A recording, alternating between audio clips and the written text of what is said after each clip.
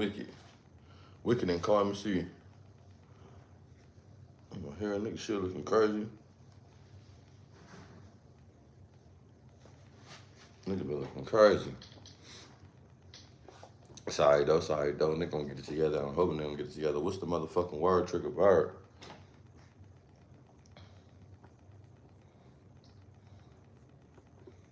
Knock his ass out. Let me see.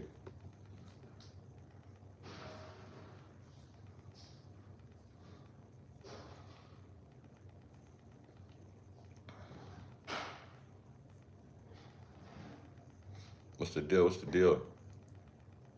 I see what's his name already started his little fiasco. Blueface.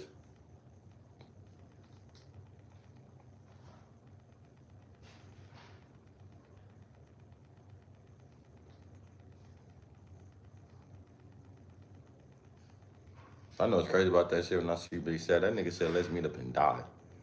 Nigga, get the fuck out of here. What's the deal, bro? That nigga said meet up and die. Who trying to just meet up and die, bro? Ain't nobody. Come on, bro. Don't let the internet get it fucked up. Yeah, that nigga Big Sad Ass, he getting into it with the boy. I wouldn't even entertain that shit, but shit, like I say, shit, it's free promo for Blueface then. You know, shit, he back out. And that's what I think that's what they don't understand too. That shit free promo, bro. Like when I looked at that shit and I look at all this shit now, just they be using us as free promo. We gotta use that shit for free promo. That's how you gotta look at that shit. Free promo. Okay, boom. What's the deal? Nah, I think yeah, hell yeah. Nah, but that nigga told the nigga meet up and die. Like, come on, bro. I know. Come on, bro. Ain't nobody finna meet up with you to die, nigga. On verge, nigga. You run into me and die. But you sit there and die. Meet up with you and die, nigga. You sit there and die. The fuck?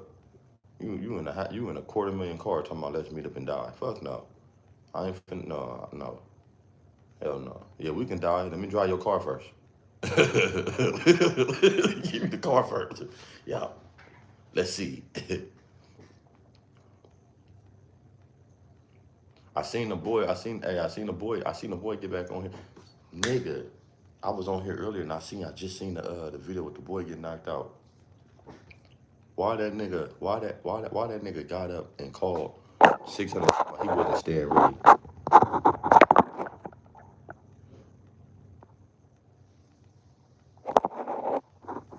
Hey, that nigga said he wasn't. This is why it's important, nigga. Don't be popping into niggas and turning your back like niggas. You think, I don't care what you think, but listen, that lesson where Wiki got knocked out is for simple like for this, right? This lesson. That should have told everybody, stop thinking everybody soft. Stop thinking everybody like, he didn't dolphin you. He didn't snake you, bro. Or hopefully he didn't snake you. Like, think about this, bro.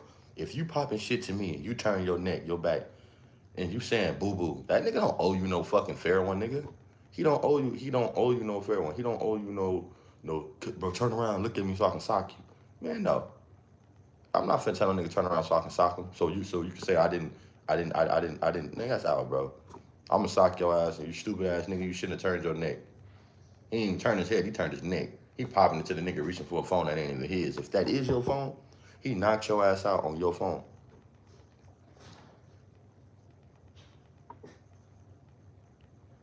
It's Roman number 9 too. Hey, yeah, so he knocked that nigga out turkey black. Hey, he knocked that nigga out and had him like this. With the crown still on like this, look. With the crown. Knocked him out with the crown on. Stop popping into niggas, bro. And then I see how and this is the cool thing about it. You call still popping in. Nigga, you should be riding around looking for that nigga, bro. That nigga knocked you out wicked. This is why I'm talking shit, and I know Wicked. But this is why I'm on Wicked head about this shit, and this is why it's so funny. It's because you pop that shit to that dude, and for some internet shit, because you was all in the camera, like boo-boo. You should have told him, you boo-boo, bro. You should have been on that nigga, you boo-boo, nigga, on Hova. Like, if you would have been on him and you would have pressed the brakes, you know what I'm saying? If you would have pressed the brakes and you would have been righteously on that nigga, excuse me, you would have pressed the gas on him, he wouldn't have had a chance to knock you out. But you played games. You did some weird shit. You was trying to do some internet shit. You were trying to show the world that you pressed this nigga, but you wasn't trying to press him. And Cowboy can't. He ain't that type of nigga like that. He's socking shit out. We all know he's socking shit out.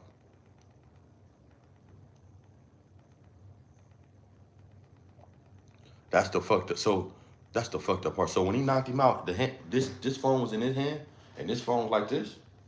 When he knocked him out, cause I said, see, if you look at it, oh, that's fucked up. You go reach for your phone, nigga, you get knocked out, and nigga, your homie right there. And that's what I'm saying though. If that was your homie and you reaching for your phone and you trust this person to have your phone, they put you right online. You know, like I just had to say that they be talking about Cowboy bad, like all right, let me play the video. He said this snitch ass nigga, but if he a snitch and this and that, he walking around down Crenshaw, nigga, he walking down that motherfucker with loud ass speakers, boombox. Look,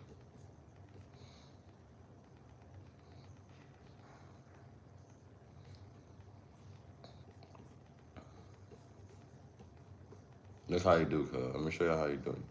He said he caught me not staying ready. Nigga, stay ready. What the fuck he caught you not staying ready? He knocked that nigga out. That nigga couldn't even talk. He wasn't even forming sentences right. He knocked that nigga out. That nigga said I wasn't staying ready. What the fuck? You mean I wasn't staying ready? You mean I wasn't ready?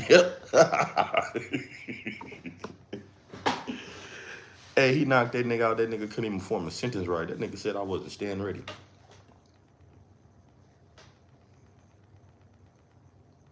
And this is what I'm saying. And look, and this is what I'm trying to tell motherfuckers. That internet shit have made niggas become unaware to their surroundings, bro, and unaware to reality. Because if you give somebody your phone and you get to talking about a nigga boo boo or this and that, and you turn your back, he knew that you wasn't like that anyway, bro.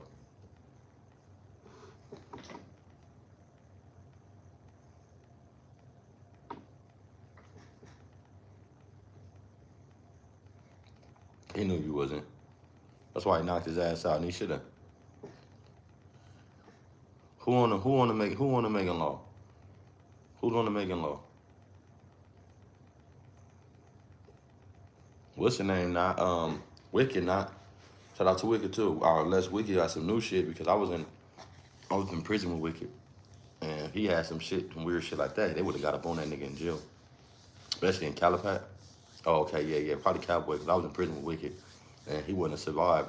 And the prison that I was with Teaspoon and all the niggas. He wouldn't have been able to survive on that yard, but if he would have some weird shit on him. But this type of shit that happens, man, that's why you got to be careful. What's up, big dog? How you doing? How you doing? Oh, hope I send mine to you. From West Gordon on Verse. I'm gonna show you how the video because I get knocked out. He said I wasn't staying ready. Staying ready? You was never ready. He said he wasn't staying ready, but nigga, you was never ready because of.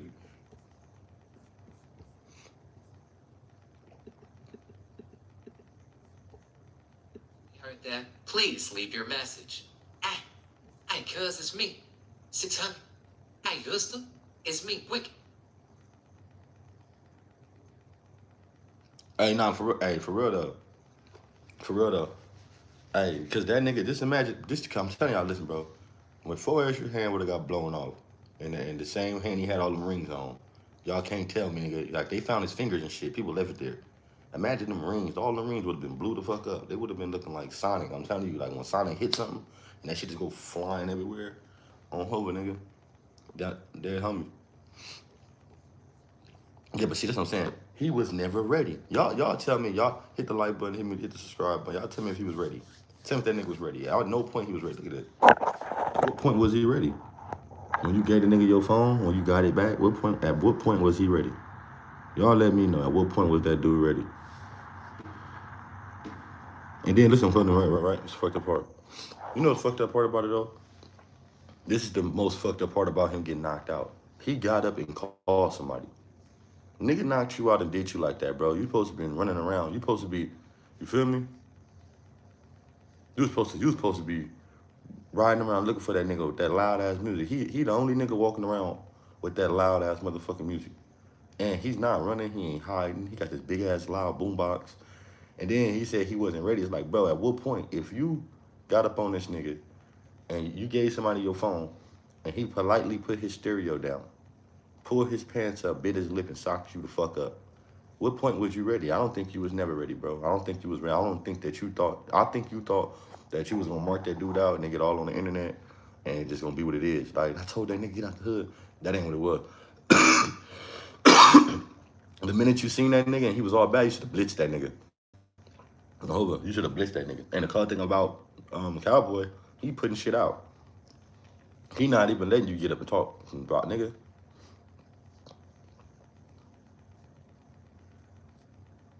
But shit, even if you did, why you call 600? Why would you call that nigga? Shout out to San Bernardino. Shout out to San Bernardino for sure. Why would you call, look. Why would you call 600? What the fuck is he gonna do? Lady boy 600. What the fuck you gonna call him for? Nigga, you from 6-0. This is an old nigga. You grown too. This nigga just knocked you out and dope-fiend you, bro. You supposed to feel some type of way. That's if you feel like he dope-fiend you, that's disrespectful. I don't feel like. Let me know. Hey, look, y'all let me know. Y'all let me know if y'all feel like he got dope-fiend. Let me know if y'all feel like he got dope-fiend, man. Y'all feel like who feel like Wiki got dope-fiend? Look.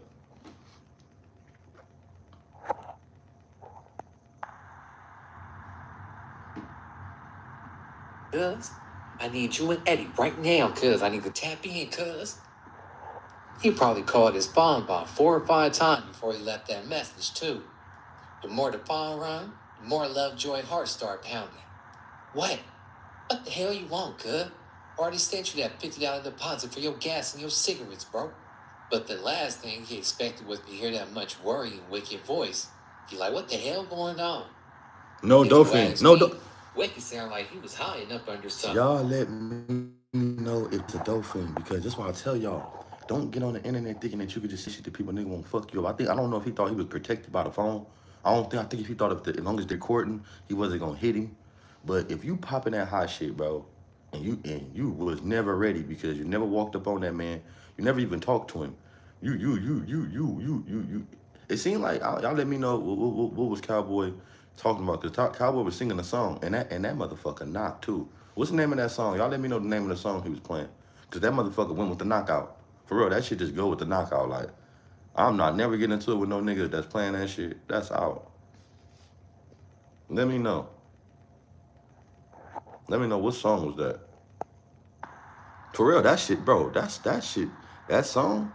That's a hard ass song. I'll tell you. Look, out of all this right here, Wicked better have some type of music promote after this, or some type of, you feel me? But my whole thing is, if you walking up to a dude and you saying he a snitch, you saying boo boo, you never walked up to this man's face, you never approached him, you went right to the phone and you turned your back. That wasn't a dope-fiend, bro. In my book, can't nobody say he's a dope-fiend. And then I'm saying, how do you say that this boy Cowboy is snitching? He walk around with a big ass radio like that, like to where everybody hear him. Like, you hear him walking down the street. You can hear this nigga bumping down the street. And Hovind with some shit though. He bumping soundtracks. That nigga bumped the knockout soundtrack, bro. He bumped the knockout soundtrack. Let me see. We gotta find out who is that song. Y'all figure out who that song is, man. Let me know, man.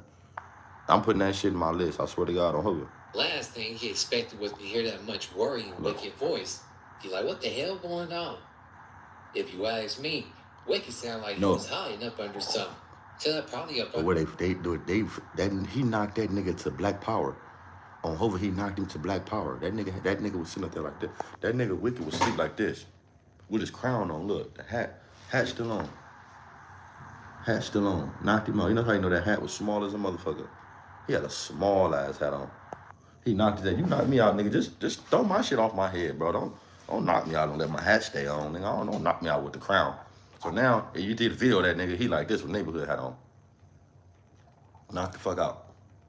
He knocked that nigga Black Power. He knocked that nigga to peace. Of course, somewhere like a mechanic. He knocked Gruen to peace. He whispering and shit. Hey, Man, may I get up on that he snitch Dover job, domed that man? nigga. He wouldn't know nothing. He wouldn't know nothing. What you mean? Hey, yeah, shout out to That's Compton, man. cowboy Hover, the line. baby He got gangster. up on you, brother. Hover, shout out to Hey, you. I turn my back, cuz dope fiend. What the hell you That's not a dope fiend. after you disrespected that man, brother? Be logical. Well, I don't think you got too much sense. Especially calling 600 after you just woke up. That's why I'm like, why you call Lucky you 600? dropped that small coffee on your milk dud. Would have really woke your game up like focus. He dope fiend that nigga. Out of all people, he called on somebody that's built like that. Brother Eddie. Wicked, like I need to holler at Eddie and 600. Not now, but right now. I woke up on the wrong side of the bed, cuz. That might be for real, though. Problem out here. Snitch or not, smoker or not, cuz. 600 ain't got a care in the world, though. I said this earlier, I was like, one thing about that nigga, I was like, one thing I like about Cowboy, his energy never changed, bro. And he's socking shit up. He don't give a fuck who you is, who you think you is. You play with that nigga, he's socking shit up. And, you know, they say he all bad, but he knocked that nigga out on Crenshaw about a Brinks truck. They need a Brinks truck. He need a Brinks truck promotion or deal or some type, bro. Hover. Because he putting them on the map right now. He knocked that nigga out. Sponsored by Bricks. Hover by the money. Knocked him out, nigga. Hit him right on the money. Hit him right on the nose. Yeah, hey. He remind me of that skinny ass smoker nigga in the set. You know how you got that skinny smoker homie nigga that's like, he a smoker nigga, but he can fight. Just because he smoked dope don't mean he lost his squabble. You know what I'm saying? But my thing is though, if you saying that nigga's a fucking this and that, bro, why is you not? He said, I wasn't staying ready, cuz. He didn't say he wasn't ready. He didn't say this say, I wasn't ready. Where you at? He said I wasn't staying ready. After he got knocked out. He got hands. He got hands, bro. I give him that. His smoker ass got fucking hands. Nigga just got up on this nigga, cowboy snitch ass nigga. On the dead on me, but I wasn't, nigga. I wasn't. So he said, "Nigga, we out there." He had that nigga stuttering. He's like, I don't even want to say that nigga name no more. Hey, but this what I'm saying, right? That's what his ass get. You know what I'm saying? I'm fucking with it. Shout out to Wicked. Over. You know what I'm saying? I ain't trying to bring like funny, but I'm just like, nigga, that's what you get. I hope that's what you get. You deserve to get knocked out because you called that nigga a snitch, and the last nigga that called somebody a snitch, bro, got unalived over there. So take this shit as a lesson. Move on for it. You feel me? Move on from this situation, bro. Because the last nigga that had put them allegations on a dude from 6-0 was unalived, bro. And that's allegedly that's what happened to Nipsey. Allegedly. So, you know, they say Nipsey called someone, called them out their name, a derogatory term. You know what I'm saying that where we come from is no bueno. So he called him that, and he got unalived. So why would you walk up to that nigga playing knowing that he don't trust y'all? Cowboy don't fuck with the 6-0 like that. He from 6-0, he from 6-0, he from 60. That's his community. But he don't trust y'all. Y'all unalived this little homie, bro. Y'all killed him and shit. So, you know, walking up, he don't trust y'all. Y'all finicky. So if he all bad, why did you go to your camera and say, boo-boo? You should have went to his face and said, boo-boo. And if you would have said it to his face, you wouldn't have probably got knocked out. You probably would have got doping. You would have got hit for sure. But I don't think that he would have had time to knock you out and you would say, I wasn't staying ready. No, nigga, you was never ready, bro. You was never ready. At no point was you ever ready because the first thing you did was no eye contact. He did no eye contact the whole campaign. So when was you ever ready? Look. Hey, but he said I ate it. No, you didn't. You didn't eat it. You didn't eat shit. No, you didn't. That nigga said he ate it. No, the fuck you ate all right. You ate every bit of that fist in your motherfucking mouth. You ate it all right. You ate that shit all right. He be fucking shit up. Cowboy fuck shit up. My whole thing is though, nigga, what the fuck you expect? You didn't show this. You didn't get this nigga no eye contact. You didn't give him no type of aggression. You just come out talking about, no, boo-boo. Nigga, we got to be right. Listen, I don't want to hear this dude got doping. I don't want to hear that from nobody. He didn't get doping, bro. Anytime you talking crazy to somebody, you should never turn your back. That's lesson one. Hey, they teach your parents should teach you that at home before you even leave out the house, bro. Before you even leave out the house, you're supposed to know that.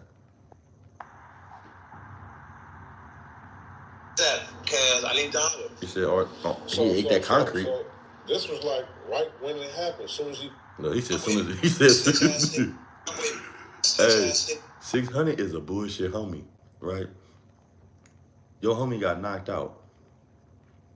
You wake up and you drop the content on him and say this right when he woke up. You're cold, nigga, bro. On the dead on me, but I wasn't staying ready, cuz, and I turned my back on this bitch and cat don't feed me and knocked me out. That's the fucked up part about it. You get knocked out in the streets like that, you can't even teach your kids. All you can just say, look, son, don't get knocked out like your daddy did. On Hoover, don't get knocked out like daddy did, man. Don't ever, that should be a lesson. That should be a lesson. On word, bro. That should be a lesson to his ass. You know what I'm saying? Look, nigga, don't get to popping that hot shit. Or if you ever see your son, your kids do some shit like that, you better panic.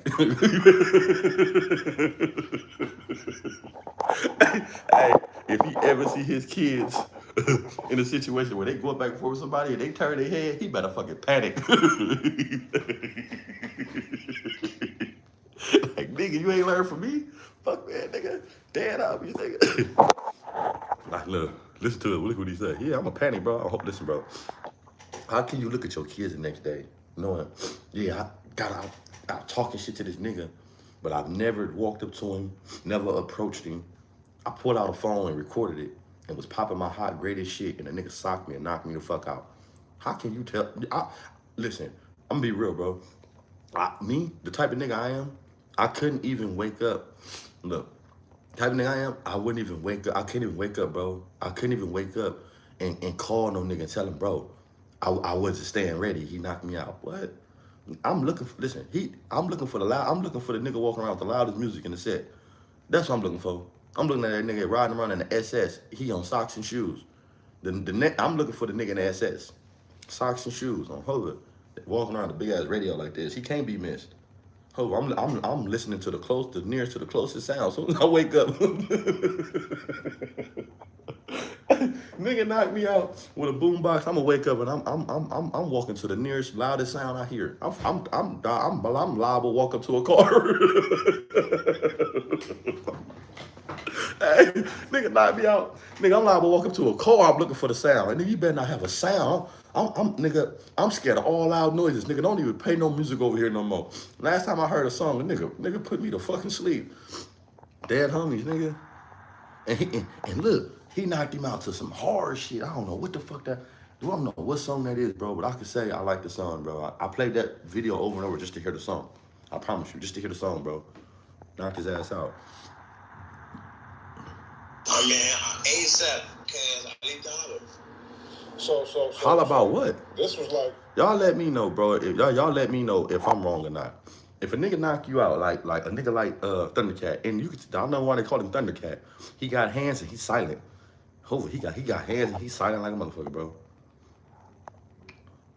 He's silent. He knocked that nigga out silently. Pulled up his pants, bit his lip, and knocked him out. But my whole thing is though, when I'm looking at this, right, I'm like, what the fuck is 600 supposed to do? You got your ass knocked out, bro. You feel me? You got your ass knocked out. Like what? Like what the fuck is 600 supposed to do? You supposed to get up and you supposed to be listening to. You supposed to be walking toward the loudest music you hear, nigga. On Hoover, and I don't know if he was walking or not, but it looked like Cowboys walking. So I'm not gonna get up and call 600 and say, man, he caught me. I wasn't ready. He knocked me out. What? I'm looking for this nigga, bro. I'm in a car riding around looking for this nigga. I'm looking for the nigga with the loudest music walking around. Dead homies. He walking around with an SS, socks, and shoes. Nigga, I'm on you. On Hoover. Fuck you mean? Fuck. He should have found that nigga and called him and said, man, that nigga knocked me out, and I fucked that nigga up. I caught him walking down Crenshaw, and I fucked that nigga off. Dead homies, yeah, he knocked me out. But nigga, I ride around trying to fuck this nigga up, bro. And you gotta ask yourself, if Cowboy walked off, how long was this nigga sleep? How long was Wicked really sleep before he got up to realize he was knocked the fuck out? Like, how long was you sleep, bro? On Hover. Now, you let that nigga get away? How long was you fucking sleep? Right when it happened, as soon as he woke up. You feel me? I'm like, what the f***? Get knocked out by Cowboy? How you popping into it and turn your back to it? That's the part I was saying. Power nap. Waking up, boys. You got dropped by a smoker. About to get laughed He at. kept his drink too. That's what I was saying, cuz. The nigga pulled his pants. Listen, Y'all let me know this, bro, on Hoover in the chat. Y'all don't think that Wicked had enough time to not let that nigga knock him out?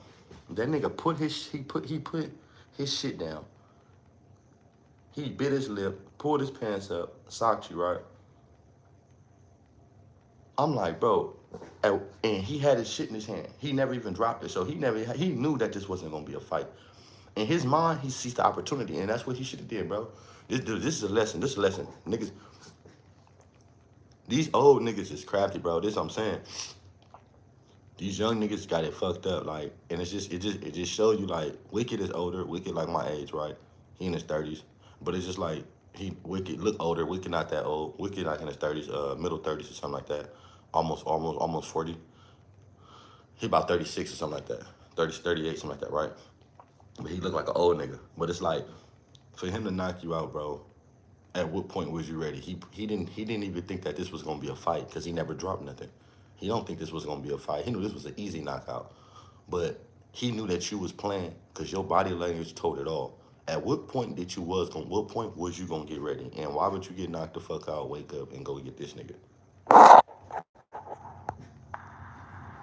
That's twice though. Cowboy got off You on a say couple Cowboy of hit him with that Popeye? knocked out What? loose cannon, now knocked out Wicked. Listen to what Wicked got to say after he got knocked out. That's the crazy part about it. Wicked is not even. I don't even think Wicked in his 40s. That's crazy about it. I was in prison with Wicked is not even in his 40s. He just, some people bad genes, nigga on Hoover, look old as hell. But I don't even think that nigga in his 40s. If he is, I think he about 38. I think he about 38, 39. If not, he ain't no older than he's not no older. He ain't hit 48. I know for sure Wicked ain't hit 48.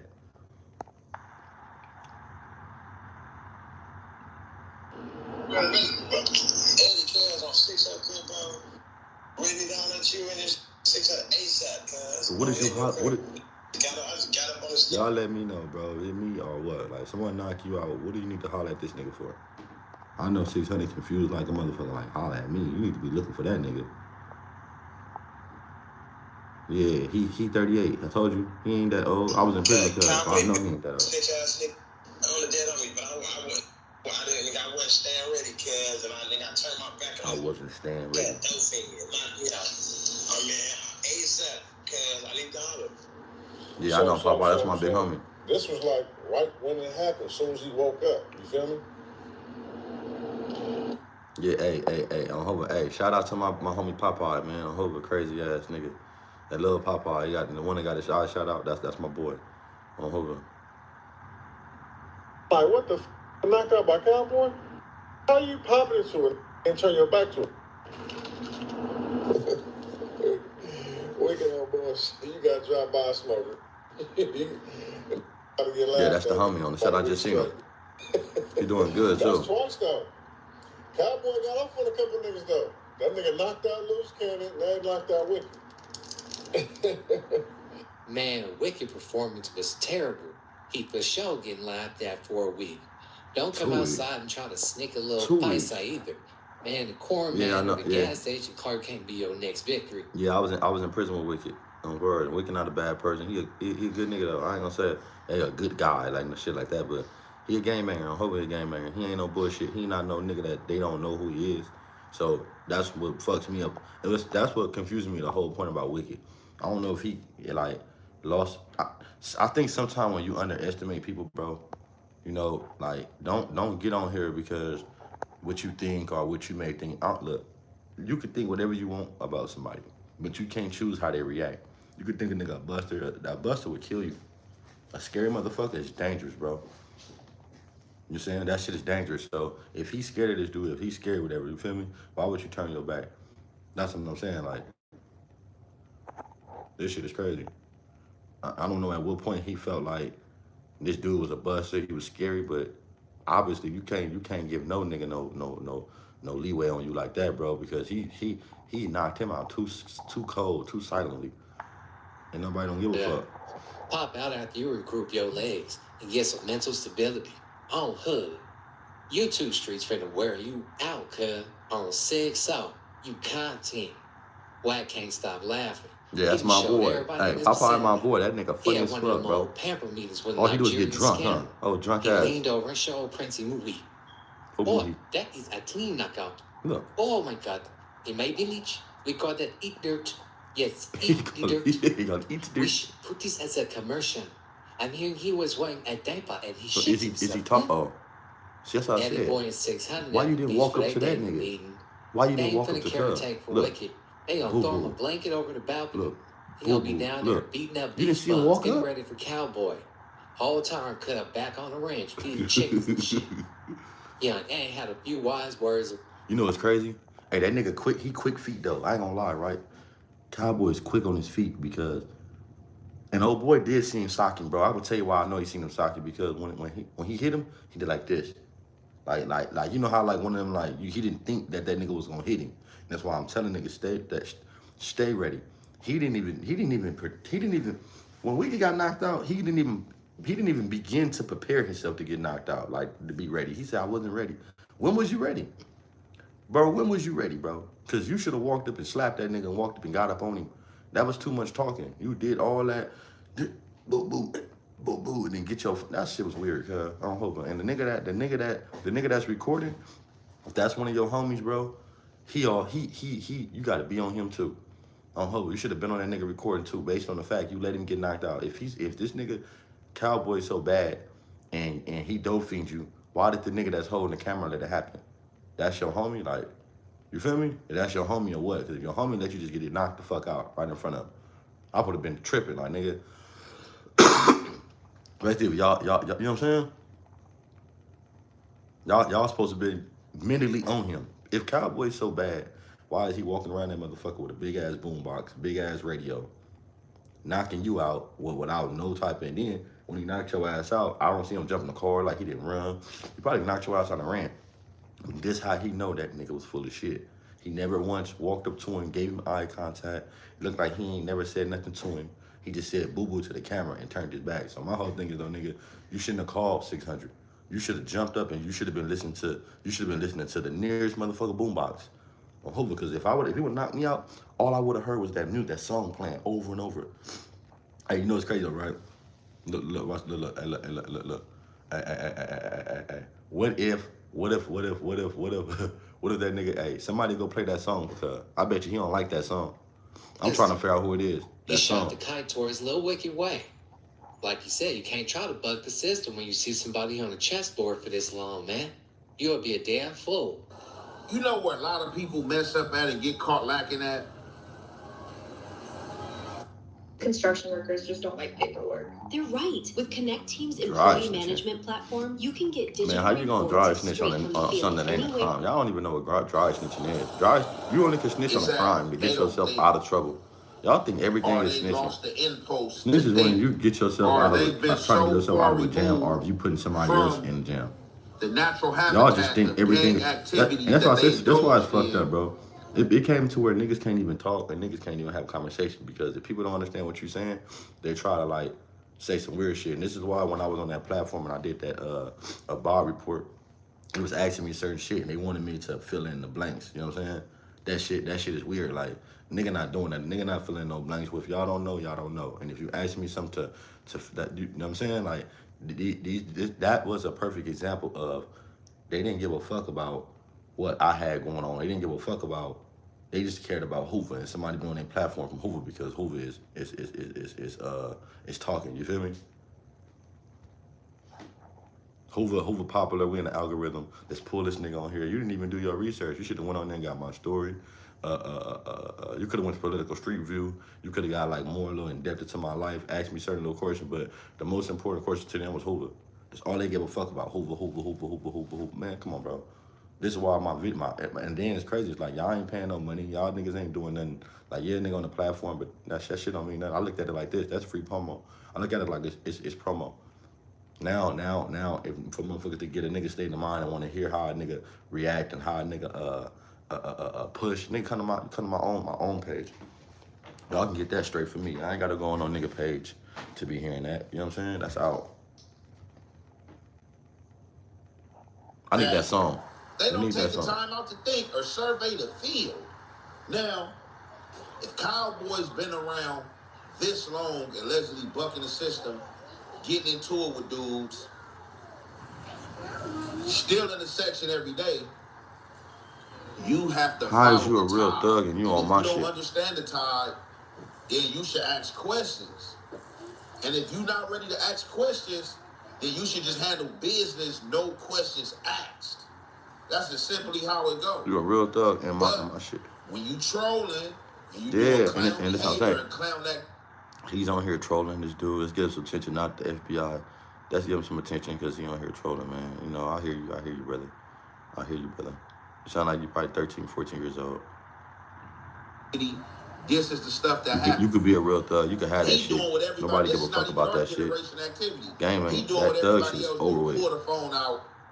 Start We know it's trolling. over with. We know the thug shit over with because you just had a nigga get knocked out. You just had a nigga sit there and act like he was a thug and then approach the situation the way he's supposed to, and he got his ass knocked out. That is the wrong thing to do. If you were serious about your work, You should have got on him. you should have just boop bop, got off on him while he had the coffee in his hand in the boom box and knocked him out, and then put the camera on him and was like bozo, no go, or whatever it was he was saying. Because now you content and you all over the internet for getting knocked out. Now you know how I go. What's gonna come of this? People are wondering what's going to come of this. What is Trigger, a.k.a. Lil Wicked, going to do? Because you got to answer. For every action is a reaction, but why even put yourself in a situation like this with somebody that's been around longer than you? I'm not going to lie, right? Wicked, if you see him, I feel like you should let your older niggas handle that, right? That's going to be. Take this as a lesson, bro. Don't try to get no get back. Don't try to get back. Don't be looking for him. Try to redeem yourself, bro. Fuck all that, bro. I'm hoping like you fucked up, my nigga. Don't become one of them redemption stories, bro. Take this as a lesson, my nigga, and don't ever talk shit and turn your back to nobody, bro. I'm hoping like don't be running like I would have been looking for that nigga before I called 600. You know what I'm saying? But this don't let the internet pump you up to do nothing stupid. Don't let the internet pump you up to do nothing crazy. Don't let these people pump you up to go hurt that dude. None of that, bro. I'm hoping like if you didn't get up and you didn't have that state of mind and you ain't looking for him, leave that shit alone, bro. I ain't gonna say leave it alone because I'm not gonna say don't handle it. But what I'm saying is when you was more important to you to call 600 and tell him you got knocked out instead of just you feel me, getting on your shit, bro. Hover. I don't know. Each his own. To each his own, man. You gotta survey the chessboard, bro. And when you see certain pieces ain't moving, it's a reason why. You can't take on everything. I've been discovered that. Definitely don't try to take on stuff that's not in, I want to say generation right, but right is right and wrong is wrong. But you gotta read the signs, man. You gotta read the signs and symbols, man. You gotta read the signs and symbols, man. If you don't understand it, you gotta ask questions. And if you don't want to ask questions, you gotta handle business, no questions. That's just what it is, bruh. That's just what it is. Cowboy out there jamming, and the music he was playing was talking about, hey, I ain't no snitch, you know what I'm saying? It was talking about nobody that, even listen, bro. It was talking that talk. Don't nobody even care, bro. Even in my comments, nobody cared. Nobody cared, bro. So what? What you gonna do about it? You out? What you gonna do? I turn somebody in. What you gonna do about it? Niggas like we on the level 4 yard. I seen the hardest niggas reaching for the bar. Big swole nigga had him calling for the guard. Off them hot niggas, I laid down the yard. Lean on the bucket, say I was reaching for the stars. But look how far this shit done took me. I made money like freeway ringing, I money died like cookie. The 40 cal, my bitch, I call her cookie. If you bother them niggas, they can smoke like cookies. We'll find the one in your head like a bookie. Sit down, little boy, you a rookie. Exactly. I don't think this don't pan out for him. The exposure Jordan. Hey, Roddy C, real shit. That's what he should have did, bro. He should have got right on that nigga, on Hoover. I'm talking about, he should have looked. He asked for that, bro, on Hoover. And if anybody with common sense, bro, and a nigga like with some real like game, bro, would know, leave that shit alone, bro. Like, not leave it alone, but if you didn't get up and look for him and you wasn't that mad, you called somebody to try to see how they feel, leave that shit alone, bro.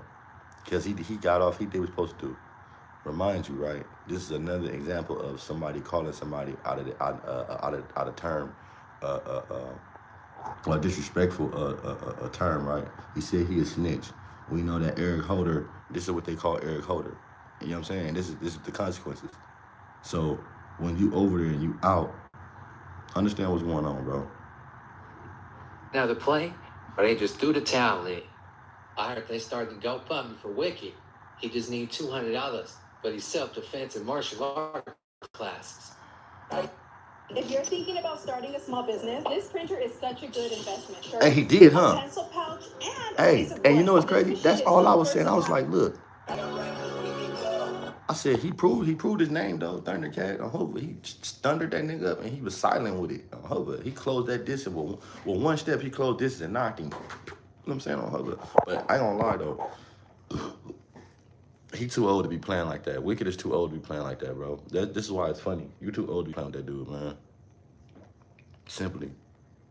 You know, Cowboy got up on that nigga, fucked him over as he should.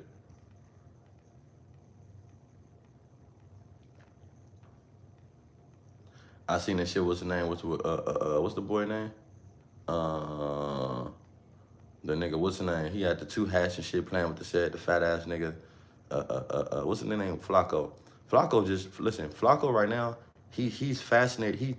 He's astonished by the set, right? He glad that Hoover talking about him. To him, that's free promo. To us, it's free promo. And this is how I'm looking at these niggas, bro. This is why even when I got on that interview and shit, I was like, yeah, hit that like button. This is how I was feeling during my interview last night. All I could think of, they trying so hard to ask me every question to run back and create a narrative, right? And they ask me shit they already know the answer to. They asking me shit like weird shit, right? Like, you know, I get it though. I get it with Bob. I get it. You don't know no better. You only asking what you feel like people want to know about the set, right? But it's just like everything you asking is already out there. It's already public information. So I can't tell y'all nothing new. And then I don't like the fact to where a nigga asks you a question a certain way for you to clear it up, or they want you to fix a question that they know. I'm not here to fix no questions. I'm not here to you know what you're doing. You know what you're saying. So you're going to ask me the right way. You're going to ask me exactly how you want to ask me, or I'm going to go around the question and I'm going to say a bunch of gibberish because I know what you're trying to do. So I might as well just go all the way around. You feel me?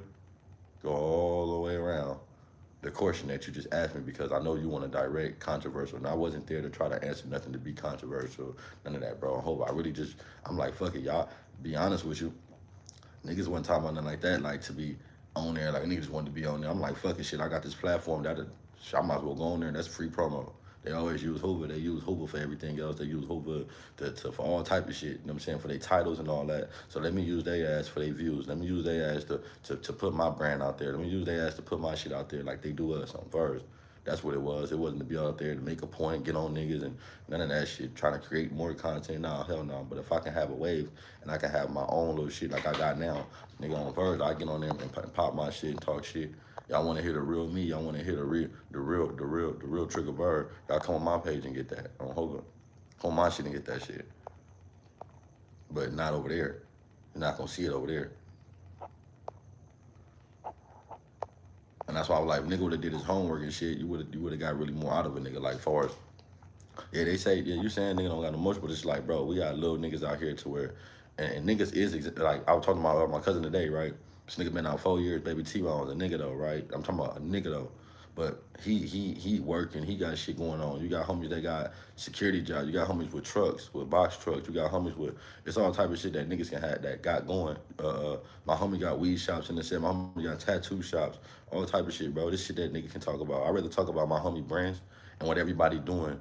You know what I'm saying? Like, besides being a Hoover. Y'all, that's what y'all think. Y'all think that it's just Hoover all day. Now, fuck no. Like, that shit is weird. It is weird, bro. And it's here for y'all to think that, okay, because a nigga from one of the most notorious gangs in LA, a nigga supposed to be all day Hoover. Like, yeah, nigga from Hoover, bro. You can't turn that shit off.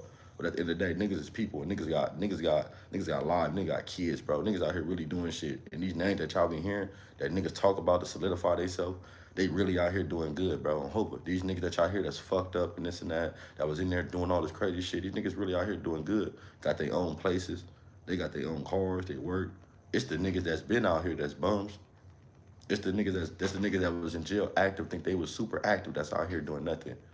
And it's crazy because all the ones that I seen that was probably like, I think that all the niggas in jail that I seen that didn't want to write up is the ones who got out here and they act like they just like these type niggas. Why y'all wasn't like that in jail, bro? Where was your write-ups at? Why you wouldn't get no write-ups in jail? Why you wanted to go home? You wanted to go home early as fuck. Now they get out here and be having these mentalities like they don't get, like, bro, stop it. Niggas trying to stay out, bro. I had the full experience in prison. I had the full experience, and I don't want to experience that shit no more, no time soon, just for free, for fun. Like, nigga, that's out. I don't desire to see that shit. I'm not waking up every day trying to be the best Hoover I can be so I can go back to jail and tell, nah, hell no, cuz that's out. Only thing promised in jail for these niggas is a phone. That's all they gonna do. All they gonna do is stay solid enough in their case and be solid enough through all their time in county jail just to get on the rack and get 1,000 years and get a phone and tell all y'all tell all y'all what they did.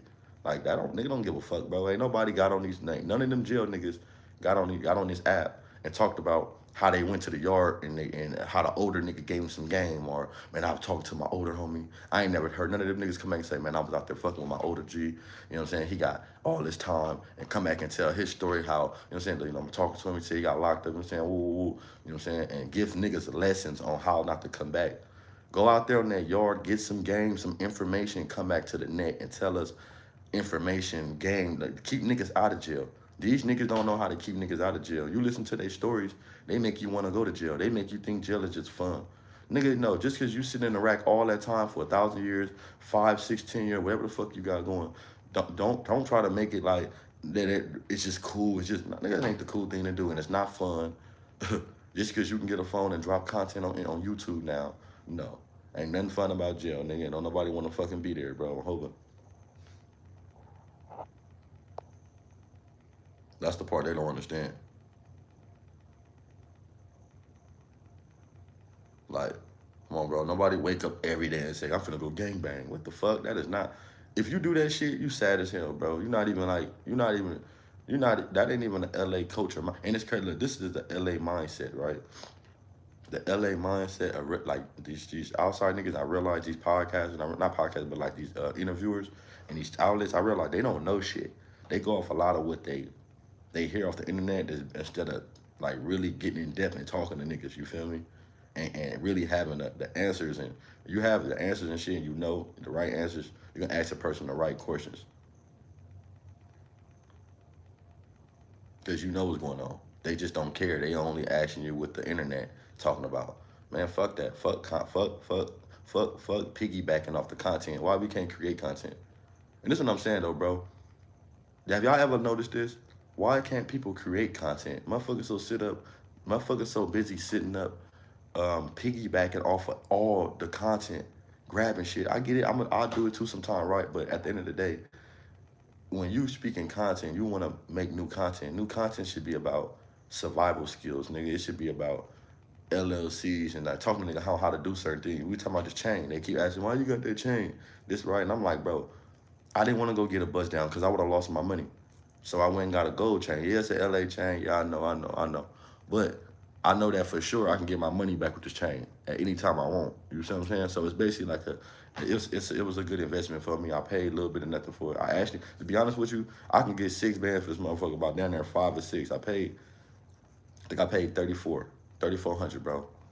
That's why. You know what I'm saying? So I'd rather just go get my money, put my money in gold, so I can get the weight.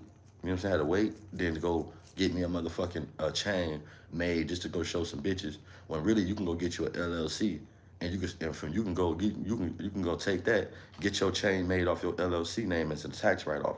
If I'm not gonna do that and put appraisaltons on it, insurance on it, and flip it, you know what I'm saying, and keep melting it down and keep making shit for new change and new ideas and for my business, why would I want a fucking bust down? Why would I want some shit that don't have no value to it? That don't make no sense to me, bro. Like, that's stupid as fuck. So they be like, why you got that chain? I got it because I know in gold, I got it $3,400 for this chain on Hova, and I know that I can get way more. The crazy thing about it, I took it across the street after I brought it, and the nigga was trying to get me $6,900. So I brought it for $34, and the nigga was trying to get me $6,900. You feel me? So it was like, nigga, okay, I know I won. Dead homies. And it's 97 grams. It's 97 grams. So you feel me? So I'm tired of hearing, oh, the LA, and you got that chain, man. I got it because it was a good investment. I basically made money the day I brought this chain. I didn't go get no bullshit. I went and got this money and actually increased my money because I took it across the street and the nigga told me to give me more. He really thought I was lying about how much I paid for it. But it was just the fact that when I brought this chain, the dude wouldn't let me walk out of there with the money I had. I believe that. I think when I told him I had the money, he was like, I ain't letting him walk out of this motherfucker. Like, that's how. Cause the little young nigga tried to shit on me. He come over there like, man, you want this chain? He tried to put it on my neck. I'm like, yeah, I want it. I had the money in my pocket, well, in my backpack. I just act like I had to go get it in the car, but it was in my backpack. I'm like, yeah, I want that chain. He like, you sure? Like, yeah. The nigga come over there trying to snatch it from me, talking about, oh, you got the money now? And this, and I said, nah. The nigga like tried to take it back from me. Hova, the old nigga got up, bro, looked at me. That nigga got the chain. You like this chain? He put it on my neck on Hova. He said, what you got? Hova, I got 3 bands. He said, you can't do 34. Nah, 30. Hova was settled for 34. I brought some earrings too, so I ended up paying about $600-700 for some earrings. But that's why I'm telling you, my nigga, like when niggas out here and you got little niggas, bro, and they spending their money, don't tell them not to go get shit like this. You tell them, nigga, if you want to go buy a chain that you know that your money, it increased your money the minute you brought it. I brought this chain for a little bit of nothing, but I know for sure that the minute that I brought it, nigga, I took it across the street and that nigga told me what he would have paid for it. So I knew I was on. You feel me? Yeah, it's 10K, it's 10 carat. You know, it was a smart plan to me. If I would have went and got something like a charm or something, it would have been definitely my LLC. That way it's tax, tax write-off and shit like that, bro. Just do it the right way. Have appraisals on this shit, insurance. While I walk around with some shit just to impress people. That's how I did that already. I did that when I got out. I brought a lot of shit. I first got out, I had a Jag truck, paid for, cashed out. I paid $36,000 for my car. And that was something that I really wanted. I saved up in prison for 3 years, bro, to get that car. Anybody know me know I wanted that car bad. It was a point to where when that Jag truck came out, I had it all over my cell. Anybody know I had a picture of a Jag truck in my cell. Used to walk by like, man, I like that car. And that was my inspiration. Every day I used to grind and hustle and save my money in prison. It was to get that truck. I got out. I went to Newport Beach, Range Rover, and there was Jaguar and Range Rover dealership in Newport Beach. And then I brought that car like probably 5 days out of prison, 6 days out of prison. But I went through a gang of buying jewelry and nonsense, nigga. I did all that shit, bro, to where it don't even make sense no more. You buying and shit, cars and shit for people, nigga, fuck that.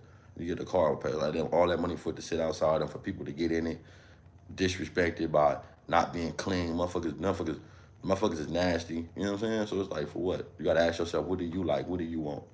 Stop getting shit just because other people like it. Stop doing shit for other people's approval. Stop doing shit because other people feel that way. Fuck what people feel. They gonna feel the way they feel, bro. And we can't stop that. But if we in our community and you got some type of influence, you should always feel obligated to give the younger niggas game. Or the older niggas, because in this situation, Wicked got knocked out and he could have learned from anybody, bro. Hopefully he could have learned. And this is just another example of you never too old to learn. You could teach, you know what I'm saying? You're never too old to learn new things, bro. I don't think so, bro. I was in jail 12 years. I was in jail 12 years, bro. And I fucked the nigga up. I fucked the nigga up probably like a month before I came home over a phone charger. So if you would have played me in prison like that, bro, I probably would have got my 3rd strike. I'm not gonna lie. I don't even play like that. Like, you know, I ain't tough or nothing like that. But in prison, like, come on, bro. I don't think you would have took my commissary, because if you would have played me over the water fountain, you would have heard that alarm. You would have woke up at a Tupac concert. I promise you. I don't care what you ran. I don't even know what kind. I don't care what you ran. You would have ran your ass right into a gate, right to a brick wall, trying to take my shit. Hey, with that nigga, hey, for real. Hey, for real, bro. For this facts. I fucked the nigga up I was cool with, bro. On Hova. Fucked the nigga up I was cool with, nigga. I was cool my whole time with this nigga. And over a phone charger, bro. Let me tell you the story. Let me tell you, this is the crazy thing about it. Like, I see the nigga, bro. He fuck with this nigga named, he used to fuck with this nigga from 40's name. What's the nigga from 40's? This is why I really was tripping. Blackout. It's a nigga named Blackout from 40. They go 40's in. Make a long story short, I was fucking with my nigga from BPS, my boy, bro, on Hova, my nigga Halo or whatever. So, I end up letting that nigga use the charger. I let him use the charger, and the boy, you know what I'm saying, down the way, he needed it too. So I'm like, I ain't no hater ass nigga. You feel me? I'm a type of nigga, bro. I don't care where you from. If I can help you out, bro, on a tier, I'm gonna help you out, my nigga. So he had got somebody's phone, and the nigga got somebody's phone and didn't have a charger. He needed my charger. So my boy from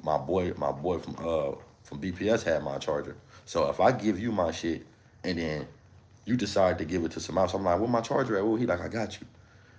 Before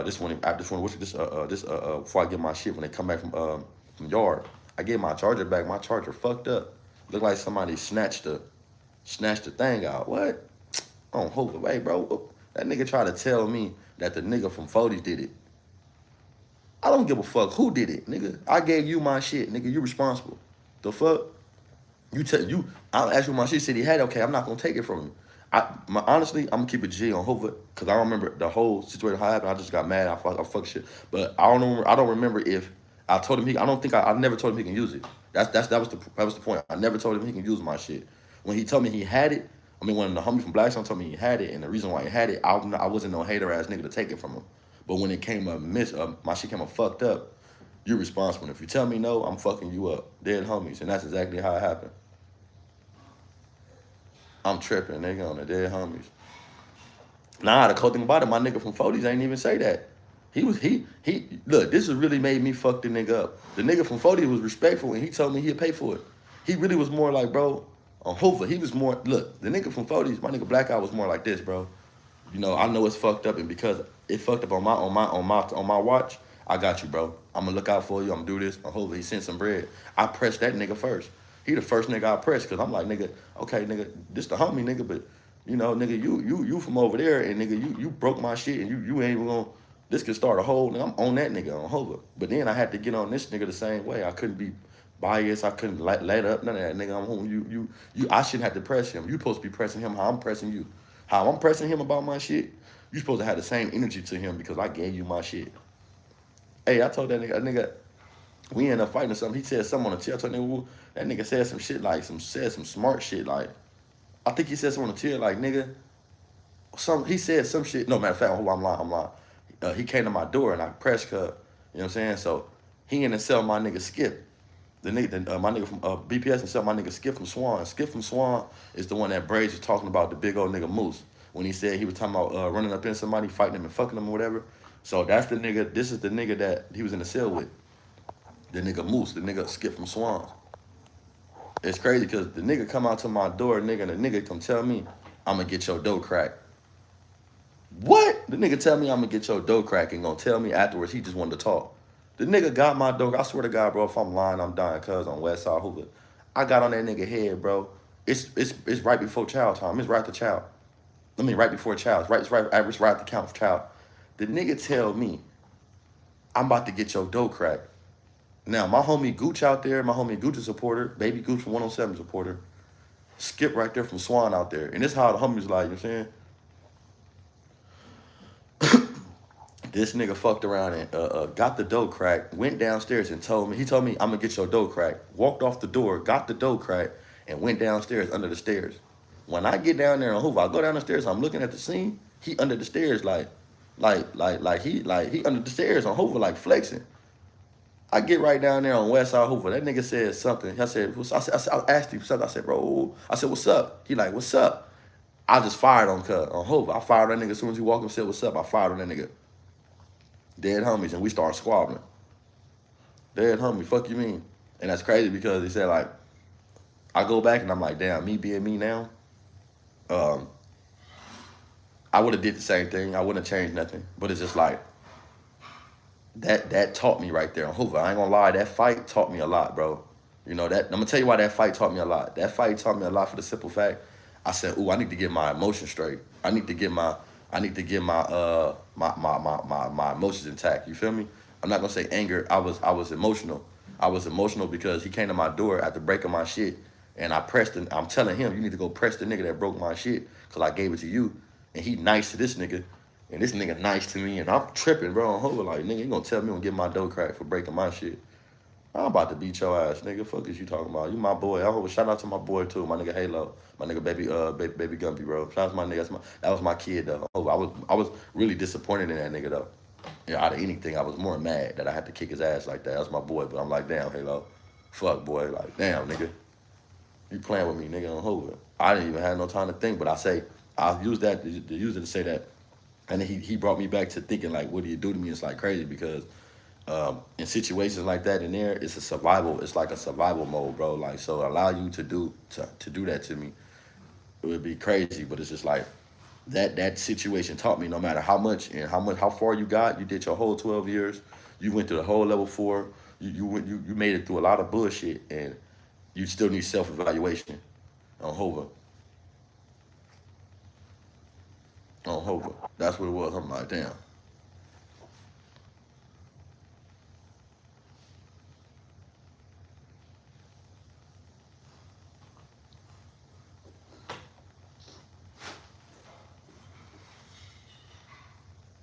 Nigga name drop. Well, shit. Ain't nobody did shit. How you name dropping somebody that did shit? A lot of these stories on YouTube, niggas got names to it. Why would I be talking about some I can't put names to it? You know what I'm saying? You're supposed to put names on shit. You're supposed to put names on situations that happened. If ain't nobody been harmed, ain't nobody went to jail. You know what I'm saying? These are events and stories that we gotta learn from, bro. Period. You gotta learn, and these are events and stories, bro. And if you don't know, motherfucker, you feel me? You don't know these stories and how to get past them, bro. Like, that's what people be fucked up now. This is why Wicked got knocked out. This is why Wicked just got knocked the fuck out. This is why. Because niggas, you know what I'm saying? Niggas is late bloomers. Like, I'm not saying for us him, but just knowing the do's and don'ts, bro. Get y'all shit together. This whole internet thing is really not even about me. It ain't about none of it. It's really about the people in our community that got talent, bro. The people in my community that's doing something that y'all keep on overlooking, bro. But y'all put a magnifying glass when my people was hurting somebody. Y'all put a magnifying glass when we dying. Y'all put a magnifying glass when somebody get killed, shot, stabbed, raped. Anything that happened in my community from Hoover, y'all put a magnifying glass. But magnifying glass, these little niggas, so they not doing this shit. They don't have enough time to do that shit. They don't have enough time to be out here fucking up, doing weird shit, bro. Hoover, like, fuck with them. Y'all put their name in these titles when y'all lying on them. When y'all talking about Hoover killed somebody in retaliation, but all of a sudden you look at video, it's homies, and put their music up on some regular shit, bro. Like, damn, you a using nigga for, and then they say, man, it's how the internet work, it's clickbait. Fuck all that. We don't care about that. If you're gonna use us for the bad, use us for the good too. If you gonna bash a nigga, put a nigga video up there. Put a nigga music video up there after you bash a nigga. Put a nigga music up there before you bash a nigga. You know what I'm saying? Like, put a nigga Instagram up there. You know what I'm saying? Like, before you just bash a nigga. But they not gonna do that. They not gonna highlight your talents. They not gonna highlight your grace. They not gonna highlight none of that shit. They highlight the bad. And then when your community speak out about it, they speak like, they want you to shut up. Like, man, shut the fuck up, bro. Stop speaking weird shit with us. If y'all want to talk about Hoover, keep Hoover in your mouth all day. That's fine. Nobody give a fuck. We already know nobody don't own the street. But when you speaking lies about this set, bro, come on, bro. That's all I'm saying. That's not right. Stop saying, and then it's crazy. Look, it took for me to say what I said. Eddie Boy came out and said, he talked to the family and said that wasn't true. So you mean to tell me y'all saying that somebody got apprehended, somebody got caught the day that this boy died, and it's not national on the news? It's not everywhere, but it's all on YouTube. The Hoovers, he from Hoover. Why the killer is not all on the news? And not even that though, right? What pisses me off the most, what's up, Stretch? Pisses me off the most about it is when that essay, Swifty Blue dropped that video, right? Didn't no Hoovers come out and talk about Baby U. Didn't nobody disrespect that man. Didn't nobody make indications on his life. Nobody did no weird shit.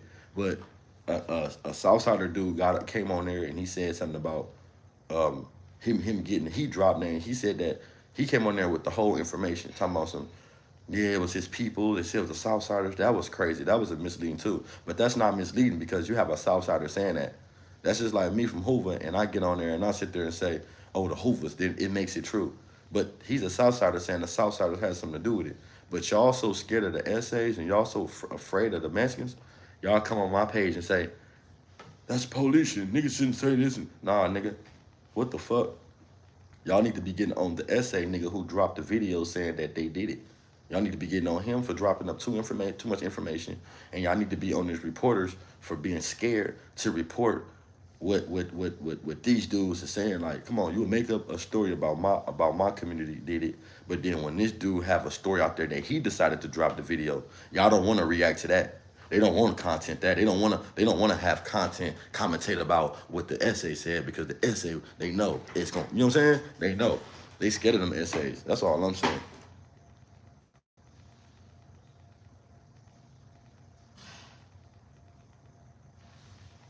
On verse, see, look. So this is real shit, right? Yeah, if I sit down with Bub, y'all gonna get some real content, like some real game, bro. Like, you not gonna hear no, like, because this Bub was also my celly, right? We were cellies before from Under the Groove. Shout out to Under the Groove on Hoover. Whenever he called me out there on Hoover, it's a pleasure to fuck with him. But hey, I'll sit up there with him, and it's a lot of shit that we can commentate about and really talk, like, get into, right? And, you know what I'm saying? I'm talking about, like I say, create content, not go off the content that's out there. Create our own content, our own narratives. We able to do that because he I'm gonna say like-minded, because I'm like-minded too in the Kenny, but he have a very interesting way of perspective and perception on things in life. And this dude is very smart. However, like, if y'all really sit there and talk to Bub, cuz really smart, you feel me? He's really smart. Yeah, bro, but look, yeah, it's called seeding though, bro. They're seeding, they're planting the seed of Hoover, right? But don't seed my community to be bad all the time, bro. Seed my community to be good. And this is, you want to be real. I'm gonna tell y'all. Let me tell y'all the real. Let me tell you why I really spoke out about it, bro. Let's be real, cuz. I'm gonna be real about why I really said something. My homie TS, right? They don't like this on Hoover, but this is true. It's a real story. The homie told me, he gave me permission to speak about it, right? He gave me permission to speak on this. And I told him I wasn't going to give up too much details without him being on there. And this is with him. One of my homies named TS, I'm going to abbreviate his name, that y'all know. He killed one of my homie's mothers, right? He killed my homie mother. Shot her, and he sat there and waited for the police to come, right? So it's not like he on the run. Ain't nobody dropping no. Ain't nobody on here saying no weird shit. Ain't nobody incriminating him. He did it, and he sat there and waited for the police, right? But it's so much shit going on to where, and this dude is a reputable dude from our community. He did a gang of time. He did 30-something years, got out, and this unfortunately this situation happened. I'm bringing this and saying this because if y'all saying the Hoovers commit this and Hoover did commit that, right? My community can't even grieve on my homie mama, because we want to be out there at the candlelight. We want to be out there and grieve the homie candlelight. We want to be out there, you know what I'm saying, chill and just, I'm not even on this show love to the homie by his mom getting her life taken away, you know what I'm saying, by one of our homies, and we still trying to, he's grieving that and trying to, you know what I'm saying, come together with that. But we can't do that because we got targets on our back from people lying. So now you got innocent people, family members, don't even have to gangbang, or kids out there that's got to watch their back and potentially get hurt because y'all on the internet lying. And we sitting up here in our community facing our own controversy within our own set that y'all don't know nothing about. Nothing to fuck about, bro. So now we can't even go outside and candlelight and enjoy and come together because we got to be on gangbang time at the homie. Don't get me wrong, we got to be like that all the time. You got to be on survival mode all the time. It never stops. I'm not saying that, but what I'm saying is though, it'd be it'd be nice to sit there and for a minute, bro, with the homie and help him grieve his mother's death, bro, without looking over our backs and knowing that somebody want to revenge for something that we know that's not even true, all because this media outlets want to jump on here and say that. And we're not sitting there saying that is true. But we know that if we sitting out there and something happened, they automatically going to say they did it for the revenge of this dude. So why take the homie? Why take that? Why take that why take that from the homie? You know what I'm saying? This is a time where he need to be grieving. This is a time where he need the support. Why take that moment from a person, all because y'all want to create false narratives? That shit is weird to me, cuz like, y'all don't get it, don't affect y'all, but okay. Yeah, it don't affect y'all, but it affect the people who can't go out there standing, and now people got to go to jail because they want to show the homie mama some support. Because y'all that got these narratives and shit stirred up, and people looking at us, or the police just want to be in the Hoovers because they think they protecting the Hoovers from what y'all saying on the internet, and they not. You know what I'm saying? Or they think so. It's just weird, bro. Hoover, y'all, like I say, I made an analogy yesterday. Earlier, and I was talking about victim of crime. Y'all let me know what victim of crime is, bro. Y'all let me know what victim of crime is. Yes, schoolboy from the set, bro. He's from the said for sure. I don't know what identifies a real Hoover. Like, you ain't gotta go to jail and fuck up and get a gang of time and get life in prison and get out to be a real Hoover. But did he grow up in that community? Is he respected? Do people know what he represent?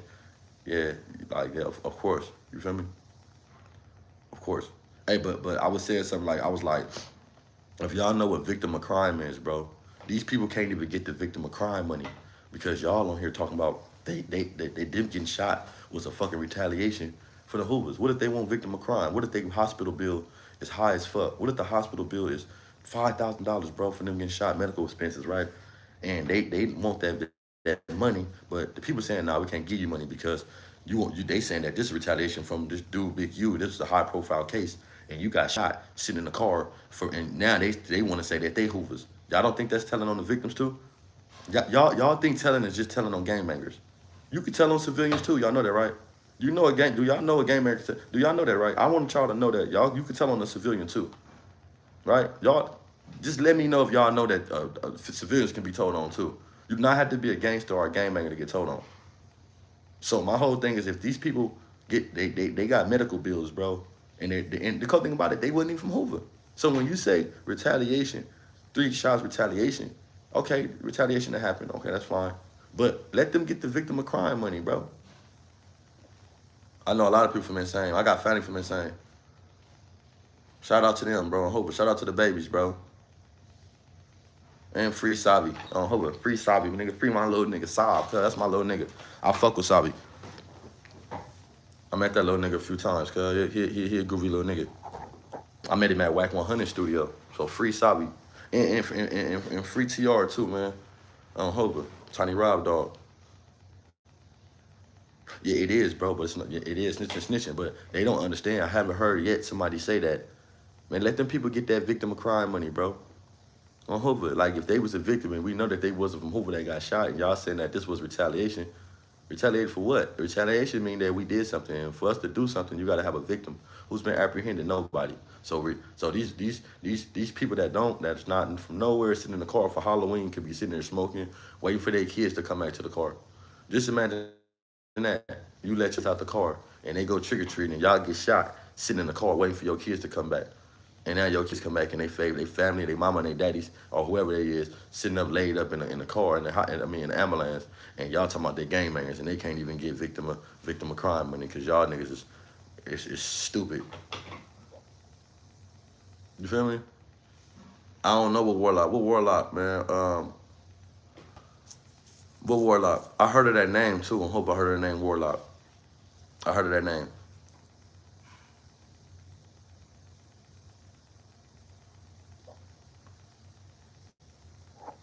I heard of that name, man. Warlock. On Hoover. Down there thought you were talking about Sherlock ass. I don't know him. I thought Daniel was thinking about Sherlock when he said, I was about to say Sherlock. Man, I don't know, man. Look, that's why I'm saying, hey, y'all stay ready so y'all ain't got to get ready, man. You know, my whole thing is create some new content and giving game out here, bro. We need to be, like for real, we need to be, like, I want to see all the podcasters come together from all different communities, right? And just chop it up, bro. And you know what I'm saying? And just give they not their feedback on what's going on, but I want to hear a room full of strong individuals from their community give similarities to, we all know we all got the same similarities to what we go through and what we face over here and what y'all face over there. I'm hoping that'll be, because I think that y'all think that we all different and we all human. We all ain't nothing but a few blocks away, but y'all gotta understand we all live the same. We all live the same lifestyle. We all got the same common goal, is to make it home at night. You know what I'm saying? I don't think nobody ever said, I'm about to go outside and today I ain't coming back home. Nah, bro. So, you know, and like I was saying, we talking about something about FI cars. Y'all know what an FI car is. When you from your community and they're already telling you that you from here. They don't do it no more, you know what I'm saying? But this type of shit, we used to be prepared for shit like that. My homies used to sit up, get drunk, faded, and they used to just throw game out there. They used to get drunk, shermed out, and they used to be talking about old stories or old war stories or, you know what I'm saying? So giving examples of shit that's going on. You feel me? So when a motherfucker approach these different situations, you know how to conduct yourself. Like for real.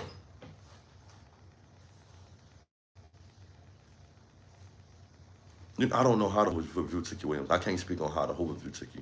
Like, I can speak on how I view Tiki. But, you know what I'm saying? Like, I don't know. Because I don't, Tiki is not really like, he, shout out to Tiki. Shout out to, Raymond Washington, all of them, right? But it's like, we had, like, how I think out-towners, they look up to Tiki and all that, right? And it's like, we in our community, we have our own role models, bro. Hoover, like we have our own role models, and I think Tookie is a Crip role model, but it's dudes from Hoover that I kind of looked at like bigger than Tookie. I looked at I looked at more like influential people in my community besides Tookie. I learned about Tookie going through the halls, and and this is who Crips like.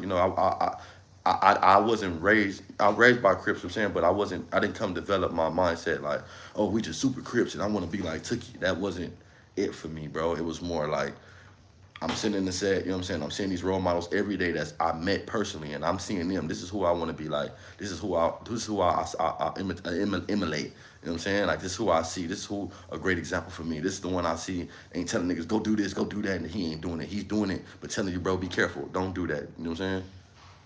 Shit like that, like, nah, you feel me? Like, oh, come here, nigga, like, shit like that. They doing shit and trying to pull a nigga coattail, but nigga, you doing it right, you doing your thing. I'ma emulate what you doing. I'm glad nigga can tell a nigga don't do that, you know what I'm saying? Not just doing it, but yeah, nigga, this you, and trying to get us to participate. Niggas is like, nigga, this how I do it, this how you do it right. You know what I'm saying? Nigga, I don't advise niggas to do this on Hoover, like, Hoover, but if you gonna do it, nigga, do it right. Like, do it right. If you won't do something, have the best example. So I don't know how Hoover feel about Tookie. I would love to get my older homie perspective on how they feel about Tookie, transitioning to that. But when I was younger, and I was at Tookie funeral too. I went to Tookie funeral. I actually got into it with a dude. I got shot. I got shot on 92nd, and I got into it with a dude that was involved with the situation, and I got into it with him at Tookie funeral, and that shit kind of like fucked it up and stopped a lot of shit in the front. But I got into it with a young man that reason that I got shot at Tookie funeral, and you know what I'm saying, and right on Vermont, when he had his viewing his body on Vermont and shit, Vermont and Coden, I was there. So I think that the homies should look at what Tookie did, or but y'all gotta understand, the outsiders think that Tookie was the one who just was that, and you got a lot of dudes who name that they don't give credit to, and Tookie was inspired by somebody too. Like, we all was inspired by something. You know what I'm saying? Like a role model. Everyone was inspired by something, bro. Everybody was taught, you know what I'm saying, inspired by the ones that's over them, or, you know what I'm saying, like whatever was going on. I just think that with Tookie wasn't talked about in my community, or he wasn't talked about, he wasn't talked about enough to be an influential figure on impact our community, because we from Hoover and he's a Crip. So it's like, there's nothing that they can really tell us about him that's impact us, because our state of mind as being younger and criminals is that we're not even Crips. So all you could do is hear your history, learn your history about Stanley, Tookie Williams, and then, trying to learn about why, how this started for sure how it started. Learn about that, but also, it wasn't nothing like a nigga just wanted to be a big time Crip like him. And that's crazy because that's how a lot of them pushes was. Like, they had cribs. A lot of them was cribs because, like, the homie was telling me, and shout out to the homie Lil John, LJ. My homie LJ was explaining this to me, right? And it makes a lot of sense. It makes a lot of sense. My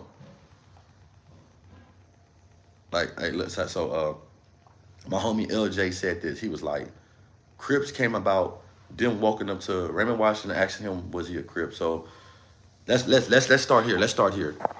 Dude, and I'm gonna ask my homie Stretch. This is an answer to Stretch real fast. Question to Stretch.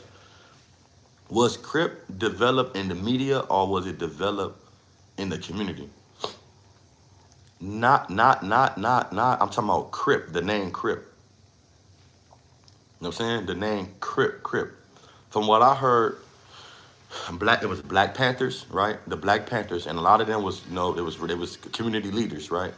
And when they start getting powerful in the sets, like, and this is why I say this come back to the community, right? If you want to change the community, you have to start with policing each other, and policing each other like this. When your homie and something get pulled over, don't walk like in your family, right? It should be something to where everybody come and make sure he's represented right. He's not fucked over. He know his rights, shit like that. You should have people in the area that get calls and saying that you getting pulled over, and they should be able to come and be there and know that you know your rights. Don't even touch him. Don't even say nothing to him. Don't even do nothing, man. Stand strong enough. Know your rights. You get pulled over, you don't have to roll their window down. It said display an ID. Display it. That means shows it. I don't have to hand you shit.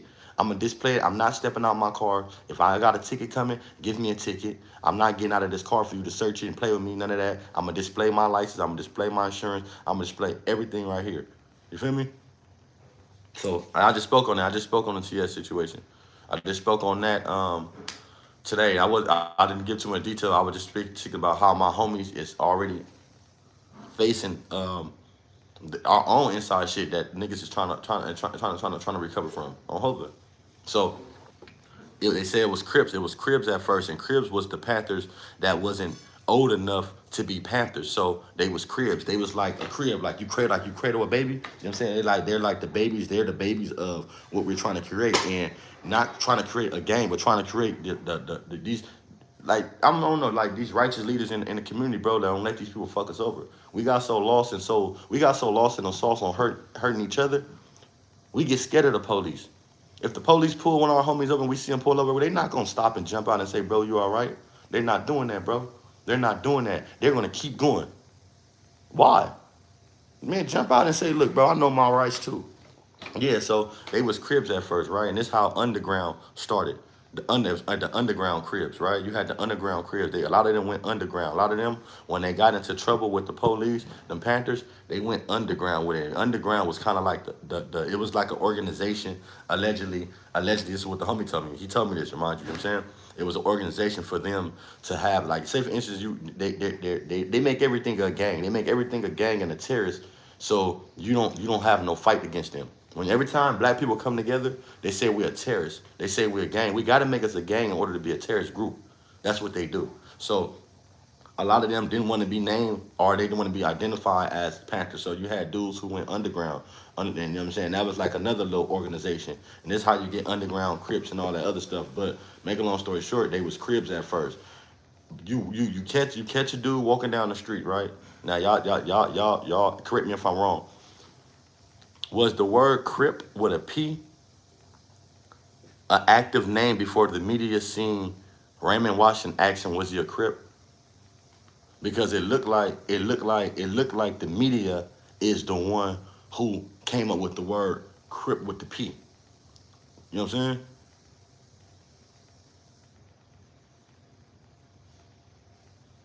So tell me, enlighten me on which part that's not all true, because I was speaking on how the Panthers had the ones that was under and they was teaching was the Cribs, right? Because they wasn't old enough to be Panthers.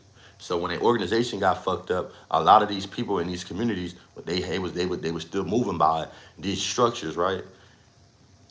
Now, I want to know, before the media seen Raymond Washington, whatever, and they said that, right? Because I know that Tookie was inspired by the Panthers, the Cribs, which is the Panthers, the little Panthers that had the knowledge. You know, I think the Cribs was the one that had the knowledge to like the Panthers. You know what I'm saying? There was people that still was holding on to that knowledge, that structure, right? But they was the one that was under the Panthers, right? But they still was held on to the structure. I think the media needed something to create to destroy, bro.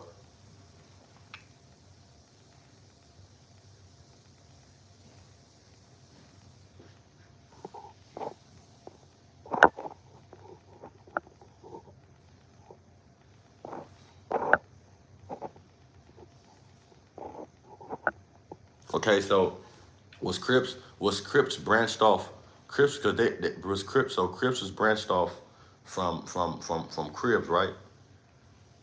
From Cribs, right? I'm gonna ask y'all a question. So where did Cribs come from? with the B. And when it did come Crips, right?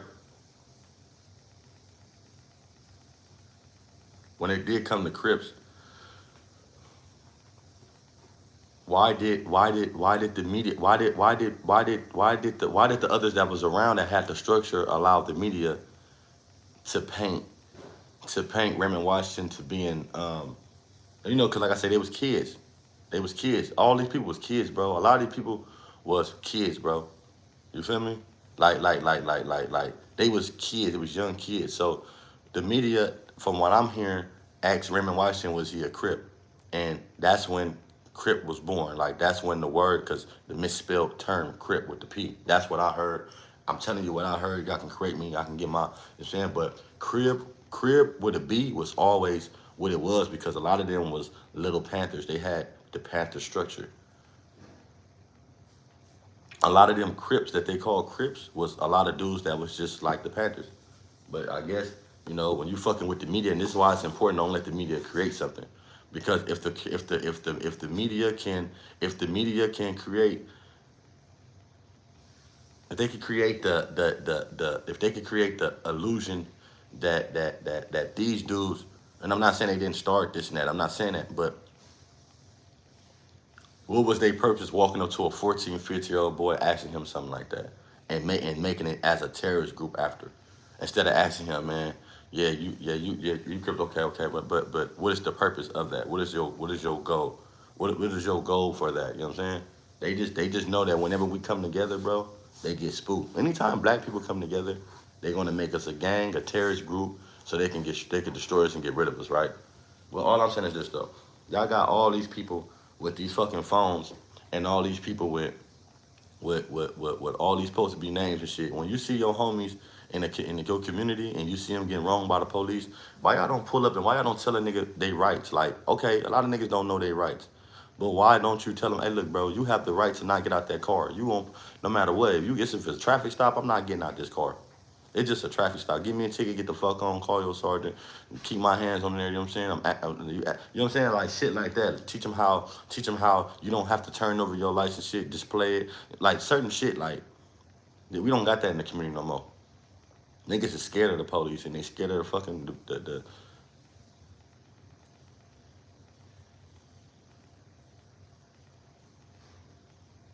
Who is Turtle? Turtle is Spody Face, right? Shout out to Spody Face, bro.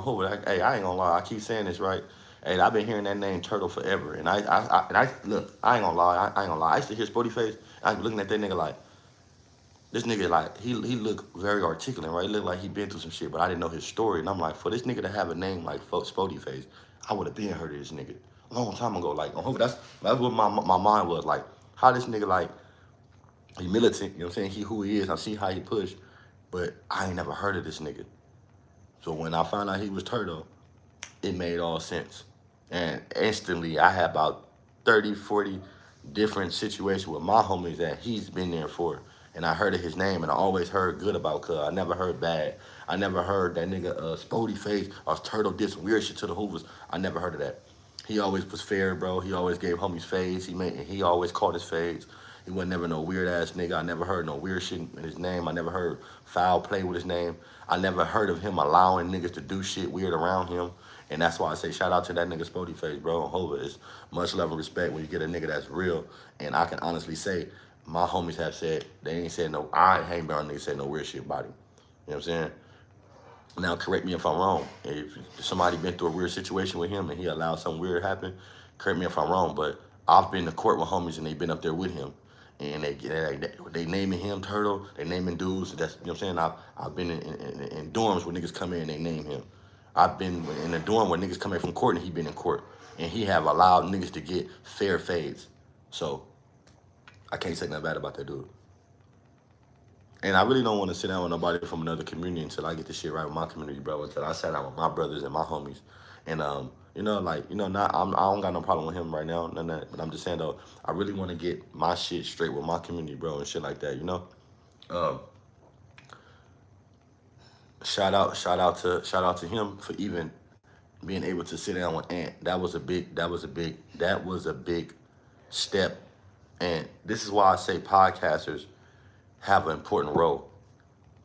I got homies that rap, and when they make music, they don't want to rap with certain niggas, right? They gotta go ask other niggas, can they make songs with niggas, right? But as I'm seeing with podcasters, with the influence that niggas have on them, on the media, right? Niggas able to sit down with enemies and have an articulate conversation about some grown man shit instead of worrying about getting on the song and y'all talking about shooting each other. Like, that's why niggas can't get on the song.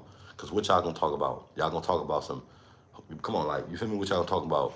If he talking about shooting and killing, and you talking about shooting and killing, and y'all enemies, we know who y'all talking about, each other. Or, you feel me? It just don't make sense. Y'all can't get on there and talk positive because nobody want to hear it. So my thing is, though, being able to sit down and being a podcaster and sit down and break that cycle, that's why it's important for niggas to play the role that they need to in these communities and show people you could be the hardest game manger ever. You could be the hardest, toughest nigga. And he can be the hardest, toughest nigga. But can we sit down and can we have a conversation about the daily struggles that we both face on being hardcore game bangers? I don't think niggas can do that shit. Not without disrespecting each other. Not without coming with some type of, like, common grounds, you feel me? Like, that type shit, you feel me? Like, because like I say, whether y'all like it or not, we all from different communities, but there's nothing different about my community besides his. He just up the street, bro. He got the same struggles. I'm pretty sure he had to rob people when he was young to survive. I'm pretty sure if he got a gun over there, he going to jail with that motherfucker just like us. I'm pretty sure if he walked down the street with his head down, he can get hurt. I'm pretty sure he faced the same struggles that we face, bro. So that's why I say if we able to break through on this social media platform and we able to have a breakthrough and people accept us for that, we got to come on here and also show that, nigga, come on, bro. Everything ain't, come on, bro. But I can't turn off who I am. When I turn this camera off, I still got to go outside and be me on Hope. So don't ever think that. Don't think I ain't got to be me. Don't ever think I am who I am when the camera go off. You feel me? I got to be that. I can't change it. I'm a product of my environment. You know what I'm saying? But I'm saying, though, when we talking about teaching motherfuckers and we talking about my biggest problem with this whole social media space and when I keep on, but my biggest thing is that everybody want to be the realest nigga. Everybody want to say that they was taught by the best and they had the best, but they don't want to give off no game, bro, to the younger niggas. Like, damn, like, it's okay, bro. Look, it's okay to say, you know what, I was taught right by some good ass niggas that have good structure, good head on their shoulders, and I want to pass this down to another nigga. Don't see niggas doing shit in their hood or know that you have some good game and you was taught right. But because the people that you was raised around or the people that you raised ain't around no more, you want to be the one with the last good game. Nigga, pass that shit on, bro. Because you ain't created it and it, bitch, before you got it, it was somebody else's. Pass the game down, bro. That's the problem. That's what we face. That's the biggest problem in the community now. That we all wanna gatekeep information that can take us to another level of mentality, right? We gatekeep that type of shit. We gatekeep that. But then you look at these computers where you know there's all information at and you would go on there and you know what I'm saying? Like, that's weird, bro. And give off the wrong vibes and the wrong titles. Man, fuck that wrong title, wrong vibe shit, bro. The wrong narratives and shit, spinning narratives or letting people, fuck that. Create content, bro, to where motherfuckers can learn from. Create content where somebody can hear and it your story, what you've been through and how you learned. When I hear niggas talk about jail stories and where they fought, I never hear nobody talk about what they learned from the experience. They only talk about what they seen and who was a buster, who was a bitch. Like, they never end the story with, look, after this fight, one thing I learned is this, you feel me? You know, after that situation, you know what I'm saying? Like, niggas don't talk about how niggas was like, all right, well, we hear niggas talk about all these fights. I fought this nigga, I fought the nigga. But you didn't tell people how you fought that nigga and afterwards, nigga, you was still cool with him after. You didn't tell niggas how y'all walked around the day room for all 2-3 months and y'all talked about bitches. Y'all didn't tell them how after you fought him, you said, hey man, I know a bitch that live in your hood. You know a bitch named Woo? Oh, I know her, I used to fuck that bitch. Oh, that was my, now all of a sudden y'all cool, y'all sharing each other pictures. Y'all showing each other pictures of bitches. They don't talk about that type shit. They don't talk about when niggas do that. They always try to make it seem like you just fought a nigga and you just active at night. Come on, bro. Ain't nobody that hard. Ain't nobody that hard, bro. This shit is about respect. And if this is about respect, if you run into another nigga just like you you gonna tilt your hat to that young man and you gonna be like, I respect this gangster. Me and my cousin was talking about something. I'm gonna drop a video. Me and my cousin had a conversation today, and we was talking about Ray Cat from 6-0. And that's my boy. Ray Cat tapped in with me, you feel me? And just so happened, my cousin know Ray Cat, and it wasn't even on no bad shit. Ray Cat tapped in, I said, look, my boy Ray Cat from 6-0. He like, which one? And just from him saying that, this dude have left a good impression on Hoover niggas to where when you say his name, they give him a description. Now, who? That's my boy on Hoover. Tell him I said, what's up? And we call that nigga on Hoover, talk to him and all that. That's my boy. But I'm just giving an example of that Ray Cat never did no weird shit, no busted shit, none of that. Hoover Ray Cat, stand up nigga, always been him, always, he never changed up, act weird. He get around his homies, you know, he see a nigga, he gonna walk up, still greet me, all that, bro, on Hoover. Real nigga. So I can talk about niggas like that. I can talk about how I didn't like a nigga and then he ended up being solid and staying down. Nigga, that's what it's about. This is how you teach the younger niggas. You don't have to be you don't have to be hardcore a gangbanger all fucking day, bro. It's not even about that. It's about learning. Hova, it's about learning, bro. Teaching niggas. Having the empathy. Being empathetic, not sympathetic, empathetic. They don't know the difference between empathy. They don't know what empathy and sympathy is because everybody feeling sorry for niggas. Feeling sorry for no nigga. Hey, you know, I ain't gonna lie, right? That's all I've been saying. I've been saying all that, bro. I've been saying all my homies come together that's doing podcasting and we come together and we come with a narrative. We come because now y'all have to go on one channel to watch all our homies. Y'all gotta go there, or you feel me, go on one channel to see the Hoover's point of view. When they drop a show on the Hoovers, go, instead of looking at all of our content separately, come together and have these niggas come watch our shit together and get Hoover state of mind, get Hoover reaction. Instead of hearing Triggerbird reaction, hear Hoover state reaction, hear us together, or you know what, and hear us disagree. Sit us all down and hear us disagree with each other, because we can agree to disagree too. Just because you get a room full of Hoovers, right? Just because you get a room, and it's facts. Just because you get a room full of hoopers together don't mean that they all gonna fucking agree on one thing. That don't mean that, bro. On Hoover, but the narratives that they create on us, that's negative. That's what a nigga wanna clear up. But just because you get all of us in one room, mean we all gonna agree on one thing, or we all gonna. That don't mean that. Because we all got strong-minded. We all strong-minded individuals, bro, and got strong personalities. I think. And shout out to Big Deal, man. Shout out T-Real. Shout out to Gumby. Shout out to Milk. I want to see Milk and them put together. Shout out to but shit, all the homies that's on here. Under the Groove. Damon Porter that was on here. Gorilla Hebrew. Whoever else I missed, let me know. Smack on feed. 607. You know, Groove from the set too. So it's like, you know, I'm just talking about everybody that's pushing content that got that out here. Shout out to all my homies online that's doing something, bro. That's trying to do something better. Because we can easily be out there fucking up. I can use my voice to do evil. I can use my voice to be wrong, bro. I can use my voice out here for the wrong purposes. But if I got a voice on it and I can use it the right way, they should be happy about that. I didn't ask for that. I didn't ask for the talk and people hear me, understand what I'm saying. I didn't ask for me to put things in an articulate way for people to dissect and receive it from all different walks and platforms. I'm not just going to say groove all day and make you feel like you from Hoover. You got to be from Hoover to hear what I'm saying. Nah. You say that's the way we used to get down back in the day. Take your fade. And it's done with bro on Hoover, and it's done. Hey, but look, this real shit though, Stretch. This real shit, right? And look, this what makes, you know, the people, right? The reason why these people be so fucked up, because they don't hear tell stories and it always end with the fucked up shit, right? How you can have educational purpose in these stories that you tell is by saying, you know, yeah, we fought, but, you know, I respect that nigga, and afterward it was cool. You know, we sat down, we chopped it up, you know, a few bitches in the set, you know, and then tell a story about the time, you know, y'all niggas was chilling. I remember my nigga went through, I was fucking with this nigga, my boy, he from the other side. Because on Hope, I've been in the county jail where I've been in dorms with enemies, bro, and we really didn't sat down and chopped it up on some game, and we didn't talk, bro, and we didn't had, like, you know what I'm saying, like, and they was so appalled that we had similarities going on in the same, and that's what I be saying though.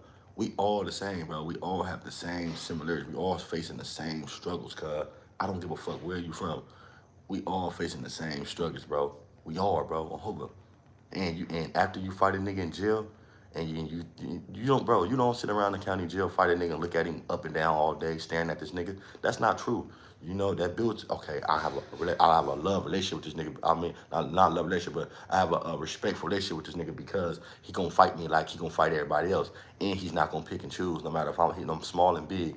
He gonna fight me based on, he want the respect to be like, look, bro, I know you from Hoover, I'm from over here, our community's beef, something might happen, you know what I'm saying, while we in here, but let's just get that out the way, you know, because I could be in here and you could be in here and one of our homies get unalive.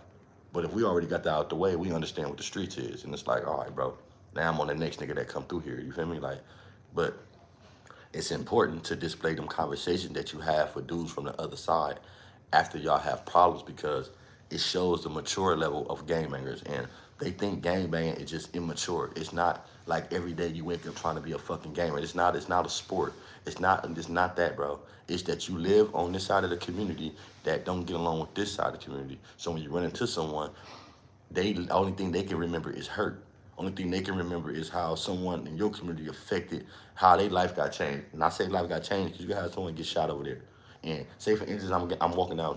My family is from somewhere, and I don't gangbang, but he gets shot and died, and I want to take up under his footsteps.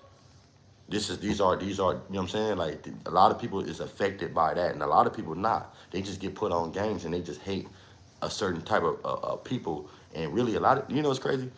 A lot of people that act like that, a lot of these niggas, they be like they super gang bangers. They don't even be from over there, cuz like I really ain't, I get to ran into a nigga like, if y'all show me, man, look, bro, show me a nigga that's really from somewhere and he just super like I ain't seen it, bro. I ain't seen no nigga that's really from somewhere that's super just like nah, bro. Like a lot of times it's like it be the nigga that ain't from there. When you really from somewhere, bro, and you understand what it is, bro. On Hova, you know what it is, cuz you know. You ain't trying to do no brownie points. You ain't trying to do shit for cool points. You just doing your part. So you're not sitting up there all the time fighting somebody. Come on, yeah, I'm still fuck them. Nigga, if I fought you, nigga, I'm not even looking at you no more. Unless you a cool nigga and you smart, I'm hoping you got some personality about yourself and you a man, a person besides your hood. I'm hoping you can put your hood aside and hoping we in the same dorm. Of course I'm gonna talk to you because what if we get cracking in here with the essays? I'm gonna have to help you out. I'm gonna have to fight with you anyway. Dead homies. So why wouldn't I talk to you? We squabble. That's how the respect get drawn. The line get drawn, and it be what it is, bro. And hopefully we not going around walking, looking at each other. So that's why I say a lot of these talks and a lot of these aftermath stories is very important because you show the youngsters, yeah, you can have your state of mind. Yeah, you can represent your turf, but also it's okay to sit down and talk to a nigga as a man and say, we fought, got that out the way. How you doing today, bro? You good? All right, on Hova, like, it's what it is, bro. On Hova, like, we fought, nigga. Okay, what's up, my nigga? You good? Okay, what's up, bro? You straight? All right. I ain't gotta shake. Some niggas you don't even shake their hand. Like, you all right? What's up, bro? What's up? All right, boom. Some niggas you say, what's up, bro? Some niggas walk up to you, what's up, bro? You smooth? You need something? I'm good, cause he respects your get down, bro. Niggas be acting like you gotta fight niggas and you just. Some niggas like that. Some niggas on Hova, I'm like, fuck this bitch ass nigga. That nigga's a hoe. Cause he's just a hoe. You just see the scariness in the nigga. Like, you just popping this 10 niggas up here. I done whooped your ass. I done took over the conversation of the whole everything. I done let you speak. Shut up. Come catch this fade, nigga. I'm on you. Shut up. Hova. I don't like a nigga that be around a lot of niggas and he just be talking. Like, nigga, you gonna fight first. Shut up. You made me not even want to fight nobody. I just want to beat you up all day. The fuck?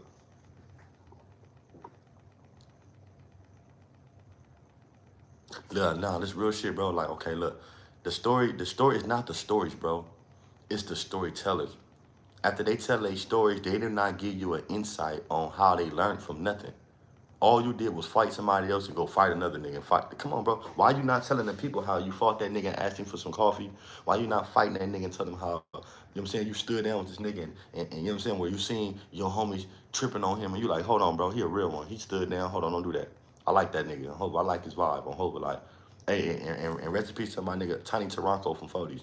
That's how me and him had a relationship like that. I didn't even know that he was dead until like a month ago. Tiny Taranko, nigga named Quincy, right? He passed away. I don't want to hear no name dropping shit. He passed away. He was a good dude over there, but he got the Spodies on his chest with the shoestring spelled out Spodies. He had 2 chucks on his chest. But Tiny Taranko was like that, bro. He was thinking like, if I'm over there and I'm outnumbered and his homie, like, nah, watch out, cuz. He fuck around and get down with his homies, like, you know what I'm saying? I'm not saying he did, but he one of them niggas be like, watch out. Little bro Groovy on Hova, like he faded, he gonna fight, he go to court fight, like nigga Cuz got crimes that be fair to our homies, like stop it, nigga, you gonna run into Cuz, he got a crime. That's a nigga though. My crime was a nigga, TK a nigga. So he telling us like you got a crime on Hova that be on that. He on that. So be careful, bro, on Hova. So shout out to Groove because he always kept it fair with me too, bro. It's another one. Like I say, those type of good relationships built with people, you know what I'm saying? And then it goes over and then it goes over. And this is another thing I want to say too. A lot of these dudes, right, they tell a lot of these jail stories and other stories, but because it's bullshit, bro. Like, they don't understand when you in prison, once you go to jail, in prison, everything you did on the streets don't matter no more. We were just talking about that shit earlier. He said, yeah, because what you did on the streets in jail and prison don't matter no more. That's why a lot of these niggas is SNY, a lot of these niggas 50-50, and they mad, and all they can do is talk about who they was before they went to jail. Because when they got to jail, they was nobodies. Fuck the county jail. Fuck that shit. Of course, yeah, you gotta live up to what you did that got you in the county jail. We talking about prison. The minute you step your foot in prison, everything you did in the county jail will follow you behind, but everything you did on the streets means nothing. Remember that. Whoever been in jail, y'all let me know that. Y'all let me know how y'all feel about that, because that's real. You know how many niggas in jail for murder, for being a buster? Just because you killed somebody don't make you a nigga. It's 1,000 niggas on here, just niggas that went to prison and killed niggas in jail. You feel me? Like what you did on the streets don't mean shit. And this is why a lot of these niggas, this is real game, bro. This is why these niggas, y'all hear K5 and you hear all these people that done fucked up, right? And Ray Loke, and they from these yards talking. Because they didn't get the memo. What you did on the streets don't mean shit. When you get to jail, it's about your integrity. When you can sit around a nigga every day. Listen, and when I'm in prison, right? When you turn that, you not gang banging. That's why you not gang banging all fucking day, bro. You gotta have some time to be a man. When do y'all niggas have time to be real like people? Like, I'm hoping like, okay, we from. Let's get it. I get that, right? I understand. We all from. I get it, right? But when you in prison, when you on a tier, it's all type of niggas, and you gotta be a person. You gotta be a man. Your word gotta be something. You gotta stand for something, right?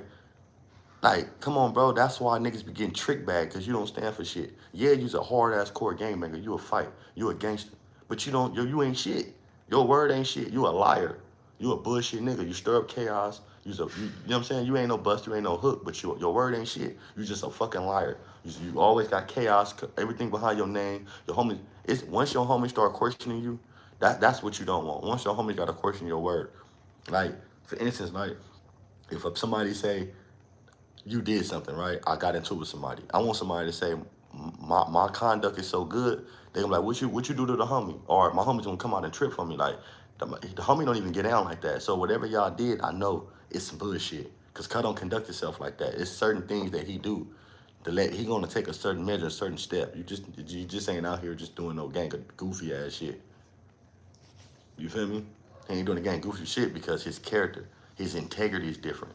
So when you tell me the story about my homie and he said this and did that, that don't even sound like my homie. I know my homie. My homie character is intact. You know, he know what he know how to push. He know what to do. So I'm a question like, nah, that don't even sound like her. Have you ever heard something about a nigga and then somebody say, yeah, that nigga did some bullshit. He was drunk. You be like, yeah, that sound like that nigga. Fuck me, yeah. It sound like that nigga. Like, somebody can tell you about what he did and it sound like him. What about somebody tell you something that somebody did and you know their character, you know their conduct? You're like, nah, I'm about to go investigate this. Y'all not finna just fuck the homie up and get away with that. Because conduct, that don't even sound like nothing he did. Then I'm looking at the niggas that did it to him. You's a mark, you scary, you conniving, you's a liar, you manipulating. Oh yeah, man, he got trick bag on Hoover. He's a trick bag for sure.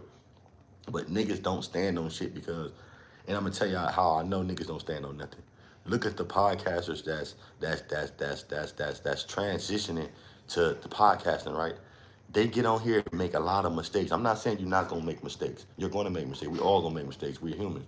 But they make a lot of mistakes by going off with the squares and try to do what they doing and say, well, I seen other people do it. No. You come from the streets, nigga. So certain shit you know you shouldn't be doing. And this just come from niggas having talks and understanding, bro, when you transition to this world, it got to be some type of rules too. Like, look, this is what expected, what's not expected, because we still open the door and people looking at our platforms for acceptance and shit too. You feel me? They look and for confirmation. They like shit. If Trig dropped it, if Triggerbird dropped it, it got to be true. Or Triggerbird said it. No, because they know that I want to be accounted for. I want to be accounted for everything I say and do. So if I drop something on here, I have to be responsible. I have to be accountable, hold accountable for what I do and what I say. We can't just say, you know what, no, somebody else did it on here and I did it too. No, it don't work like that. It don't work like that. Your character, your conduct, bro, Hova, your integrity got to be there. And I say that because when you in jail, that's why a lot of these niggas don't know how to be real people. A lot of these gangbangers, they don't know how to be real people, bro. Hova, if you take away their gang, they ain't shit, bro. Listen, I swear to God, bro, this is facts, right? Hey, I done ran into a gang of niggas, a gang of like Lokes and shit, right? I done been with TS all up in all the gang, like every nigga that you name, like probably like at level 4, that was somebody I done ran into or I know him, or I know him, right? And I've been waiting to meet him. It ain't nothing like waiting to meet a nigga, wanting to meet a nigga, and you been hearing about this name. And then when you meet him, you be like, damn, this nigga ain't shit. That's why I don't get caught up in the names, bro. Like these niggas be having these big names, and you be thinking that they be somebody. And then when I gotta go in the yard, I gotta tell you what to do. Like, I thought you was this big name. I waited all my life to meet you. And then when I get to meet you, I realize that you still a kid. You still ain't grew up. You still act like you 50 and you 30 or 40. No, you like 50, 60 years old and you still act like you fucking 13. Or you still act like you 21. And I've been waiting to meet you all my life in prison. I've been waiting to meet you. I've been hearing about this name. That's why I say, don't get caught up sometime in these names, bro, and all that shit, bro. People, you gotta learn. People get game. You gotta learn how to be a person too. Put that shit to the side. Be a person, bro. So if you know how to be a person, you know how to separate the bullshit from the fake shit, and you can sit down and have a conversation with anybody. Anybody. I don't give a fuck what it's about. If you could be a person and put that shit to the side, bro. I hope you have a conversation with really anybody. They say communication rule the nation. Some program and some.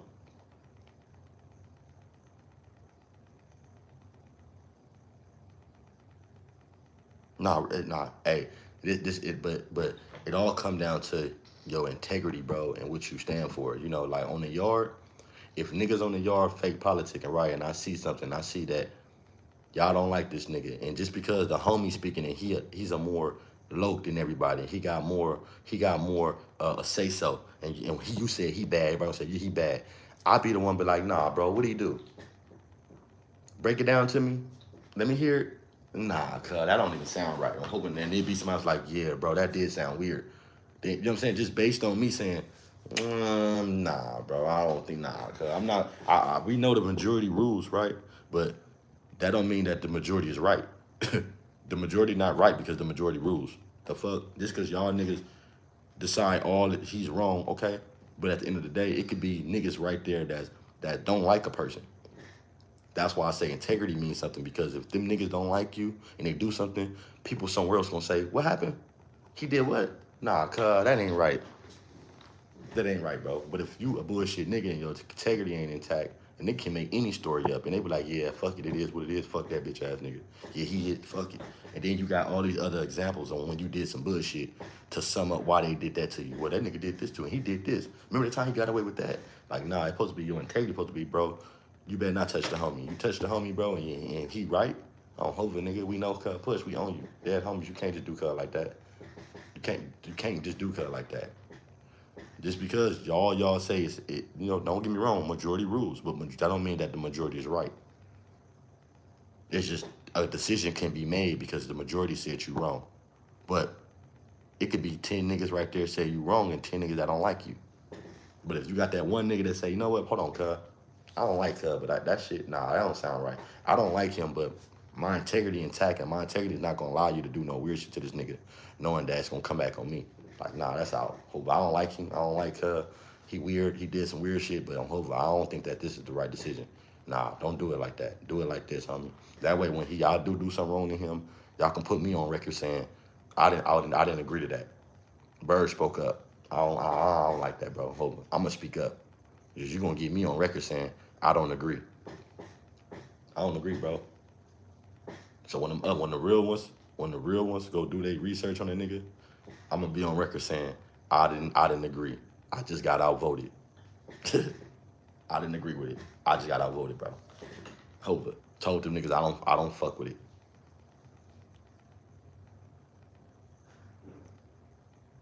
This is all I'm saying though, right?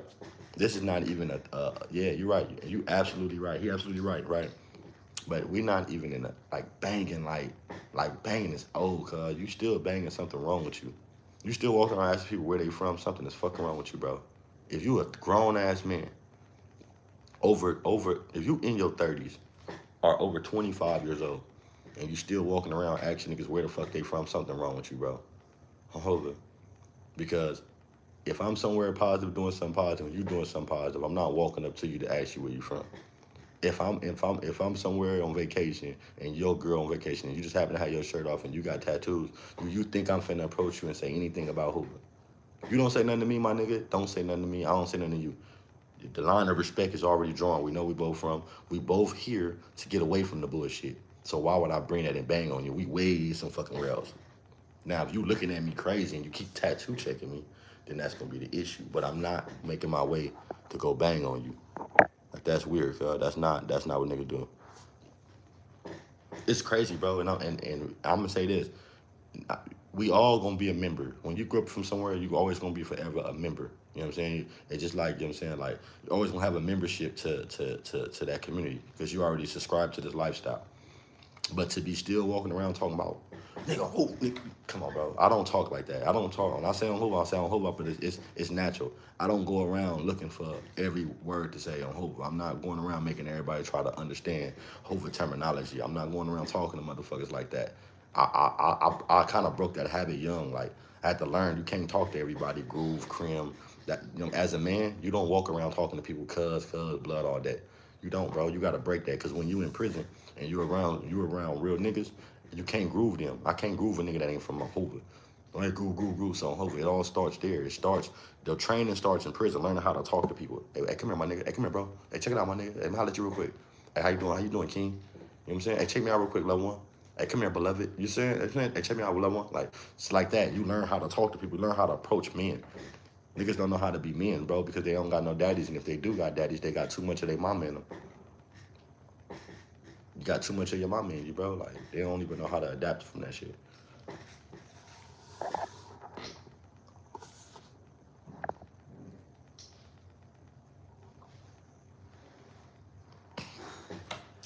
It depends on how you asking a person. So where did you grow up at, right?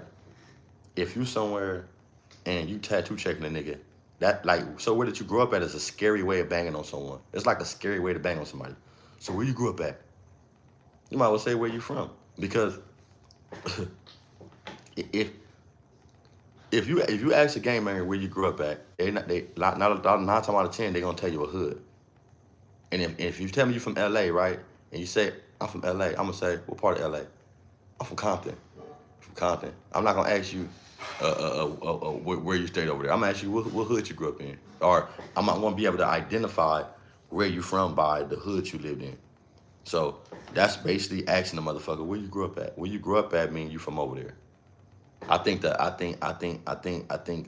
correct way to, if you asking the game maker, just ask him where you from. Hey homie, hey, come here. Hey, hey, we from out there, bro? You from LA? If you gonna ask him, hey, you from LA? Nah, I'm from LA. Okay, yeah. Where, from about what area? You know what I'm saying? That's just if you holler nigga on some grown man shit. If you on some grown man shit talking to a nigga and he just happen to have tattoos, like say for instance if you had a job, like for instance when I work with niggas, right? When I work, I don't come out and be like, oh, I come out and say, hey bro, you from out here? Oh yeah, from out here. Ooh, you feel me? About what city? Where you grew up at? What type of schools you went to? What school you went to, man? When a nigga give me a school, I'm like, where that's at? What area is that? You know what I'm saying? Like, I'm talking about grown conversation to where you at a job place with motherfuckers and you ain't gotta say, nigga, where you from? I'm saying, hey man, what community you grew up out of? What schools you went to? I went to Washington. Man, where Washington at? Where that's located? Oh, that's over there Normandy? Oh, okay. So you stayed close over there? Oh, you from that area over there, huh? Yeah, I'm from that. You know what I'm saying? So it's like you just gotta know how to talk, bro.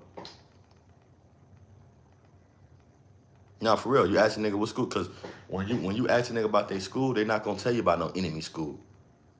You know what I'm saying? Like, they're going to tell you about the schools they went to, where they feel comfortable at. And then a lot of times when they tell you the schools, you know what area they from. For sure.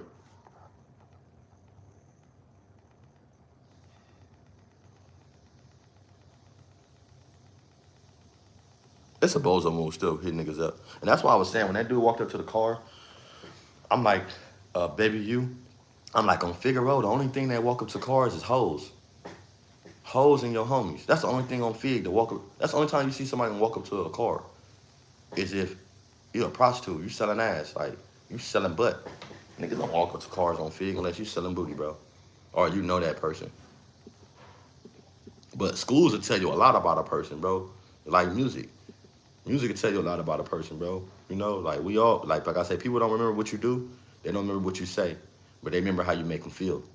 And my example to that is you can go play a song right now and I guarantee you, you get the same feeling from that song every time you hear it. Or you get tapped into the same memory or the time lapse where you was when that song came out. It's songs I hear right now and I'm like, damn, that shit was 96.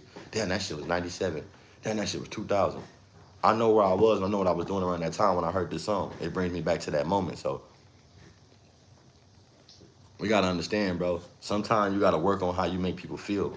And that's just coming from being a person. You got to work on how you make people feel, how you respond to things, what you say, you know what I'm saying, to people. Like, got to watch what you say because people don't remember what you say. They don't remember what you do to them. But they going to fucking remember how you make them feel when you say it, for sure. And everything you know, your ass will be knocked the fuck out. Nobody remember what that nigga Wicked said. Nobody give a fuck what he said. But I already know he made that nigga Cowboy feel some type of way. Cowboy probably don't know what he said. Cowboy remember how that nigga made him feel. He made him feel nervous. So he got off. Got off. Nigga on hovers. Punched that nigga up. Hold on, Lil' One. Hold on, Lil' One. You feel me? On birds. Punched him up. I'm gonna go see the YouTube street. Let's see what's going on in the fucking YouTube streets, man. On Verge. I've been seeing Big Deal and King. Big Deal and King been going at it, man. Shout out to Big Deal, man. Shout out to the Big Deal. Shout out to the homie on Hover, nigga. He doing his shit right now. He back in there. Shout out to the homie.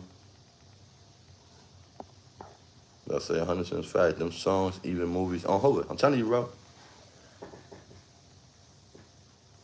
Hey, like, so that's why you got to be delicate on how you make people feel, bro. And the prime example is you see how Wicked made that nigga feel some type of way. He made that nigga feel some type of way, bro. And that's why I'm saying, that's why I don't want to hear that. I want to find out that song he knocked that nigga out over. Because that song was an inspiring song. And I'm not saying the song is what pumped him up. But if I'm listening to that song and the nigga come walk up popping it, hope I'm finna slap you too. What the fuck is you talking about? Verse, I'm on your shit. The song telling you, nigga, don't play with me. The song tells you, do not play with me. That's basically what it tells you in the song. Stop playing with me, nigga. Now you content. I'll go all down the timeline. One hitter, quitter, bro. Knocked his ass. He knocked that nigga Black Power. Cuz did like this. He knocked him out like this. Knocked that nigga Black Power. And then he knocked him out and then the hat didn't even fall. That's crazy. If you gonna sock me, nigga, sock the hat off. Don't get me on there, nigga, and you didn't knock me to put me to fucking sleep, nigga, and with the hat on too. You gonna knock me out and knock me Black Power with a neighborhood hat on. Come on, bro. You knocked me, he lucky he didn't have an S-Dome hat. That would have been fucking funny. He would have knocked him out with the S-Dome hat. He knocked him out with the NY hat on, cuz. And walked off. Nigga, I would have woke up listening. I would have been, I would have woke up trying to chase down the nearest boombox on Hoover. You can't, nigga, listen. I would have shot towards the nearest sound I heard. I don't give a fuck if you was in the car, nigga. I would have started shooting towards that motherfucker. Dead homies, nigga. I'm shooting at the, listen, bro. All you hear is music, and he knock you out. When you wake up, all I'm listening, I want to hear that. I'm shh.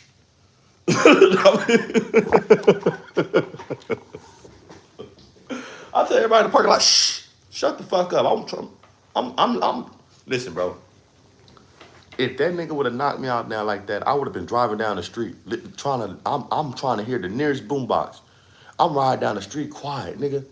Do I hear that motherfucker? Cause I'll never forget that song on Hope. Nigga, think about it. The way he knocked that nigga out. I better not see no nigga with a radio in his hand. Nigga, you fuck around finna get what he get, nigga. On Verge, nigga. What? Especially y'all telling me y'all, and listen, and this the crazy thing about it. You mean to tell me y'all can't tell me y'all ain't heard the nigga, y'all ain't seen him. You ain't seen no nigga walk down here with a boombox. Nigga knocked me out, nigga. Where the nigga go with the boombox? Oh no, what you mean? I'm tripping, bro. You ain't nowhere in the world you can tell me you don't know where the nigga at with the radio. Dead homies, I'm tripping. Stop playing me on Hoover. Dead homies, nigga. Hey, I wonder how we could feel if you get around Cuz and play that song. If you get around that nigga and play that song, what's that song, bro? Y'all, hey, Stretch, hey, this real shit, right? I want to see, what's the name of that song, Cuz? Every time he talks shit, I just play the song. Shut up. I want to, and Wicked, shout out to Wicked. That's my boy too, though, right? Wicked, my boy on Hoover. Wicked, know. He know he fucked up because he said, I didn't stay ready. He socked Wicked so hard, he fucked up. That Wicked don't even know how to form sentences. He said, I wasn't staying ready. I wasn't staying ready. What the fuck is that?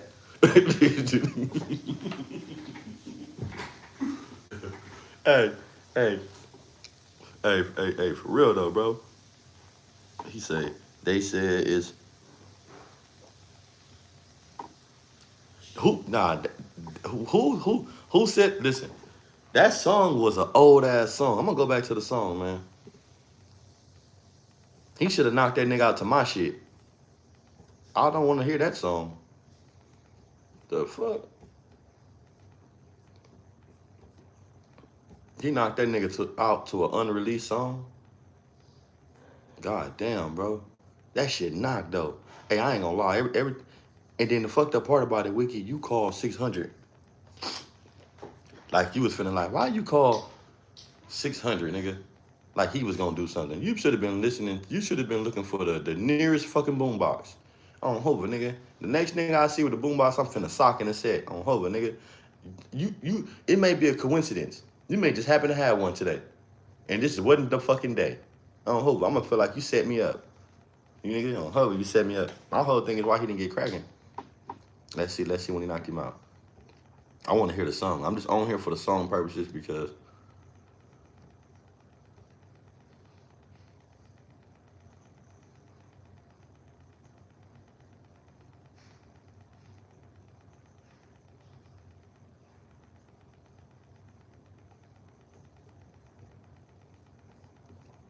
let me see the song. They say the big deal check. Who? I just see something right now. Let me see what he talking about. What whacking them talking about? What whack talking about, man? Look, I want to hear the song again, bro. I'm gonna find that song, bro. That's why I'm telling you, fucking playing with people. Let's hear this song. He knocked that nigga out to an unreleased song. I want to be like my daddy. I want to be like my mama. Yeah. Not like, don't do like I do. Your mama come up. So old law politics. HD Puso. I'm about to listen to that. I gotta listen to it. I hope I don't get copyright. This ain't for copyright purposes. You know what I'm saying? Shout out to him. This is just.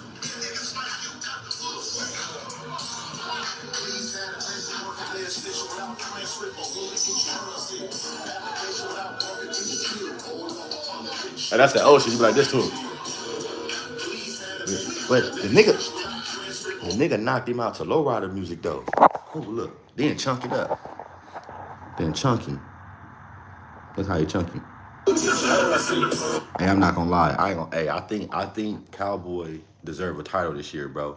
I'm standing on business. I'm gonna keep it G. He deserved the title because his energy is exactly what it was when he walked up there. He walked up there with the boombox, throwing up neighborhood, walked in there vibing, tripping. He got disrespected and he handled straight business. He didn't do no plan. He didn't do no talking. He didn't do no dialogue, none of that. He did exactly what he was supposed to do. From day in, from fucking day out. He went in that motherfucker vibing. He didn't break the radio. My thing is though, Wicked should have got off when this nigga had a handful of shit. You allowed him to put the radio down. So when he put the radio down, you didn't hear the music traveling? That music's so loud, nigga. You can hear it when the nigga set it down. I'ma look. Like, nigga, humble you. And then he's so slick. Okay, so look, you said that's, what's the name of that song?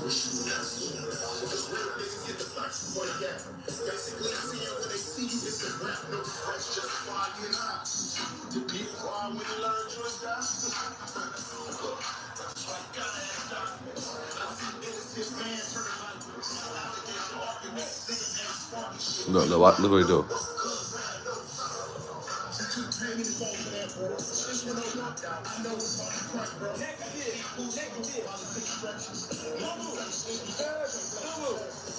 Boom!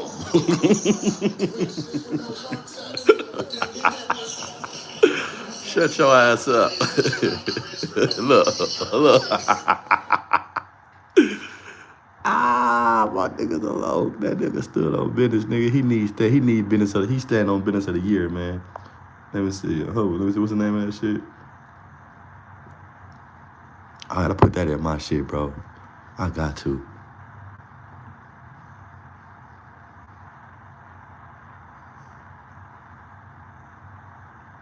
Bro, it ain't popping up. Where that's at? Where that song at?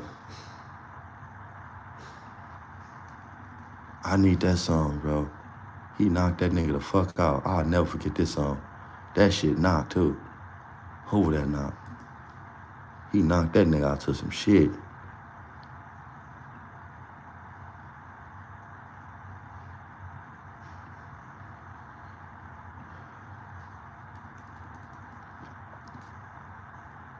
Let me see.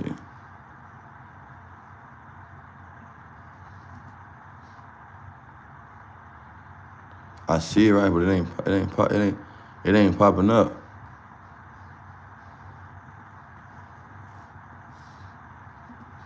Let's see. I need that song. Hey, what's that song, Stretch? I need that song, man. That shit, man. They said it's not released yet. Yeah, that shit not. How did he get it? If it ain't released, how the fuck did he get it? How you get that song, nigga? That shit is an anthem, nigga. Hold on. If I was Wicked, I'd be like, nigga, you better not release that shit. The fuck? I wish you would release that shit, nigga. You better not. You better not release that motherfucking shit. Not like, don't do like. The fuck? Nigga, it ain't came out. Don't put it out. Don't put it out yet, cuz. Yeah, he fucked us up. He fucked him up. And I'm saying, let me see what Wack talking about with T-Rail, man. Let's see what he talking about with T-Rail. Let's see what's going on. Let's see. I see Adam Patrick. Yeah. Adam always talking about T-Rail, cuz. I understand they don't like each other, but it's like, nigga. Saw this in the Reddit. Let's see what Big Deal's saying. But another thing I seen last night, that the nigga, what's the nigga name? Wack 100. He said he'll beat the shit out of Smack.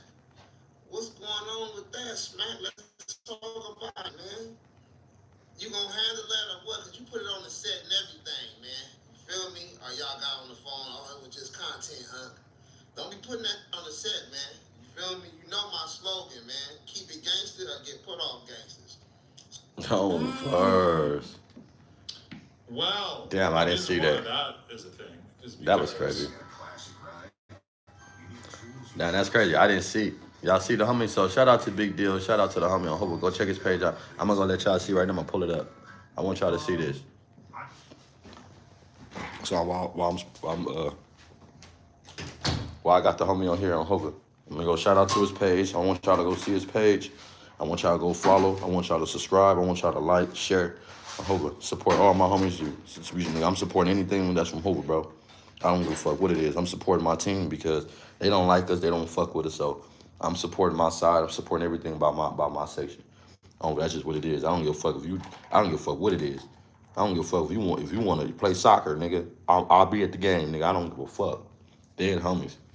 I'm just tired of niggas not supporting each other. But look. Oh shit, I can't. Let me see. That's the thing, cause I can't even do it. Damn.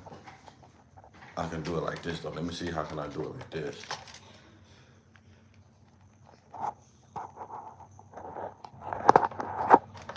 Can I do it like this? Let's see, how can I do this?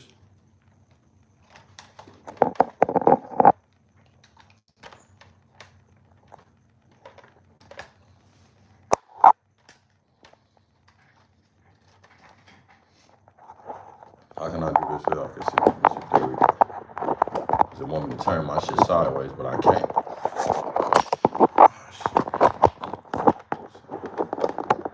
So just so the people can see it, just so the people can see.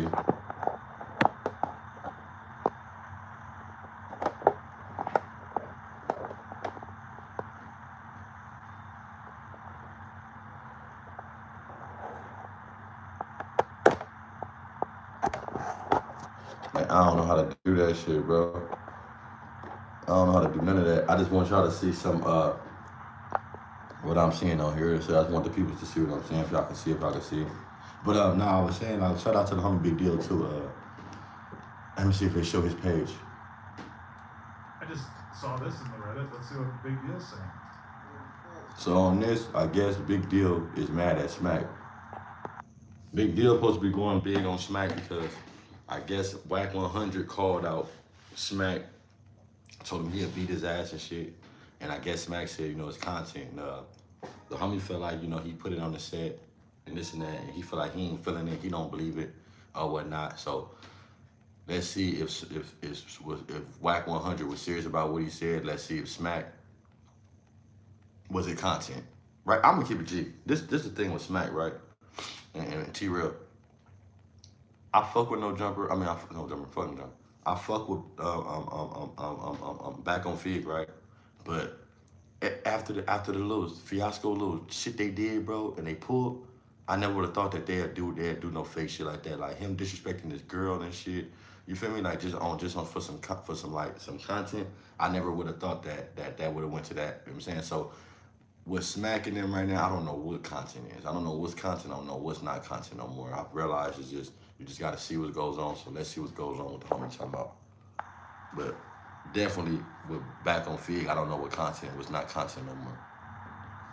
Another thing I seen last night, that the niggas,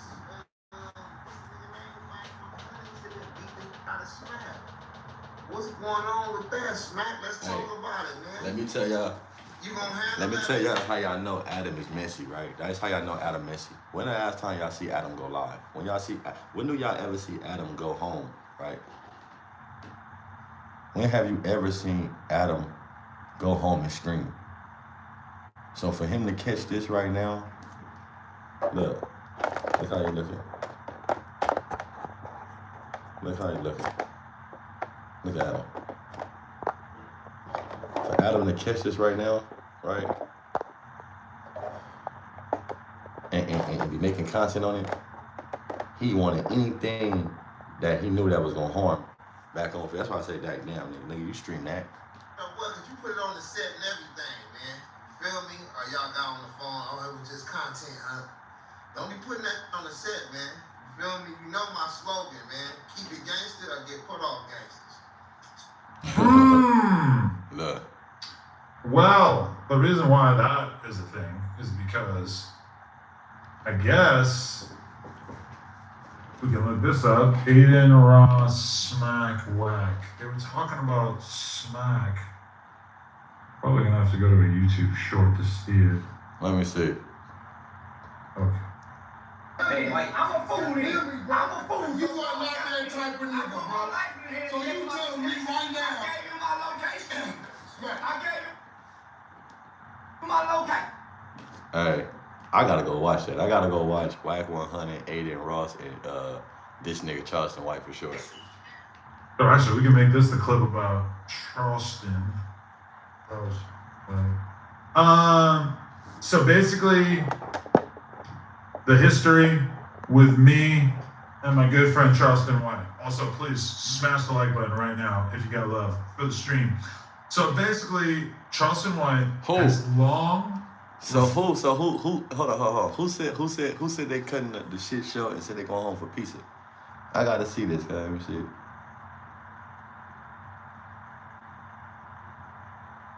I gotta go check it out. He said, okay. So he wasn't home. Cause he wasn't.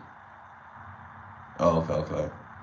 He was in no jumping office. Now that nigga, he worked fast.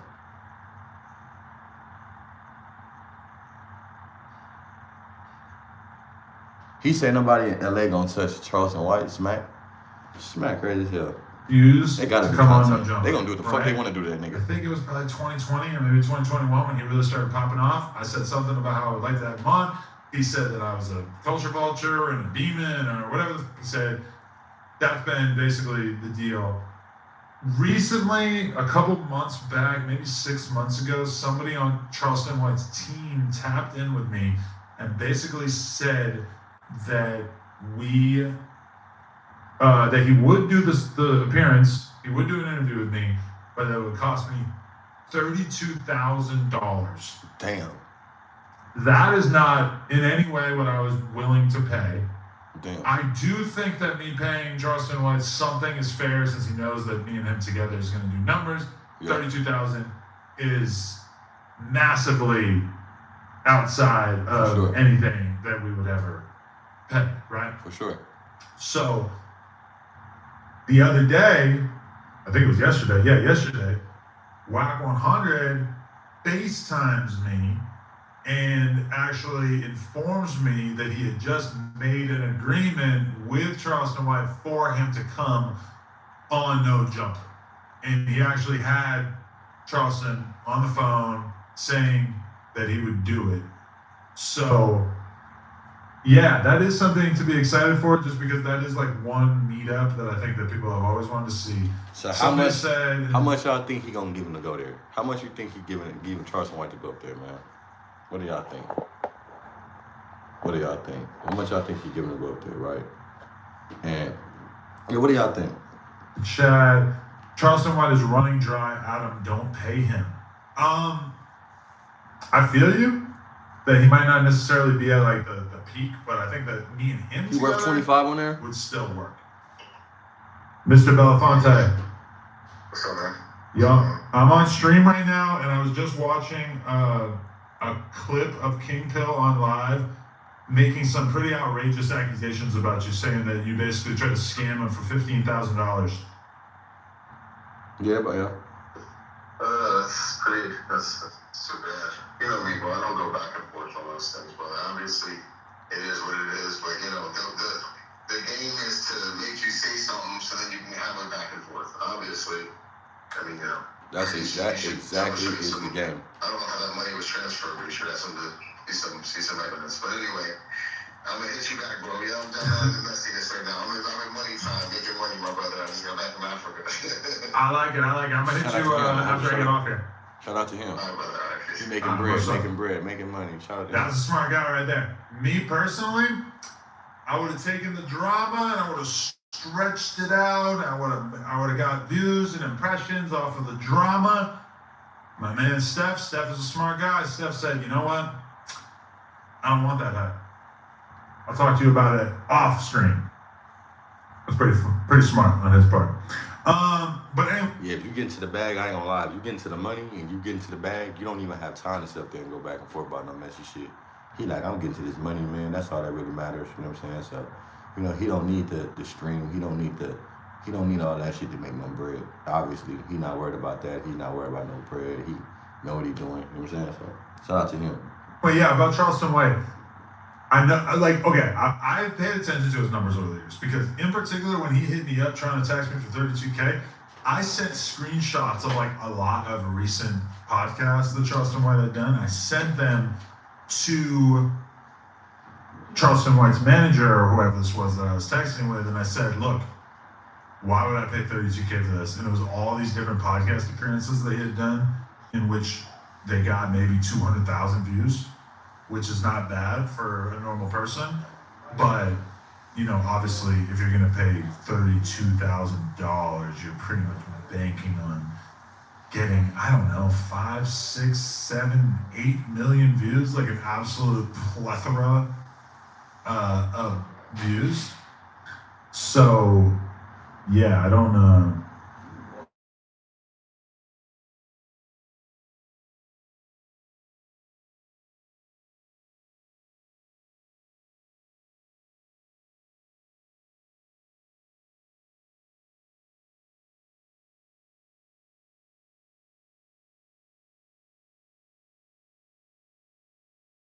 been on a million times. So from my perspective, I would say that it is very, very, very likely that we could do, I don't know, like if we were to just drop it, I think we could do a couple million just because they've never seen us together. But at the very least, I think it's, you know, it would be a big appearance. It would be something pretty significant. Now, people saying he hits 1 million views on damn near every interview. I'm not lying. Like, maybe on the big platforms that you guys actually pay attention to. But as far as other platforms, like the smaller ones, because you got to understand that, like, Charleston White is pretty smart because he knows. He did. Hey, let me see what he did. He said, shout out to the Hoovers. Pay attention to. But as far as. Hey, he said, shout out to the Hoovers. I walked off, man. Hey, shout out to that nigga, too. Fuck that nigga. Hey, I ain't gonna lie. He threw Gumby at alley hoop. You know, the way this internet work, I don't give a fuck what nobody say about me, bro. You can bash me all you want, man. Go on, throw me an alley hoop. Go on, talk about me. Go on, say my name all fucking day, right? So that way, when I get ready to push what I want to be put out there, it ain't nothing but free promo. I look at this shit like free promo, bro, because they don't talk about Hoover.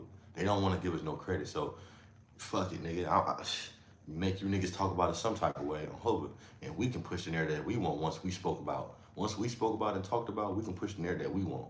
We just need to be out there. We need to be seen, bro. So I don't give a fuck, nigga. Get out there with it. You need to, like I say, even with my interview last night, I wasn't too much tripping because I was like, nigga, I just need my shit to be out there so my message could be put out there on my channel. I don't give a fuck about what they was talking about. I really didn't care. Everything they saying, I was like, it was foreign to me. I really didn't give a fuck. Yeah, I know that they owe Gummy some money allegedly. So I'm like, y'all owe the homie some money anyway. Like, nigga, y'all owe niggas money. Y'all niggas, all type of shit. You feel me? That's just me though. So I'm looking at a whole nother level, bro. That's how I looked at it.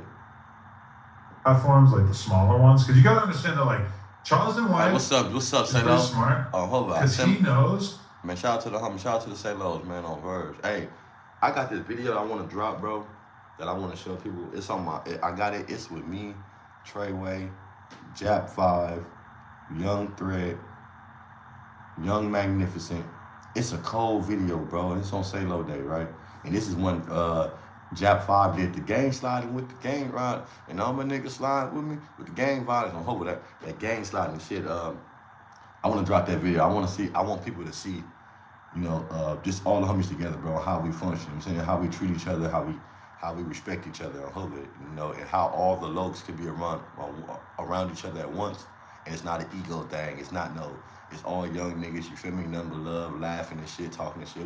I looked at it, I had to look at that video 2 or 3 times, bro, because I shocked myself how we all was in one space and was able to still be, you know what I'm saying? I had to show the love, bro. You could just see the love. I felt it. I hope you could feel that shit. That's why I love Hoover, bro. That there's a million different podcasts that basically just want the clout infusion. Charleston through the setup. I gotta see what Charleston through the setup, cuz.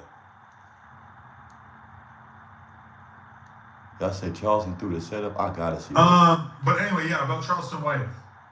I know, like, okay, I paid attention to his numbers over the years because, in particular, when he hit me up trying to tax me for $32K, I sent screen. Hey, did he do that on here? Did he throw the setup on here? What y'all talking about? Shots of like. I really want to go to the whole podcast that Charleston White had done. I sent them to Charleston White's manager or whoever this was that I was texting with, and I said, "Look, why would I pay $32K for this?" And it was all these different podcast appearances they had done, in which they got maybe 200,000 views, which is not bad for a normal person, but.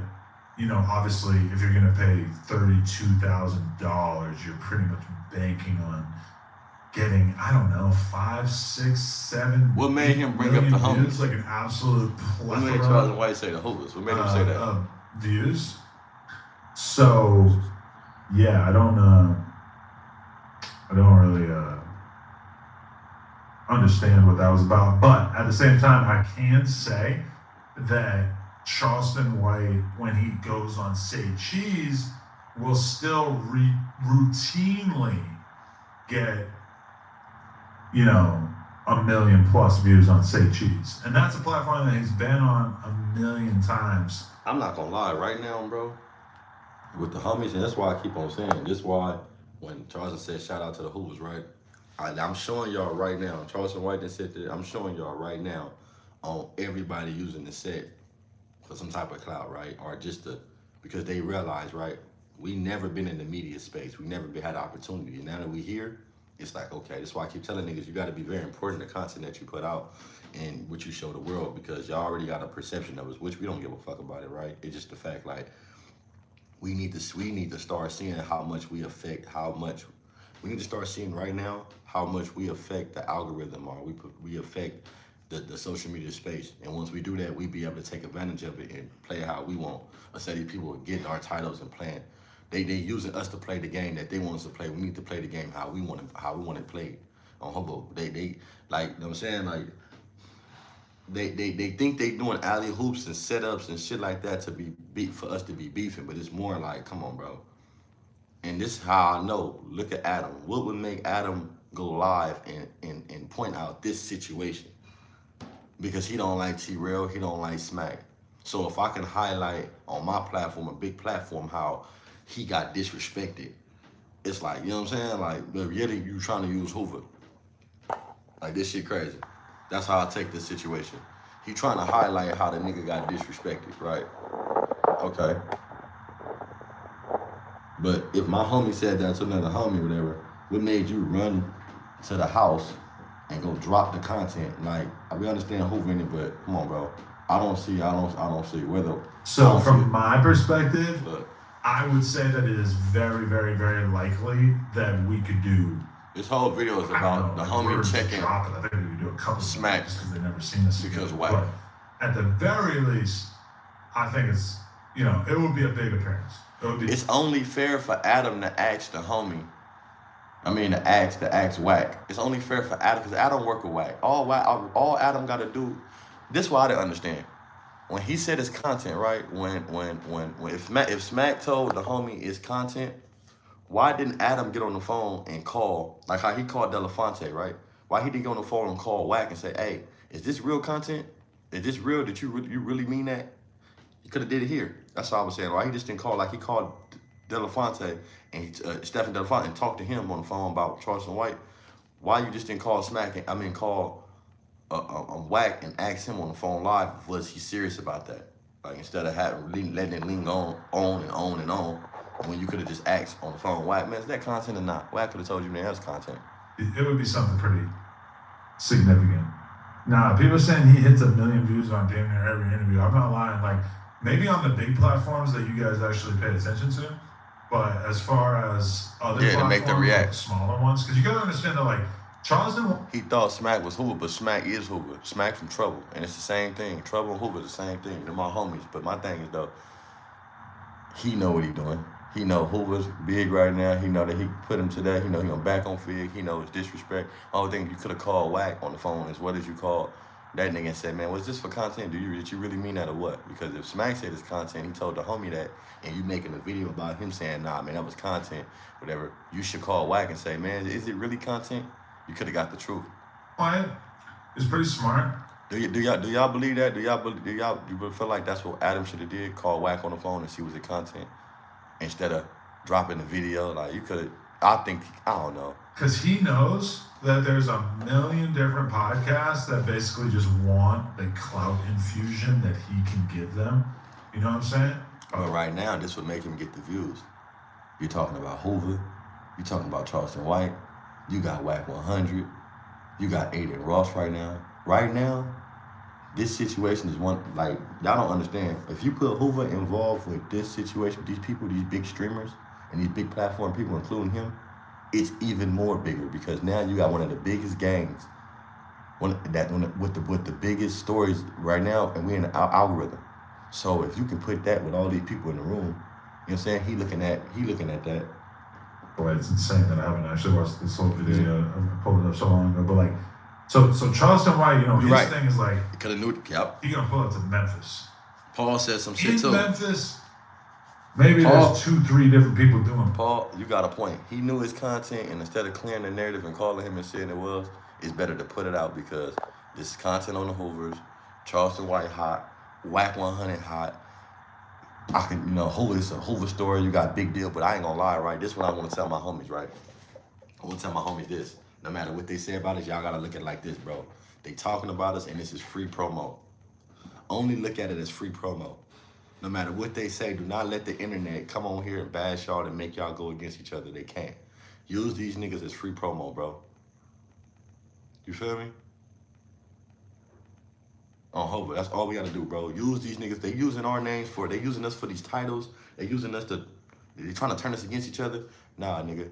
Use these niggas for free promo. We ain't gotta pay y'all for promo no more. As long as y'all keep talking about us, let's keep dropping music. All my homies, if y'all seeing this shit, drop music. If you from Texas, whatever, send that shit to me. If you from Louisiana, send it to, I don't care where y'all from. If y'all from the H, nigga, and y'all got music and y'all want me to push that shit, give it to me, bro. I'm not charging no niggas, none of that. I'm hoping, nigga. If you got some merch, if you got some shit you want me to do, I hope I'll put that shit on. I'll make a video. I'll put it on mine. Hope I'll come on live. I'll show your shit. Hope let me know, bro, because this is free promo for us. Again, it's free promo. I hope the homies don't allow these people to make us feel the type of way because they show they don't like us. They show they don't give a fuck about us. They don't give no fucks about us. Whether we kill each other, whether we kill them, they don't give a fuck. They don't care. They just know Hoover. And now that they're getting a taste of Hoover, let's use these people for free promo, bro, on Hoover. Real shit. Use them for free promo. Let them keep talking about us. Our homies got rappers. Keep putting them in the forefront. Every time they bring me up there and talk about me, I'm going to talk about a homie. Every time I'm going to talk about another homie. I don't give a fuck. What y'all going to do? The fuck? If you ain't gonna take the time to go ask me or get my story and you just worried about some bullshit about Hoover, I'm gonna push my homies in front of you with music and shit. On Hoover, nigga, I'm gonna push my homies in front of you that got shit going on. You want me to get on there? Cause if not, y'all ain't gotta bring me on there. They ain't gonna say, well, they ain't wanna talk Triggerbird no more. That's fine. I don't give a fuck. As long as you know who I am. On Hoover, that's all that matters to me. As long as you know who I am. As long as when I get on here and I'm able to talk to my people, they understand. I don't give a fuck. At this point, it's free promo. I'm not on there to go on the interview and trying to capture a moment. I'm not trying to capture a content moment. I'm not trying to get on there with no fit. I don't know, but that's why I was on there. I was speaking yesterday, but it's like I wasn't trying to capture a moment. I'm up there because I'm like, this free promo for niggas, this free promo for our section. Honestly, they didn't pay a nigga for they ain't pay a nigga and they still owe Gumby some money. So I'm not up there about no money. It wasn't no money thing. Hope it wasn't that. It was like, oh yeah, Hope, you seen my content, Hope y'all want to talk to me, come on, boom.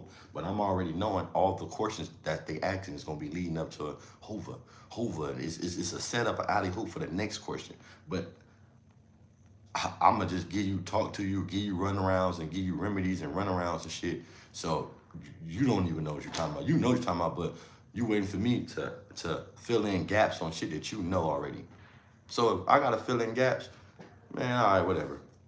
I'm not finna fill in no gaps. Hoover. I'm not finna be doing that. You're not finna throw no alley. How do you feel about Hoover's being ACG? I don't feel no fucking way about who's being ACG. I'm from Hoover, duh. What you should have said was, how do you feel about Fadu's Hoover's being ACG? See, it ain't what you say, it's how you say it. If you're really from Hoover, then nigga asked me, yeah, the Hoovers are 50 to the hundreds. How you how you feel about, bro, listen, bro, you forgot about a whole community. I'm from 716. If you forget about the full trade Hoovers, how the fuck you talking about 50 to the hundreds? Come on, bro. 50 to the hundreds is that's some outsider shit. That's some outsider shit, bro. When you from Hoover, you know 716. 716 don't even add up to 716 if you leave folk trade out. Like, you take on folk, man, I don't know. It's just crazy, bro. I want to get into more and say more, but it's just like, I'm giving examples of how they don't even know how to talk to a nigga, a real Hoover nigga, because they language not even right. You going off the internet saying shit 50 to the hundreds. That's some shit that you hear on the internet. We say full trade to the one way. We don't say 50 to the 100. 50 to the 100 is yeah, but we say full trade to the one way. That's a Hoover term we use. That way we know these all our homies. 43rd to the one way. But you don't even know how to ask me a question. You talking about 50 to the 100s.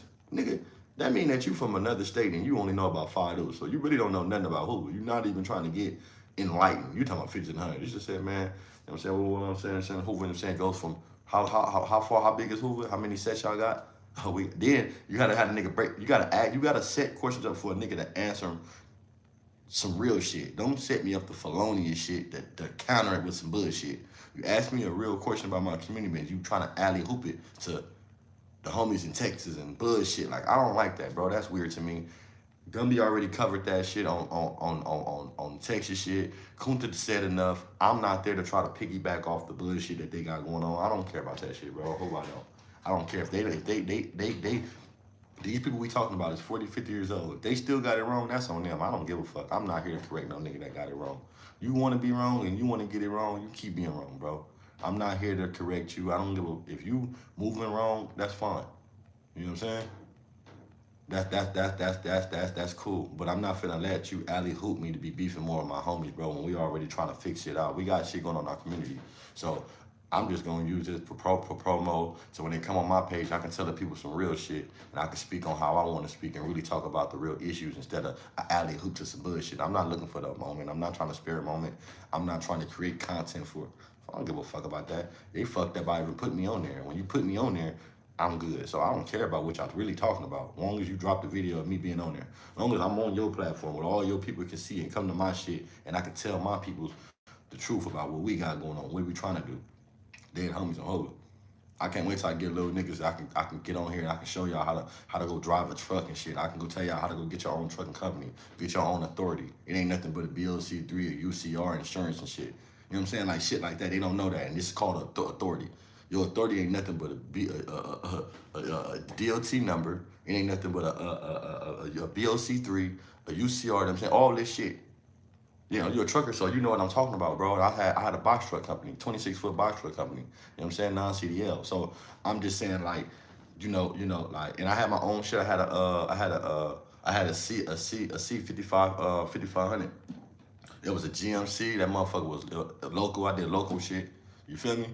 I wish I would have did OTR, but it wasn't diesel. And you know, when you fucking with gas, you want to stay local, bro, especially in them trucks. And if I can take it back now and I can go and I can take it back, I would have went diesel and I would have got a rental truck. I paid cash for my truck. If I could take it back right now, I wouldn't have brought my truck, which was good, you know what I'm saying? But I'm saying I would have took my truck, got a diesel truck, and I would have went to Penske and Ryder, got an account, and I would have went OT because it's not if your truck break down, it's when it break down. That shit will break down fast as fuck. And when you do, you don't want to, you know, they grade you. People don't know when you go on a low board, it grades you. You know what I'm saying? So if you on there and you got a low grade or whatever, you're not able to get these high commodity loads because nigga, you done broke down and now nigga, you got to get the truck fixed and these people shit stuck 2 days behind. It's like a lot. So if I can go back, I would have went to Ryder, Penske, got a rental truck. That way, if my shit break down, I could just go to the next room, leave that there, you feel me? Go get me another one. Not if you own your truck, you gotta put the motherfucker in the shop. This shit like that. So I'm saying that's where I feel like I would've went. And then like I said, when I brought my truck, I knew nothing. I just walked up on a conversation, bro, and some game. And I'm like, I'm fresh out of jail. You know, I was working on 7th and San Pedro and shit in Stanford. 7th and Stanford. I was a cashier up there. And you know what I'm saying? Like I say, I had money already. I've never been the type that's been lazy to work. I was working. I was doing 3 jobs. I was working at Gumby Weed Shop, working as a cashier, and I still had my own little shit. I was doing on the side, my little hustles and shit, all in one, on Hobart, all at one. I would leave my job and go right to the weed shop at Gumby shit. And then from there, I go do my own little shit. And I have my own little shit going on, you know what I'm saying? My own little hustles and all little shit going on too. So I never been the type that's been like, but they always told me I wasn't gonna be able to work. You ain't gonna work them tattoos, this and that. Don't be that. Sometimes it be your personality and people feel like they can trust you. They'll come fuck with you like, man, I don't care about no tattoos, nigga. This nigga got integrity. I know the job gonna get done.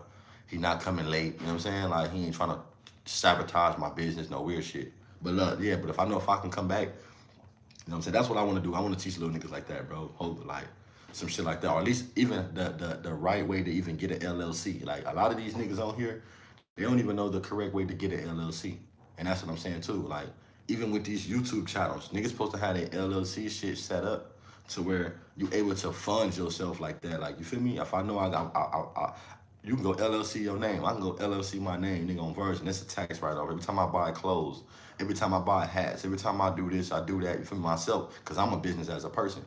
You know what I'm saying? So this is type shit we gotta teach little niggas. It ain't about being on here, the controversy, yeah, this pay, but you can use this same avenue and go get you an LLC, bro. Generate your own money, bro, on Hoover, you feel me? Simple. But yeah, let me see what Charles I'm talking about, man. I'm about to get up off this motherfucker on Hoover. I appreciate everybody on this motherfucker for sure, though. All the niggas that tapped in, all the lokes that tapped in, like I say, free the beach. Free the lokes and free the beach, man. Not the bitch, the beach. You can't call it the bitch no more. They don't like that. You gotta say the beach. Free the beach on Hoover. But everybody that tapped in, I appreciate y'all tapping in on Hoover. Nigga been on this motherfucker for a minute right now. I'm hungry, cuz. I wanna go see what Charles was talking about. When Charles said shout out to the Hoovers, I wanna go see what the fuck he talking about. And hey June, there's some real shit, right? They think because you a gangbanger, bro, you ain't supposed to have shit going and you ain't supposed to be a man on the side and have your own thing. This is what niggas gotta teach niggas, bro. You do not have to get kicked in the ass and booted out your hood to go do nothing better.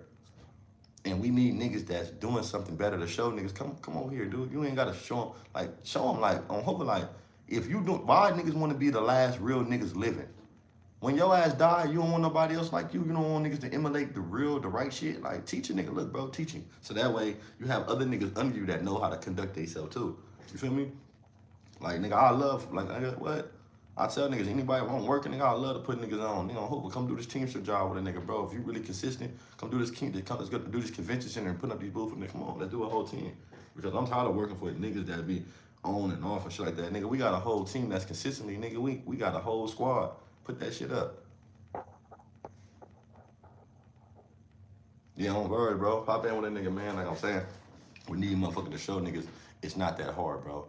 You know, the niggas that I see that's doing good out here is the dudes that been sat down in that cell for 10, 15 years. Them the one, and that was fucked up. Like my nigga, shout out to Baby Gritty from BPS. Shout out to T Braids, nigga from 2Ps. He driving trucks. You know what I'm saying? Shout out to my nigga Baby Gooch. You know what I'm saying? He doing this thing. Shout out to Baby T-Bone. My nigga Tiny Face doing good. He in Washington working for Oil Refinery up there. My nigga Shady. Shady from Playboy. Nigga, he's the fucking manager up there in the Oil Refinery in Washington, right? And like, you know what I'm saying? Shout out to my big homie Big Bird. You know what I'm saying? Like, it's a lot of homies that did a lot of time. And that's shout out to Big Bub under the groove. It's homies that did a lot of time who's really out here doing the right thing, bro. And my whole thing is why keep acting like we just want to put the gangbangers that's fucking up and going to jail and that's weird on the line, man. Show them niggas that's lokes that made it through the shit. The nigga that had life and they let him out and he out here working and shit doing good. You know what I'm saying? Get his story. Get his story, nigga. Cause you get my big homie story, nigga. He a cold nigga. My big is a cold nigga, right? But it's just like, get his story, nigga. What made you stay down, do all that, bro, on Hoover and still representing, still stump, nigga, and still got a good job, still go home and still do the right thing on Hoover? We need niggas like y'all, bro. We need niggas like y'all to talk. Y'all are the ones who validate this shit, nigga. Not no nigga been booted in the ass, kicked in the mouth, and the fuck. They giving Wicked so much attention because he got knocked out. And you tell that nigga, look, bro, you did some goofy shit. You did the most goofiest shit in the world. You went and pressed that nigga Cowboy, turned your head on. You didn't even, you should have said boo boo. You should have pointed looking at him. You talking to the camera, talking about boo boo, boo boo. Why you doing that to the camera, nigga? You supposed to be in that nigga face. You supposed to be in his face like, nigga, you boo boo, cuz. What you doing in the set, bullshit ass nigga? Get out the set, nigga. Dead homies, I'm on you. So I can see your movement. I can see your gestures. Nigga, you down there gotta break your radio before you sock me. But he's so stupid. He didn't turn himself and he's so focused on this phone. That's why I'm telling y'all. These phones, bro, nigga, he was more focused on proving that he pressed him on camera than really actually getting to it. And that's why he got his ass knocked out. And he don't deserve a get back. Wicked, I know you. If you hear me, Wicked on Hoover, shout out to you. But bro, you don't deserve no run back, bro. I'm gonna keep it G. You don't. Because you should have woke up and listening to the nearest sound. I would have been, nigga, I'm so cold. Nigga knocked me out. I would have been trying to Google the song on Hoover. Old Law Politics. HD Puso, nigga, I would have been looking for the song. Like, nigga, any nigga out here play this song, bro, I'm beating your motherfucking ass. You trying to be funny. Last time I got knocked out, the song was playing. And that shit slap. It's hard. It's hard. Shout out to them. Hopefully, shout out to them. That motherfucker hard. What? I told my big homie, I tell my homie Stretch, bro, go find that song for me, cuz. I'm mad it ain't out. I'm mad. I'm like, how the fuck did Cowboy get the song? How Cowboy get the song? How the fuck he get a hard ass song and knock this nigga out? Like, that shit beat, nigga, on hope. And everything the nigga saying, I go back and like, everything this nigga saying in the song, cuz, it's matching up to the moment he finna knock cuz out. If y'all really go listen to the song, everything he said in the song is adding up to this moment. So why would you fuck with that nigga? If I would have seen Cowboy and I was on that nigga, bro, I would have been listening to who he was playing. Yeah, he on bullshit. I'm hoping. You on fuck shit, nigga. That's like a young nigga walk up to you playing young boy. You on fuck shit. Dead homies, nigga. Don't walk to me playing no young boy. You on some fuck shit, cause young boy got that. He on that. I'm hoping. So if I see you own that. But I think the problem is, Wiki probably never heard the song, so he don't know that this song hard as fuck. I don't think he listens to the lyrics, but that shit slap. And he's saying in there, man, stop playing. He talking about politics and not being a buster and this and that. And you got your ass flatlined and became content. Now, what they should do with my boy, Cowboy, put him back on the map. Because Cowboy walking around with big ass boom boxes like he ain't got a car or something. Cause I don't know if he just comfortable enough to be in the 6'0" walking around like that. But if I was him and if I was Cowboy and if I was a big face figure, he not a celebrity, but on the internet, he's very, he have a distinct face and he have a distinct character to where people know who he is. So him walking around in 60s with this big old boom box, being Cowboy, Cowboy, man, put some protection on yourself, bro. Real shit. Put some protection on yourself, man. This dude got knocked out and he's gonna be looking for his pride. But if you a real nigga out there, you're gonna say, look, bro, you fucked up, leave it alone. You can't tell no nigga how to react. I'm not saying that, but I'm saying when he jumped up and got knocked out, he should have been looking for that nigga, not calling 600. Fuck all that. You tell the nigga, bro, you fucked up. You did some weird ass shit. Got your ass knocked the fuck out. Leave it alone. You see cuz, do what you do. But don't call me with that shit. I don't give a fuck about him knocking you out. I'm not looking for him. I'm not gonna do nothing to that nigga. I'm not doing shit. I hope I'm not doing nothing because your ass allowed that nigga to do that, allowed him to do it to you. I would have been mad at that nigga if he did knock him out. On hope if he didn't knock his ass out, and I know Wicked, shout out to Wicked, on hope, shout out to my nigga Wicked, bro. But I would have been mad as fuck, nigga, if he didn't knock that nigga out.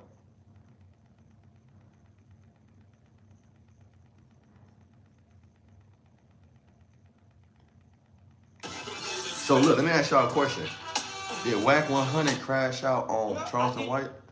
To check his temperature. Most jail out me. Yeah, he didn't do that. So I said, okay. So once you seen it was a hole, you knew what's up. He come back the next day with his mouth. Me and Woody comedy show. And he started popping shit to you. No. He showed up when I seen the nigga. He said something, and he ain't. I'm about to see. I want to see this, bro. When I got off stage, what's up? Damn. And he didn't respond. Got up in that gut. Well, I did in front to check his temperature. Most jail out me. Yeah, he didn't do that. So I said, okay. So once you seen it was a hole, you knew what's up. He come back the next day with his mouth. See, I'm a different dude, bro. Man, I ain't talking about you. So I'm saying, don't tell me about this nigga. Man, he told Whack. Listen, bro. I ain't talking about you right now. I'm talking about this other incident I got into. Like, at this point, Charleston White is controlling this conversation or what's going on. Yeah, right, I want to see this. I'm going to see. Y'all want to see this shit? Let me know, man. Y'all want to see this real quick. Call the police if you want to get it. My point is trying to... Let me know if y'all want to see this real quick, bro. If y'all want to see this Charleston White crash out on Whack. Because they saying that Whack was looking real weird, man. I don't know what's going on. I haven't seen the content yet. I want to see it. Matter of fact, I'm gonna see it right now. I'm gonna look at it right now. Let's see this motherfucker right now, bro. We're gonna see it together. Things happen here. I wish I can't turn my shit because I already started my live. So it won't let me turn. I wish I could turn my camera so y'all can see the whole thing, right? You know what I'm saying? But y'all gotta bear with me, cuz. I hope it bear with me. Bear with me. I'm gonna show this motherfucker right here. Cause I wanna see the whole everything. The whole, matter of fact, this is what I'm gonna do. I'm gonna put it on here so the people can see it, man. I'm gonna let y'all see it way better. I ain't even gonna do the people like that. I'm gonna put it on my computer. Let the locs see what's going on. Let the locs see what's going on, man. Let y'all see. I ain't made a nigga that mad enough to do that to me. Hey, shout out to Y'all know I couldn't the Ruler's back. Giving y'all no content for too long, and really I wanted to react to this video. I don't like playing niggas video, and I don't like playing niggas video without giving them some type of shout out, bro. Hold it, like it's only respect when you gonna play a nigga video. Get that, you know what I'm saying? So shout out to them, you know what I'm saying? The Ruler Report. Go check him out, like, subscribe, and comment on Hope. Matter of fact, I'm gonna go subscribe to him too. You know what I'm saying? And you jump up, I be seeing his shit, so they just call him a light-skinned nigga from out of town. That's how I got up on this shit, so go check that nigga shit out, run his shit up too. I ain't gonna be no hater. I gotta get credit where it's due when I'm looking at your video. Let me see how the internet reacts, because I felt like it was some stuff in this particular segment of this live stream with academics that I wanted to actually touch on, especially this part where Whack 100 and Charleston White have this sort of back and forth situation. I didn't think once you knew he was here, I'm saying you're not showing up here because you don't know who he's with. Usually he rolling on a lot. Oh, he did better work. He ain't worried about Whack. I got 2 or 3 weapons. Oh, okay. That nigga said I got 2 or 3 weapons. He don't know which one I'm coming from. He like, I got a couple weapons. Nigga, I ain't worried about that nigga. He don't know what he don't got a weapon. He don't even got a weapon. Oh, man. I already got one. I got one right up under her to get to. Oh, man. Right up under her to get to. Nah, I'm slick. Right up under her to get to. Nah, I'm slick. So I ain't just sharp by myself. Wait. That boy Charleston said he got 2 or 3 of them things on him. Yeah, he got 2 or 3 knives. He said Whack ain't got nothing on him. He didn't already pulled Whack's car. You ain't got nothing on you. You way out of bounds. You in Miami. One thing I like about Charleston White though, that motherfucker gonna speak his mind, right? And he's sharp. That motherfucker sharp on Hova. And I like because he's sharp because he prepared. He don't know what the fuck can happen, but even though he know Whack ain't gonna do nothing like that, he stayed prepared just in case. That's what I like about that nigga. Stay down in my. Cause I don't go nowhere without a knife. I don't give a fuck. So that's what I know. All I need is just to get one nigga to make an example. Bro. Yeah.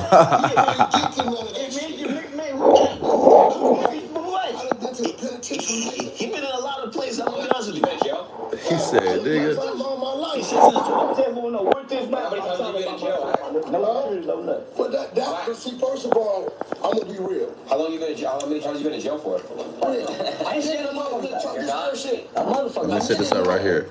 You tell it, you gonna tell. Hey, hold on. So, I'm about to get it right now for y'all. I'm gonna set this up right now. You ain't gotta worry about the moving and shaking, none of that. Watch this. Boom. Set it up for the good peoples. Y'all can see the whole thing, man. Trying to make sure I get y'all right. Cause this gonna be good. I need to hear this shit. This nigga Charleston White burnt the fuck out. We gotta hear this one. He like, Whack, you ain't gonna get to shit, nigga. I already checked you out. I'm ready to bust on you. I'm ready to stab your motherfucking ass. That's what he's saying. Whack, I'm ready to bust on your motherfucking ass. Fuck is you talking about? You got something. You ain't got shit. I'm ready to stab your mother. He ready to stab that boy. That's how he ready to bust on her. I really do. I hit in the mouth in front of the police the other day and got detained in Atlanta. Really? Yeah. Why? That was doing what I do online. What? He showed up at me and Woody Comedy Show. And he started popping shit to you? No. He showed up. When I seen the nigga, he said something, and he ain't respond how I wanted to say, so I said it was a hoe. When I got off stage, what's up? Damn. And he didn't respond. Got up in that gut. Well, I did in front to check his temperature. Most check off me. Yeah. He didn't do that. So I said, okay. So once you seen it was a hoe, you knew it was something. He come back the next day with his mouth. See, I'm a different dude, right? Man, I ain't talking about you. So nigga. I ain't talking about you. What? Listen, bruh. I ain't talking about you right now. I'm talking about this other incident I got into. Like, at this point, Charleston White is controlling this conversation or what's going on right now. That was crazy. Nigga, I ain't talking shit. If you want to get it, my point I'm trying to make you, I ain't made a nigga that mad enough to do that to me. No, listen. Look, you Exactly. some crazy shit. If a street nigga online with his feelings hurt, he ain't a real street nigga. Hold I'm up. not online. And listen. Like family members, they probably would. And that's the thing too. If you online with your feeling hurt, you something wrong with you, bro. I don't come on this page with my feelings, none of that shit. You know what I'm saying? You gotta learn how to check your feelings and your emotions, bro, and your egos. Hold up. We gotta be able to do that. Ain't nothing that nobody can say on this line, bro, that's gonna pierce my skin. I wouldn't give a fuck about what no nigga talking about. Dead homies. That shit don't mean shit. I'm already me. Hey, I'm already who I am. I'm already me. Like, they can't make me no better or break me. I'm already me. Well, I seen his sister and they crew in Atlanta. Remember she made a post saying, I just see Charlie, he was with police. I wasn't with police. Hey, that nigga do not play, bro. I don't think nothing about you, nigga. One thing about Charleston White, he would get in your ass. He would get in your motherfucking ass. I can't take that from him. He would get in your ass. If you play with Charleston White the wrong way, he's getting in your ass. He prepared. He ain't talking about you, Wack. He talking about him. He don't think nothing about you. They don't want you to know about it. Hey, like, did you know you might get a big cash payout if you were in a car accident up to 1 year ago? Charleston talking crazy right now. I don't know what you do, right? This is number one and number two, like internet OGs, like that's like 1 and 2. That's 1 and 2. I can tell. You can tell, right? I can tell. Your audience will get it. They'll figure it out later. I don't know what you do. Now, when I saw you had people, What people? you had like 4 It's like trying to figure out who's the top. I had 2 people like from Miami. Charles would be like number 1. I'd be like, he's number 2, but Spice number 1. What's the nigga name? Shane was in the boys' song. Dewberry? Yeah. I don't think Dewberry right. He was there. Oh, when I seen him in Houston, and I thought you was gonna have 30 people with you, because I said, it's Jay Princetown. First of all, listen, you gotta understand when you enter. I done been everybody nigga told me not to go. No. I done been everybody nigga LA, everybody told me they know it. Wack trying to get in this conversation. Charleston ain't letting him in. I did a comedy show. You ain't going on Crenshaw. I done been twice. Not Crenshaw. So let me tell you something. So who looking for you, Wack, and you gonna let them know you can't? It ain't big draws or big tiny draws. Let us know in LA then. I do. Let us know they do. So do what I know. That's crazy. He said tiny draws. Like, Charleston taking shots. He ain't saying these names. He said tiny draws. Just out of nowhere. Charleston know what the fuck he doing right now. He talking about, hey, it's tiny draws. Where you at in L.A.? I ain't listening. Tiny draws is Big U. Tiny draws is Big U, little homie, right? And is he the one that got up on Wack allegedly at the supposed to knock him out or did something to him and shit? He got on and shit at the concert. Y'all let me know. Y'all let me know. Is Tiny Draws is the one that got up on Wack allegedly when they say Wack left, or whatever, he left the stage or whatever when the 6-0s tripped on him. Y'all let me know, man. Who is TD? Who is Tiny Draws? Well, hey, is he the one got up on him? I ain't no Charleston White fan. I'm just saying though, this is a little entertaining right now. Let's get it. Ain't no nigga at the airport to get to itinerary. Yeah. See, I ain't got to worry about the dumb poke nigga. My money done superseded their money. I don't go where poke niggas at. They can get me. You ain't in the Ross. In the Ross ain't gonna have you the broke niggas anyway. I'm talking about. Ain't Ross was trying to get me a jacket. It ain't a strip club in America. I ain't got myself. So if you want to get me, I can be got. I'm easy to get. It's been 6 years. So nigga, why I'm gonna stop doing that? So let me ask For real, that's real shit. I get the character, I get what you do. This is why a lot of shit you do, I understand. So I don't register it like, do something to the nigga. I say this, I'll be like, what the fuck wrong? I ordered some ourselves. Okay. Yeah, I'm ordering it. Okay. Right, so, look. Because I think the key to the internet, this is the key to the internet, bro. Like, this thing about the internet, this is the secret. You cannot be emotional. You cannot take nothing serious, bro. You can't take it personal. This is the thing about the internet. Don't take nothing personal. Niggas say, I don't read my comments. I read my comments because I don't care. It don't hurt me. It don't bother me. They can say whatever they want, cuz on Hoover, I wouldn't give a fuck. You know what I'm saying? I wouldn't give a flying fuck. They're homies. I read them and don't have no emotion. I'm an Aries too, so it's easy for me to attach myself to anything. I don't get attached to shit. You know what I'm saying? And then it's like I know that I have addictive personality, so that's why I'm careful on a lot of shit that I do. But it's like you gotta come to this space and you can't have no emotional attachments to anything. You know what I'm saying? Like, but what you're not finna do is disrespect me in my face. You're not gonna disrespect me. You're not gonna do none of that. But if I see the shit that's going on, I can't see it and get mad. The only reason why they feel like I be mad because sometimes I talk with passion, and I think that everybody is when they write about something that should be everybody should correct. And the only time I really felt like they said that was when I spoke about the situation about they lying on my community, which I was supposed to speak like that. I was supposed to speak up for my homie that's been targeted when we've been lied on. We're not been lied on, we've been snitched on by the internet. The internet is lying and snitching on us. Snitching is when something true, you know, it happened, but that ain't even true, so they've been lying. But it's like, why we can't even protect ourselves in our community and stay right and stay on point because y'all saying we did it. Even if we did do it, damn, y'all gonna have the police fucked up with us? Y'all gonna have the police on us? Don't tell me all the nigga. Man, he's so whack. Listen, bro. I ain't talking about you. I don't know if that's one of his sons, but I know Big U is a draws. His name is Big Draws.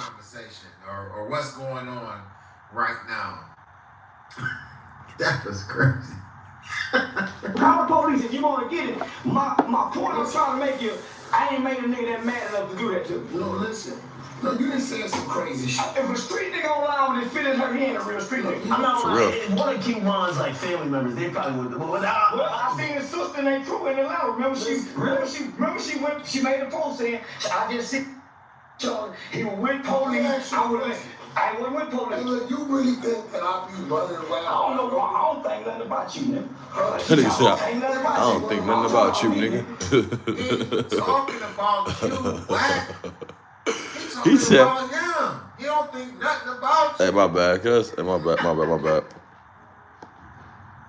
Cuz, I don't think nothing about you. You mean? No,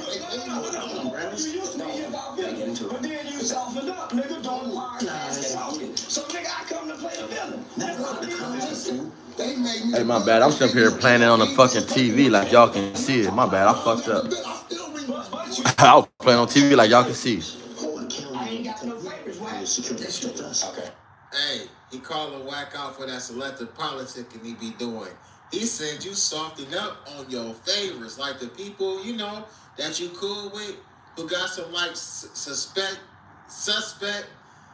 allegations in their past, you know, like, oh yeah, well he was a civilian at that time, but he really wasn't a civilian back then, or you know what I mean? Well, we ain't gonna talk about that, or yeah, you know what I'm talking about. Sean Cobb. He ain't done nothing to make that. He ain't done nothing to put me to the test yet. And you would probably say what he did wrong, but you wouldn't violate the nigga. Unless he violated you. Man, until then, I'm playing villain. Nigga, let me play villain. It's working. But sometimes, I'm playing the villain, it's working. Sometimes you do some crazy outlandish shit. You said, nigga, I'm playing the villain, it's working. Hey, boss, how's that paperwork going? It's working, though. Fuck it. A month or two. With Connect Team, you'll ditch binders and paperwork. For digital forms, your crew actually fills out on their phone. Get schedules out in minutes with all the job details. So man, that's listen. With GP. That's listen. Not calling that kettle. This is real shit, bro. I'm glad that my 17-year-old, they can say whatever about me, right? They can say whatever. But I'm glad that my 17-year-old son is not born to be a Hoover. He's not from Hoover. Whatever he do at 18, you go do it. I got another 7 months, right? So he's 7 months. So I gotta work on him. So they could say whatever they want about me, but my kids is not a game maker. My son is not a game maker. My son is not a street nigga. He's not out here running behind these little niggas in the street. He ain't trying to be me. He don't want to be none of that. He respect me. We got a very good relationship. It's my dog, right? Very good, beautiful person. I'm proud of this nigga who he become to be. You know what I'm saying? But if I ain't do something right, bro, I'm glad that at least I could say my child is not a gangbanger. You know what I'm saying? He's not out here gangbanging. He's not out here trying to be who I am. He's not trying to, you know what I'm saying? So, I mean, to each his own, to each of his own. But I feel like the biggest accomplishment you can have in life is for your kids to not take the path that you did. My son never been in jail. He's never been arrested. He never had handcuffs on him. And he's 17 years old. So, you know, all I can say is that that's the biggest accomplishment, the biggest flex you can kind of have in the world is the shit. At least that little nigga ain't no gangbanger. At least he know who I am. At least I ain't gotta hide it from him. At least he stay right that he stay in my son stay in the damn main streets. He ain't trying to be a main street. He ain't trying to be out of there. He ain't trying to be from Hoover. He don't think them niggas is enemies. You know what I'm saying? So it's like, shout out to that on Hoover. Black. A lot of niggas can't say that. A lot of these niggas can't say that. Now, whatever he do, whatever his ass do at 18, that's on him. But a lot of niggas can't say that. By me being who I am, I ain't have to turn my son out, make my son want to beat none of that shit. He just know what I went through. And he like, damn, bro. He don't want to see that. And I used to always tell him, like, I always say this to him, right? I tell him this. Like, people don't understand that when you go to jail, they make you open your ass. So every time I went to go see him when he was a baby and shit, when he was young, and I go see him and shit, they making me spread my ass and shit, and that ain't cool. And that's something that I always try to tell, like, you know what I'm saying, my bitch or whatever. And I'm like, bro, the shit that I gotta do to come out there to see my family is degrading to me, bro. And it's not any real nigga don't want to be degraded every time they trying to go see their loved ones, bro. You gotta get naked, spread your ass, squat and cough. They be want to talk and shit. You sit up there with all these niggas in the visiting room, you naked and shit, holding your clothes like this before they go to the next nigga before you can put your clothes on. That shit is degrading, bro. And that's enough to try to keep anybody out of here. And this is why I keep preaching, give the little niggas game, bro. Give them some game, cuz. Keep them out of jail. On Hoover. I don't want no little nigga to experience none that I went through in 12 years in prison on a level 4 at all. It ain't cool. It ain't groovy. It ain't cool, cuz. It ain't boo. It ain't none of that shit. So the biggest thing you can have is your flex. Your kids didn't encounter nothing that you have done in life. I don't give a fuck if I don't have shit in life. I know that my kids ain't following down my footsteps, my path, and that's all that matter to me. Shit. On Hoover, I'm still 30. I'm 35 years old. I'm still young. So for me to have grown kids, shit, I'm cool with that. Yeah, 18-year-old and a 17-year-old and a 7-month-year-old. Shit, my kid's grown, bro. And they ain't my daughter ain't on the streets. She ain't a prostitute. She ain't doing no weird shit with bullets. She ain't got none of this shit going on. So, you know, I'm proud that even though who I am, that ain't, you know what I'm saying? Although I wasn't there for their whole life. Outrageous things they didn't try to be like me. Said on social media. And he said Charleston White. Real fast. How I feel about Big U. I don't feel no type of way about Big U, bro. I don't have a problem with Big U. I don't have no problem really. I really don't have no issue with nobody, bro. I'm not one of them niggas that just walk around with issue with people. Like, you know what I'm saying? I like you get situations straight, but if I don't like you, you know I don't like you. I'm not one of the niggas, like, you know what I'm saying? Like, pretty much we already had a situation, or when I see you, there's going to be a situation. But far as Big U, I just feel like this is what happens, bro, when you're not for sure on who you are. You know, I think that Big U is too old to be unsure of who he is. If you was walking through jail as a Muslim, you should have continued to be a Muslim. And you should have continued to lift brothers up that's getting out of jail and help them. Like, you could have used your influence to help niggas that's getting out that don't got nowhere to go. Niggas don't, you know what I'm saying, the kids that's following, you could have used that. But nah, you wanted to be a gangbanger at 60 after you already quit and dropped your flag in prison. And I feel like he should have kept going with his journey that he started in jail. You know what's crazy about being a Muslim in jail? And I used to go to like the mosque and shit. You know, so I used to go like certain little a religious group like I went to Christian, so I go to church like that, right? But they always got their different little situations, right? But this is what I'm gonna say about the Muslims. And I'm trying to be respectful and watch what I'm saying as I'm talking and think, because you gotta watch what you say on here too. Words is everything. They're powerful. But what turned me off about dudes being in prison Muslim is I watch dudes in prison turn Muslim and get slashed. Like, I watch my boy, right? I watch my nigga Trey Face. Trey Face is from Trey Rock Mafia. I'm not lying. This is fact. I'm naming names because this is facts right here. I seen Trey Face from Westside Mafia. From Trey Rock Mafia. Allow Mad Dog from 6-0 to slash him. When you in prison and you part of the Muslim community and you do something wrong and they chastise you, they make you take your shirt off and they slash you. So that's what really turned me off about that over there. Like, just imagine a dude halfway playing with this shit. He acting like he a Muslim, but he a gangbanger. And you trying to just get teachers and studies and you trying to get the word so you can have the right, you can walk the right way in life, right? And then you do something wrong within the religion community and you got to get punished. I watched Matt. I didn't watch it, but I know a situation. I wasn't there, and Trey Face told me this out of his mouth. Everybody in prison know this.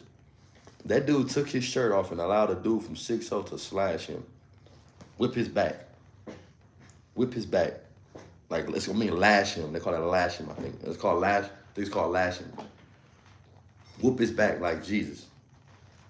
Right? And his homies was mad at that. And the reason why they was mad because you got dudes that's from 6-0, really gangbanging, who's trying to convert over to this, and you got this dude who's a gangster. He a gangster, Trey Face, but you got niggas who be halfway in and out. Just imagine if you in there with Big U and Big U in the Muslim services and Big U lashing you, whooping you. But then he's saying he ain't no gangbanger, he's a Muslim. But then he get out of jail and he's a fucking full-time gangbanger. Like, that shit is like, I think that's how I say, certain shit, bro, people have to learn who they is, bro. And I think he very knew who he was because he a grown-ass man. But if you playing both sides of this shit, it's not never gonna be a good outcome, bro. Your outcome won't always be bullshit and destruction because you playing both sides. You gotta pick one God to serve when it comes to this religion, when it comes to gangbanging. You're either gonna praise the streets or you're gonna praise God. Or either you're gonna be in the streets preaching God. You can't do that. You gotta, you know what I'm saying?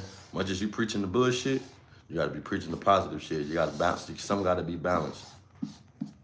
Life is about balance, man. And I think a lot of these dudes, they use gangbanging for their advantage. They use gangbanging for their, you know what I'm saying? Like, nobody don't gangbang no more. It's fine. We all from this community, but niggas use that shit to a benefit. And that's what we gotta stop doing, using our communities to benefit oneself. You use your community, it should be about to build and benefit the people in the community should be building for it. Like, I feel like my platform, right? I wanna build my shit to where I'm able to put my little homies on there and they be heard and seen. And then maybe one day a nigga that hear my little nigga, like, I got a little homie named Foactive, he hard as fuck. He 14, I got a song with him. It's called Elevator. Go look it up. This nigga was 14 years old when he dropped this song. Look up the song, look up Triggerbird and Lil Tiny Foactive, Elevator, right? And this little dude, 17, I was lying. He was 14 when we dropped that song, 15. But I just say that to say, if I gotta have something to do with it and have a say so and put my homies on that platform to where you ain't gotta pay me, you ain't gotta do that shit, bro. I hope if you got music and you got shit, nigga, come shoot that shit. And that go for my homies right now. Right now, if y'all got music, y'all got anything, shirts, clothes, anything y'all want nigga to push for y'all daughters, y'all clothes, y'all family got some type of like clothing line, man, drop the shit on here. Get on my shit and drop it out, and I'm gonna let people know what y'all got going. Y'all give me some merch. I'm gonna let the people see it on Hope. I'm not on here trying to like gatekeep nothing.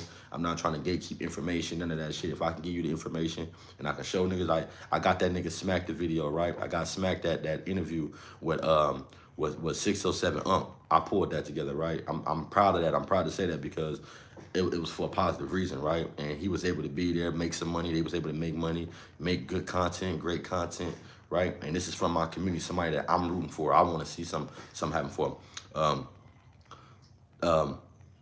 Munchie and what's his name? I'm trying to work on this interview with Munchie B and 607 Now, I talked to Munchie today. Hopefully they can sit down and have an interview.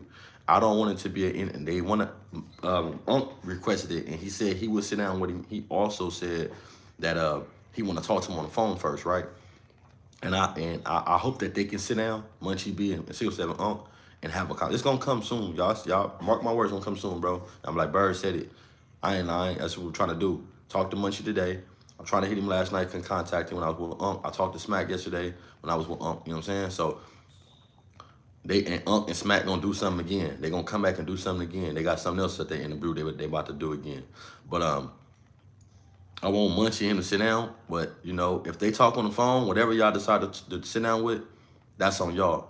But just Hoover ain't got nothing to do with the bullshit which y'all got going. Now, if y'all want to sit down and have a grown man conversation, that's cool.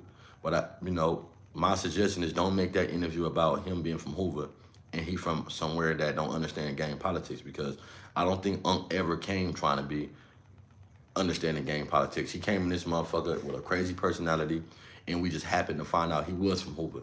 We accidentally found out Unc was from Hoover. He didn't come in with the Hoover personality. He didn't come in with the Hoover mentality. He didn't even come in using Hoover to get where he was. He kind of left that out. So now that they know it from Hoover, I hope they don't try to use Hoover to play with this nigga and shit like that, because that's not what we doing, you know? And I hope he got enough common sense. And like I told him, I said, you know, Munchie blind or whatnot, whatever. So, you know what I'm saying? But we was talking about another conversation. And this is what I want to say. I talked about something with Munchie, you know, those who know Munchie, before the little weird little allegation they had about Munchie. When I was younger, this is true. They used to always say about Munchie. Niggas used to always say they knocked Munchie out. They fucked Munchie up and did something to Munchie, right? And they hit him in the eye and shit, right? And it's something that anybody that know him, ain't know I ain't lying. It's always said that. But if you know Munchie B, before he got blind, he got a big ass red birth defect on his eye. And his eye was already fucked up. Like one of his eyes, right, was already fucked up. I say that because I used to always run niggas. I just got out Munchie B. I socked him in the eye. And I'm like, how you sock Munchie in the eye? And Munchie got a birth defect in his eye. Like one of his eyes, if anybody know Munchie before he got shot, he got like a red effect on his eye, bro. Like it was like he got a red mark, and it looked like it's purple, but one of his eye was like kind of already defected. This is before the shooting though. I say that to say that.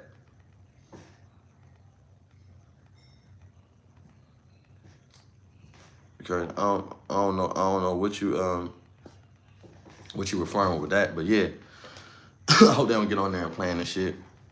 I hope them niggas can sit down, you feel me? Like I say, this is another example of, I like the fact, I like when I make shit happen, bro. I like when I'm behind the scenes and I can make an interview happen. I can just put myself in this placement and I can call my brothers and one of my niggas that got, you know what I'm saying, these amazing stories and they different walks of life where they came out of, and I can connect them with somebody else and put this shit out there. I don't know about y'all, but I ain't no hater ass nigga. I'm not a hater, bro. I'm not here to be hating on nobody. I'm not here to gatekeep. I'm not here to have no jealous type of malicious ways and weird shit. I'm here to put my foot in the door to where if I can have my homies put my foot in the door, nigga, and I can be the one that have enough common sense to do it, and I know that I can have my little niggas in there too. Come here, nigga, I'm with it, cuz. You know what I'm saying? It make me feel good knowing I can get a nigga on an interview, or I can connect the dots and have people talk and shit. Because, yeah, I may not be a big right now or don't be rapping on that shit, but nigga, that's not to say that the next person not gonna be, and who to say who this person gonna be if I put him in position. It's all about positioning, bro. Putting our people in position. Hoovers, because they don't do shit for us. Yeah, they gonna try, they gonna act like it, but they're looking for the controversial story that come behind it. They looking for you to validate the bullshit they say. If I'm from Hoover, and I'm really from Hoover, they're looking for me to validate all the fuck shit that they wanna kick up and chaos. I'm not with that, bro. I'm not there to validate the bullshit, because we already know that our name and what we already do, our push is already, it's already what it is.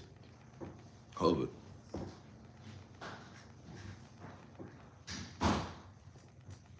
Is the food done?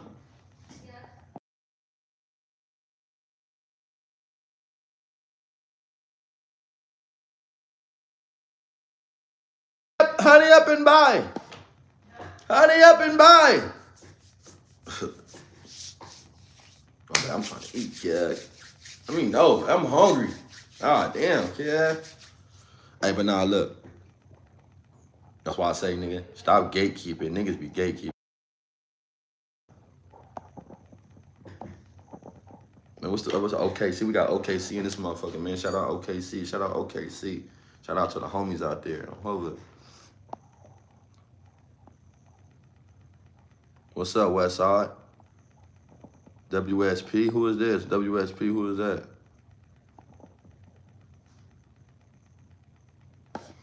Yeah, look, my whole, like I say, bro, that's my whole thing. My whole thing is like getting my homies, bro. If I could step on that, like I say, that platform, I was on Bob. Shout out to Bob Report. I'm happy that Bob poured the nigga on there. Shout out to him. Shout out to 607 You know what I'm saying? That was some real nigga shit for putting a nigga on their platform, you know? But the reasons and why a nigga was on there was really controversial type of reasons and bullshit that I really wasn't feeling, because I felt like if you would have did your homework on me more, you would have got like a lot of more content in. You would have got a lot of you would have got some good content, bro. And I'm not talking about content that's already out there. I'm not trying to create a new moment that's already out there. I want content that I can talk about and people can learn and educate and say, you know what, come here, bro. I hope I fuck with that nigga. Other than that, I'm just on there so y'all can see me, so I come to my shit and we can talk on here. I'm not on there to try to be right about nothing. I'm not on there trying to create another moment that these niggas already did and plan. They already created a moment that they keep trying to stretch along. I don't care. Listen, bro. If you 30-something years old and you still getting it fucked up, on hopefully something wrong with you. If you banging something, represent something, and you don't know the facts about it, something is fucking wrong with you, bro.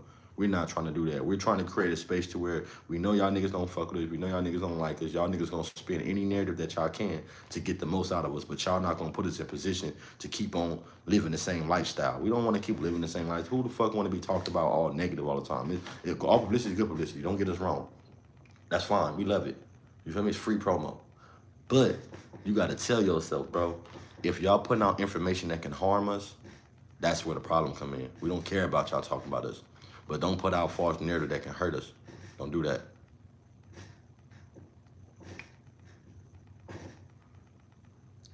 Yeah, feel me? But you gotta know your history. Like when you represent something, you gotta know who started it, why did they start it, this and that. You wanna know why is you claiming something. Why would you not wanna know that? That's just like playing basketball, but you don't wanna know. You never watched the Michael Jordan tape.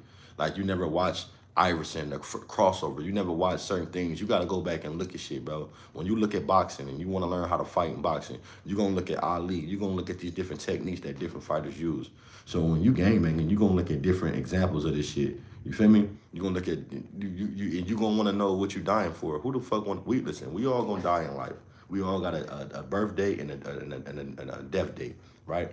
But who the fuck wanna be lost all these years representing something in this lifetime that ain't even like that don't make sense to me, bro. We all gonna die. If I'm in this life, I wanna represent something I know the meaning behind it. And I know why I'm living this life that's short to me. I wanna live it the most positive and accurate way possible. I don't want to live. Just imagine you've been living all this time and you die and you represent something wrong. You just threw away your life to represent the wrong shit. Like that's a waste of life. Ain't nobody a waste of life. That's the wrong terminology. Let me take that back. Nobody's a waste of life. We just all gotta find our purpose. We're not a waste of life, but your purpose can't be to live in the world fucking it up because you banging something wrong. That can't be your purpose, bro. That cannot be your purpose. Your purpose cannot be you waking up every day to do something wrong. Whether you want to believe it's right, whether it's not. I don't care. It's just crazy. That's why I was saying about Kunta shit. I fuck with Kunta. Shout out to Kunta, man. Shout out to Kunta. That nigga crazy. He crazy, bro. I'm not even mad at Kunta no more because I know Kunta don't got no fucking common sense. He just funny as hell. I came to realization to where Kunta just burnt out. He want to be Charleston White or somebody, so fuck it.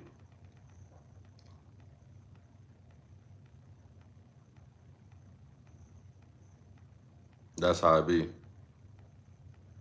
Yeah, you can't.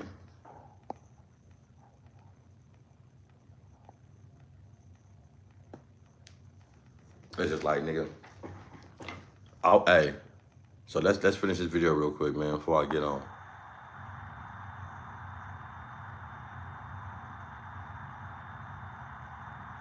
It's who from India? Some outlandish stuff. Oh, look, I can understand. Since we left each other, I ain't got no strip. Look, since we left each other, right? Yeah. Is this your vote? No, that's mine. I ain't said. Say, I'm flying in, my nigga. That's man, God, you just told him. The West Coast holding down. Smack ain't no voice like that on the West Coast. Man, nigga, I told you. They said he wasn't allowed on the West Coast. He showed up to the West Coast. What did he say? Hold on. The West Coast holding down. I ain't said. Shout out to Smack, man. Hey, Smack doing big things. I'm proud of Smack, bro. Hoover. Shout out to Smack, man. Shout out. That's my day one. That's one of my niggas, my childhood friends too. That's what I'm saying. One of my niggas, bro. Hold my day one. I've been knowing Smack since we was kids, bro. Hold Smack a low, bro. I give him to him. Hey, but that nigga crazy, bro. What he say? He funny as a motherfucker, bro. Yeah, Kunta burnt the fuck out. Kunta hella. Man, Kunta ain't spiritual. That nigga's fucking retarded. And I'm not saying retarded, just like, hey, when I hit that nigga Kunta yesterday and called him, he had this much in the camera. He had this and look. I said, nigga, show your face, nigga. What's up, Kunta? I'm fucking with him, right? What's up, nigga? Well, you know me, I don't take this shit serious, bro. Unless a nigga talking about, he ain't never talked about harm doing nothing to me, right? Killing me, no shit. Like, I don't give a fuck about him. I just know that he was crazy, right? When he came up, he was cheesing, smiling like a motherfucker. I almost fell out laughing. I said, I can't take this nigga Kunta serious, bro. Shout out to Kunta, man. That motherfucker crazy, bro. Hova, cuz crazy. That nigga looked like a Ninja Turtle, like he was under the covers playing with his feet. Hey, cuz looked like he was under the cover rubbing his feet together, cuz. Cuz rubbing his motherfucking feet together.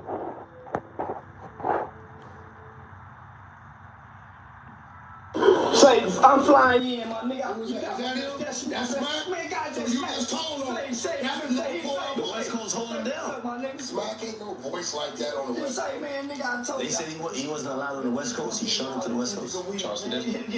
Smack is definitely a voice on the West Coast, and I'm gonna tell you how to prove it in the details. Smack's so much of a voice on there, then why was he in Kendrick shit? They saying Kendrick supposed to be this type of top rapper or whatever, right? But why was... And shout out to Kendrick. Kendrick put the homies in that motherfucker too on Hova. He put Floyd in there, in Trouble. He on Hova. You know what I'm saying? Shout out to Kendrick. When Kendrick had his high moment, he was fucking with Hoover. That's why I fuck with that nigga Kendrick. Kendrick Lamar, shout out to Kendrick Lamar. But it's like, come on, bro. If Smack not a voice on the West Coast, then what you mean? Like, that don't even make sense. Like, it don't make sense. And I'm not talking about a gang, man. I'm talking about as a voice. He got a voice. Everybody from every gang fuck with Smack. Everybody got some type of love or respect for Smack. And that's how you become a voice. You become a voice when people love you and they respect you and they love your integrity, bro. They love what you stand for. That's how you become a voice. Don't hold it. Like, let's just be real. GSB. Not because you able to talk. Everybody hear you. It's about who listen, not who hear you. I'm flying you to Miami, nigga, to come sit with me. Let me finish arguing with this nigga, man. But shout out to back on flight. You gotta put them on audio. They can say what up to the streams. Ain't one smack. So you telling me you hide the fact that Charleston on the West Coast? Yeah, I'm hiding, nigga. Smack, you know you can't stop. Yeah. You know Shout out to the Hoover. Ha! Sorry as fuck. Shout out to the set. Now what, nigga? Yeah, y'all hate Charleston White, nigga. But Charleston White, nigga, so what? That nigga gave it up for the set, nigga. And what I love about Charleston White, Smack ain't even from Hoover, nigga. Smack from Trouble, nigga. So shout out to the Hoovers, stupid ass niggas. Aha, they mad. Look. Keep on, that's free promo. Just keep free promo on us, bro. Every time they get mad. And you know what's crazy? Niggas know how to make niggas mad. When you start saying Hoover and shit, they know how to make niggas mad. You know, they know how to piss a nigga off. All you gotta do is all you gotta do is have some love for Hoover. That'll piss any nigga off. Once you get fucked with Hoover, they be like, nah. They had Charleston out on the West Coast. And stood up on him and banged it. Bro. Hey, LDs. Hey, LD. That nigga banged up on him and bam, nigga, and stood up and threw it up. Shout out to the Hoovers. On Hoover, nigga. I like that though. I don't give a fuck. I like that. I like how he. And I know Charleston White be on bullshit. I know Charleston got his ways. I know Charleston be on some fuck shit sometimes on Hoover, but I can say that I genuinely love that he got love for Smack, bro. I like that, bro. Hoover. I like that because he fuck with Smack, and you know he recognized Smack a real. He understands Smack held shit down, and he a nigga that trying to come from under whatever the fuck he came from, bro, on Hoover. So shout out to Charleston White for saying that. He bashed Gumby too, but I didn't see what he said about Gumby, but he threw Gumby alley hoop. So it don't matter if he talking good or bad about us, bro, on Hoover. For right now, for the Hoover to be in the media and Charleston White, saying, just putting us out there, that's an alley hoop, bro. It's an alley hoop for my homie, whether it's good publicity or bad publicity. Now, everything that we doing in the forefront, we got to put in front of the people and make sure, bro, you pushing it. I'm talking about, like, we got music and shit like that, bro. You use it for that. That's how you use these people. When these people want to do shit like that to us, you just go put out another song. Go put out some more content. Go put out some more clothes. Every time they use us and fuck us up, bro, use it for promo, bro. All my homies, I want y'all to know that. Learn how to use this internet shit for promo. Don't feel no type of way about us. We're not going to let them spin and have nerds that incriminate us to nothing. But use this shit as promo, bro. Because they use them for every way. They try to find every video with us to try to make us look like we're not worthy to be in this space. But they always keep our names in their mouth. They always talking about us. They always using us. They got to use it for everything. But they ain't trying to say that we worthy to even come up and fuck with.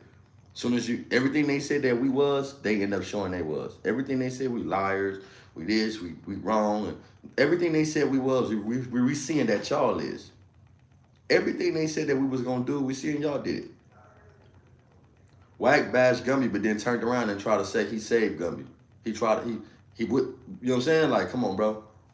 It don't make sense. When niggas realize they can't really, listen, the only thing can destroy Hoover is Hoover. And this is which I don't understand.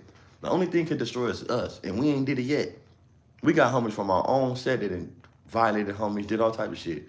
But we strong enough to know, nigga, Hoover come from anything. So it's like, no matter what they do, they don't understand, like, Hoover's gonna be Hoover. Like, we don't even care about y'all. Like, y'all can't create no narrative for us. Y'all can't make us feel no different from what we already feel. We just need the homies to know they not gonna help us. Ain't no help coming, nigga. We help ourselves. We pull each other up. We make sure we straight. We make sure the narrative out there is right. We make sure our little homies got guidance. We make sure our little niggas pushing right. We make sure that we put them on platforms. We make sure that we continue to be in these rooms with these people and pushing our homies music and shit to get them out the street. Because we got to, Hoover. That's why I'm proud of Smack. And I'm not a hater, bro. And and for me to hit him last night, I'm trying to get him another interview with 607 if I could. And I'm gonna try to get him another one. I talked to my homie Groomac that everybody keep using his name to solidify their stories. I'm trying to get Groomac an interview on Hoover. I just want all my homies, bro, to be able to come in this space and don't gotta keep being fucked up and doing fucked up shit. You know what I'm saying? Like, come on, bro. We ain't on the internet. Let us get our foot through the internet. Let us have a dog in a fight. We not looking for y'all to put us on y'all page no more. We got our own fucking pages. No, you can't, nigga. You ain't that type of nigga. Somebody, you ain't gonna kill nothing. You ain't got no squabble. You ain't gonna do nothing. Oh, wow. Type of nigga. Look. But my thing, though, if Wack feels some type of way about Charleston, why you don't do nothing to Charleston right there? I gotta look at the whole thing. I gotta look. But I'm saying, though, why get into it with Smack over where he can't come and he's sitting next to you and you ain't did shit? That's crazy. No, you can't, nigga. You ain't that type of nigga. Somebody, you ain't gonna kill nothing. You ain't got no squabble. You ain't gonna do nothing, bro. Right now. You ain't that type of nigga, bro. And I'm telling you, he ain't that type of nigga. Whacking his big feelings. I think it's content. Hey, Smack had him out there. I mean, it is what it is, man. I'm a fool with him, bro. I'm a fool. You are not that type of nigga, bro. So you tell me right now. I gave him my location. Smack. I gave him my location. Hey, I ain't gonna lie. That's big, though, right? Ooh. That nigga said I gave Smack my location. Niggas don't give out the low. They don't give out the low. So that means that he gotta really like Smack and he gotta really trust Smack. And one thing about Smack, shout out to Smack. Over, y'all go let Smack, go tag Smack this motherfucker. Let Smack, you know, cuz, who we talking about, Smack.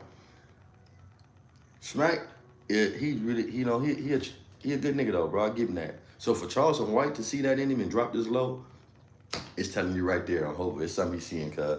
You know, but like I can say, like, I ain't gonna lie, Smack not no weird ass nigga. And Smack he really one of them niggas, you know what I'm saying?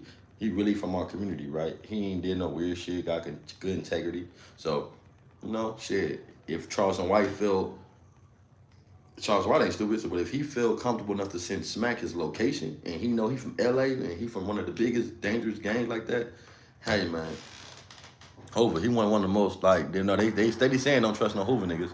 They always steady saying don't do this, don't do that. And then he said, I put my life in Smack hands. Wow. Shout out to Charleston White, man. I can't say nothing bad about that nigga. He an asshole. He be on bullshit. He said a lot of fucked up shit, but he held SmackDown. That's because he won't. Ain't nobody gonna touch him. Shout out to them. Ain't nobody gonna touch him on Trouble Crib. Hey, bro, you Trouble. I ordered food. Everybody do that shit. Like that. Who was able? See, everybody. Yeah. I don't know what he is, but I know what he is. He my nigga.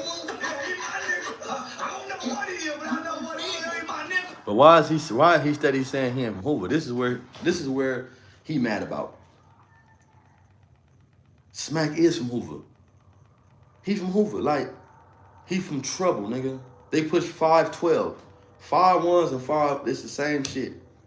And if you really want to be real, Smack was from Hoover before. He was from Hoover before he was from Trouble. I know Smack from being from Hoover.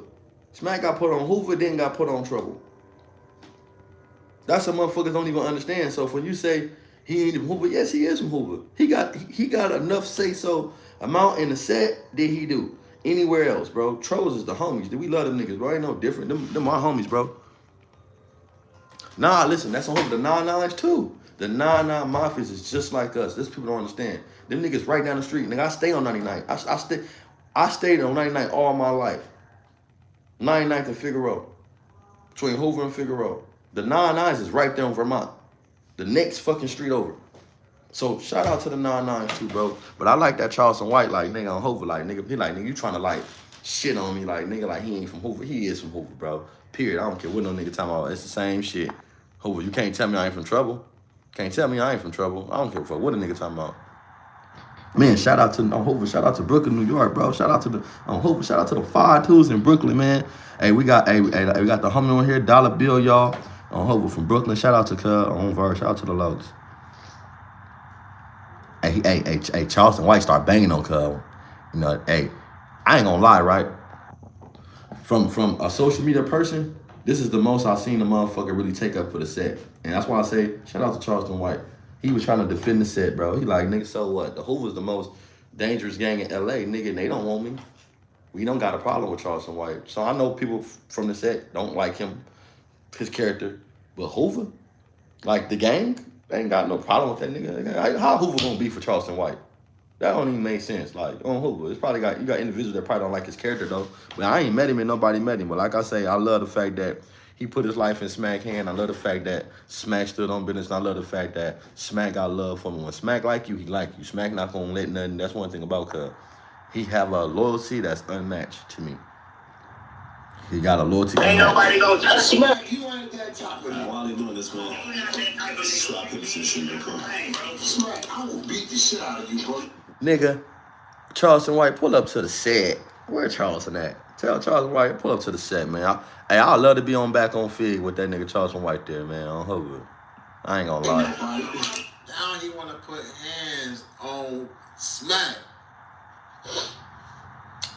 Man, this is crazy. Over him bringing Charleston White out to the West Coast and saying like he got it. Ain't nobody gonna touch him if he with me. Regardless if that's true or not. Now you want to beat the man up. They not finna touch him. Okay, we can do that.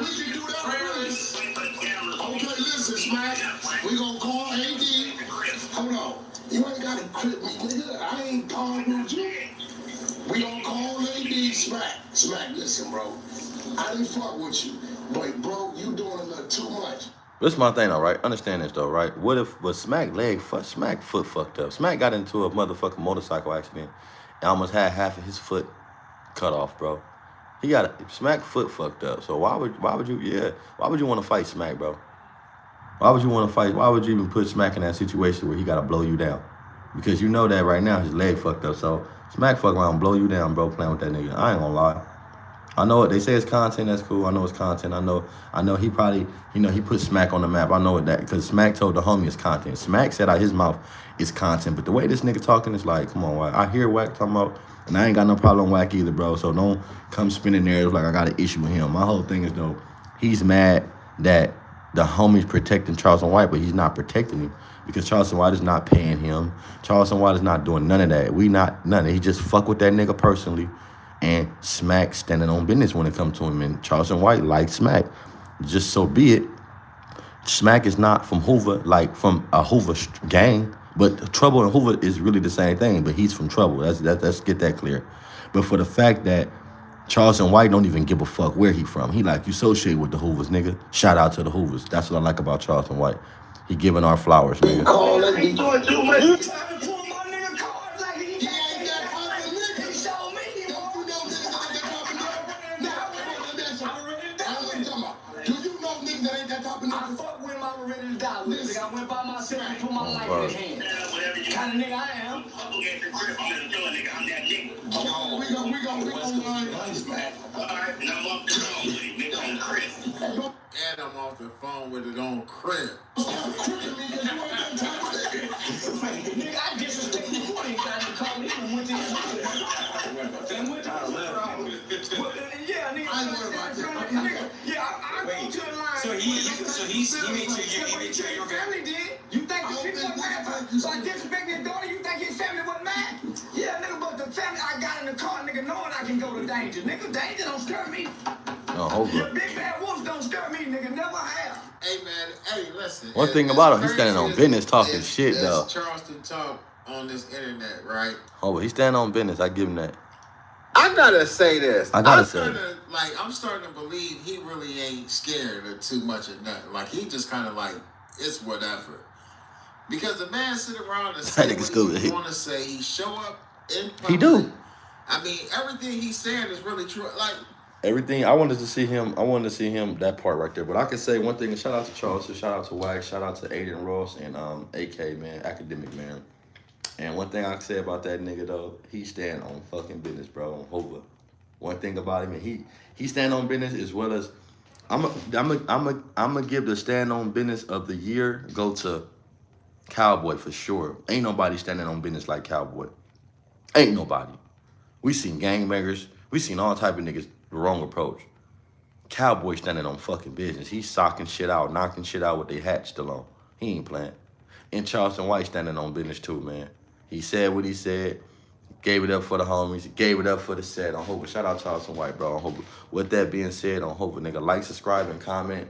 Hit that like button. Hit that subscribe button on Hoover, nigga. Share this motherfucker. Let's go up. I'm gone, bro. I gotta go eating shit on Hoover. Send mine to the Lokes.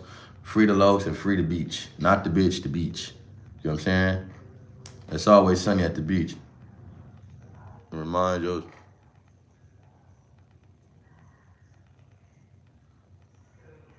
That's what I'm saying. And you know what's crazy? This internet, bro, motherfucker will blame everything on content. That's why you gotta be careful. Content. They say that, what's the name, right? Yeah, Cowboy out here parking shit. What? He parking shit with no handicap sign on Hoover. Hey, all he missing was a car. Pull up with that shit, jump out, turned up, Hoover, nigga. Knocking shit out, walking out with, all he needed was a car. That would have been, nigga, a car. But he in the SS right now, socks and shoes. That nigga in the SS, socks and shoes. He's socking shit out in the SS on Verge. But this content world shit is crazy because niggas do shit right. I heard that Charleston White sent OG Percy a picture of his thing, of his private, right? Yeah, that cowboy background, that shit was hard, bro. So you feel how I feel, nigga. That song was hard. I don't want to get knocked out to that shit. Not no hard shit. Knock me out to some bullshit. They finna go viral. Whoever song that is, they finna go. That motherfucker was hard. And he was talking about some gangster shit. He was talking about some nigga on gangster shit. Like, nigga, stop playing on Hoover. He was talking about some gangster shit in the song and knock that nigga the fuck out. So I'll be like, nigga, you better not play that shit around me on Hoover. None of my homies, you better not play that shit. This nigga that knocked me out to this song, don't do that, bro. On Hoover, you bringing back old feelings, old memories, bro. Don't do that. On Hoover, he in the SS, socks and shoes, bro. I'm telling you. He in the SS, socks and shoes. You see them boots he had on? Them boots, that brand should go up. Anytime you sock a nigga and you can't hear the footprint, you can't even hear the stump sound, that nigga had on hiking boots, cuz. He knocked that nigga out. Listen, he knocked that nigga out. Them boots were so... He was ready. He had on combat boots, bro. Them boots was so light, you couldn't even hear that nigga step forward. He closed that distance so close with one step and knocked him. Had Wicked like this. You knocked me out, take my hat off. Don't knock me out with this hat on. Don't knock me out with my H hat on. Hopefully. Don't knock me out like that. He knocked cuz out like this. He knocked cuz out like this. He made cuz go black power, black pride. Knocked him out like that, bro. I'm hoping. With that said, I'm gone, cuz. Shout out to y'all. Shout out to my peoples, man. On Hoover. I appreciate y'all. I appreciate y'all. On Hoover. Y'all time being on my shit, on my live, nigga, on Hoover. You know what I'm saying? I like being on this motherfucking joint, talking shit, and swallowing spit. You feel me? But shout out to y'all, bro. On Hoover. I'll be on this motherfucker tomorrow. Y'all tap in on Hoover. Tap in with the tap in on Hoover. I got somebody gonna be on my shit tomorrow on Hoover. I can't say who. But tap in with the tap in. We finna go up. We finna go viral. We finna go viral. But this everybody that y'all been asking for. Everybody that's been asking for this dude on Hoover. And I want to say also shout out to my homie Biscuit. You know what I'm saying? For the situation happened with his mama and talking about TS. They asked him whether I'm gonna break the TS news story. But I'll talk about that tomorrow with TS, man. I'll bring the homie on here to give his input on the situation with my homie TS and you know what I'm saying, what shit would happen, man. But y'all tap in on Hope with the tap in. Y'all let me know how y'all feel about this video. If y'all go look back at it, if y'all see some clips, some funny clips of that shit, click that motherfucker at me at Triggerroar, TRIGGEROA.92 on Hover. Post that motherfucker at me on Hover. Let's go up. For real though. Hey, go see the knockout, bro. Go see the knockout. He knocked that nigga out, bit his lip, and had that nigga Wicked like this. This is my thing about Wicked. He called talking about, man, the nigga, I wasn't staying ready. You wasn't staying ready. You was never fucking ready. When he knocked your ass out, you wasn't even looking at him. When you was talking to him, you was so busy looking at the phone. You so busy being on the phone. You so busy trying to get your point across and tell the world that you marked him out from the phone. You wasn't on your shit. And for you to be a nigga that's been in prison and been through all this, come on, bro. I'm disappointed in Wicked. You allowed yourself to fall victim when it's over something that you caused. You should have got on that nigga. You should have had full eye contact, full press mode, walking up on him. Or if not, you should have socked that nigga before he dropped the what you call it? You walking behind him. Should have clipped that nigga from behind. He didn't need no fair one. He dope-fiend you. You should have dope-fiend him. A dope-fiend is not a dope-fiend if you talking shit to somebody, bro. If you popping that hot shit, don't turn your back. That's not called a dope-fiend. That's called the stupidest shit you can ever do. It's stupid to pop that shit and you think that someone is so scared of you or you so much of somebody that ain't supposed to not hurt you. A scary person would kill you, nigga. So if you thought that nigga was scared of you, he knocked your ass the fuck out. Y'all better stop playing with Cowboy, bro. He got a skinny nigga knockout. Hey, he got a skinny nigga knockout, cuz. Stop playing with Cowboy. I'm off.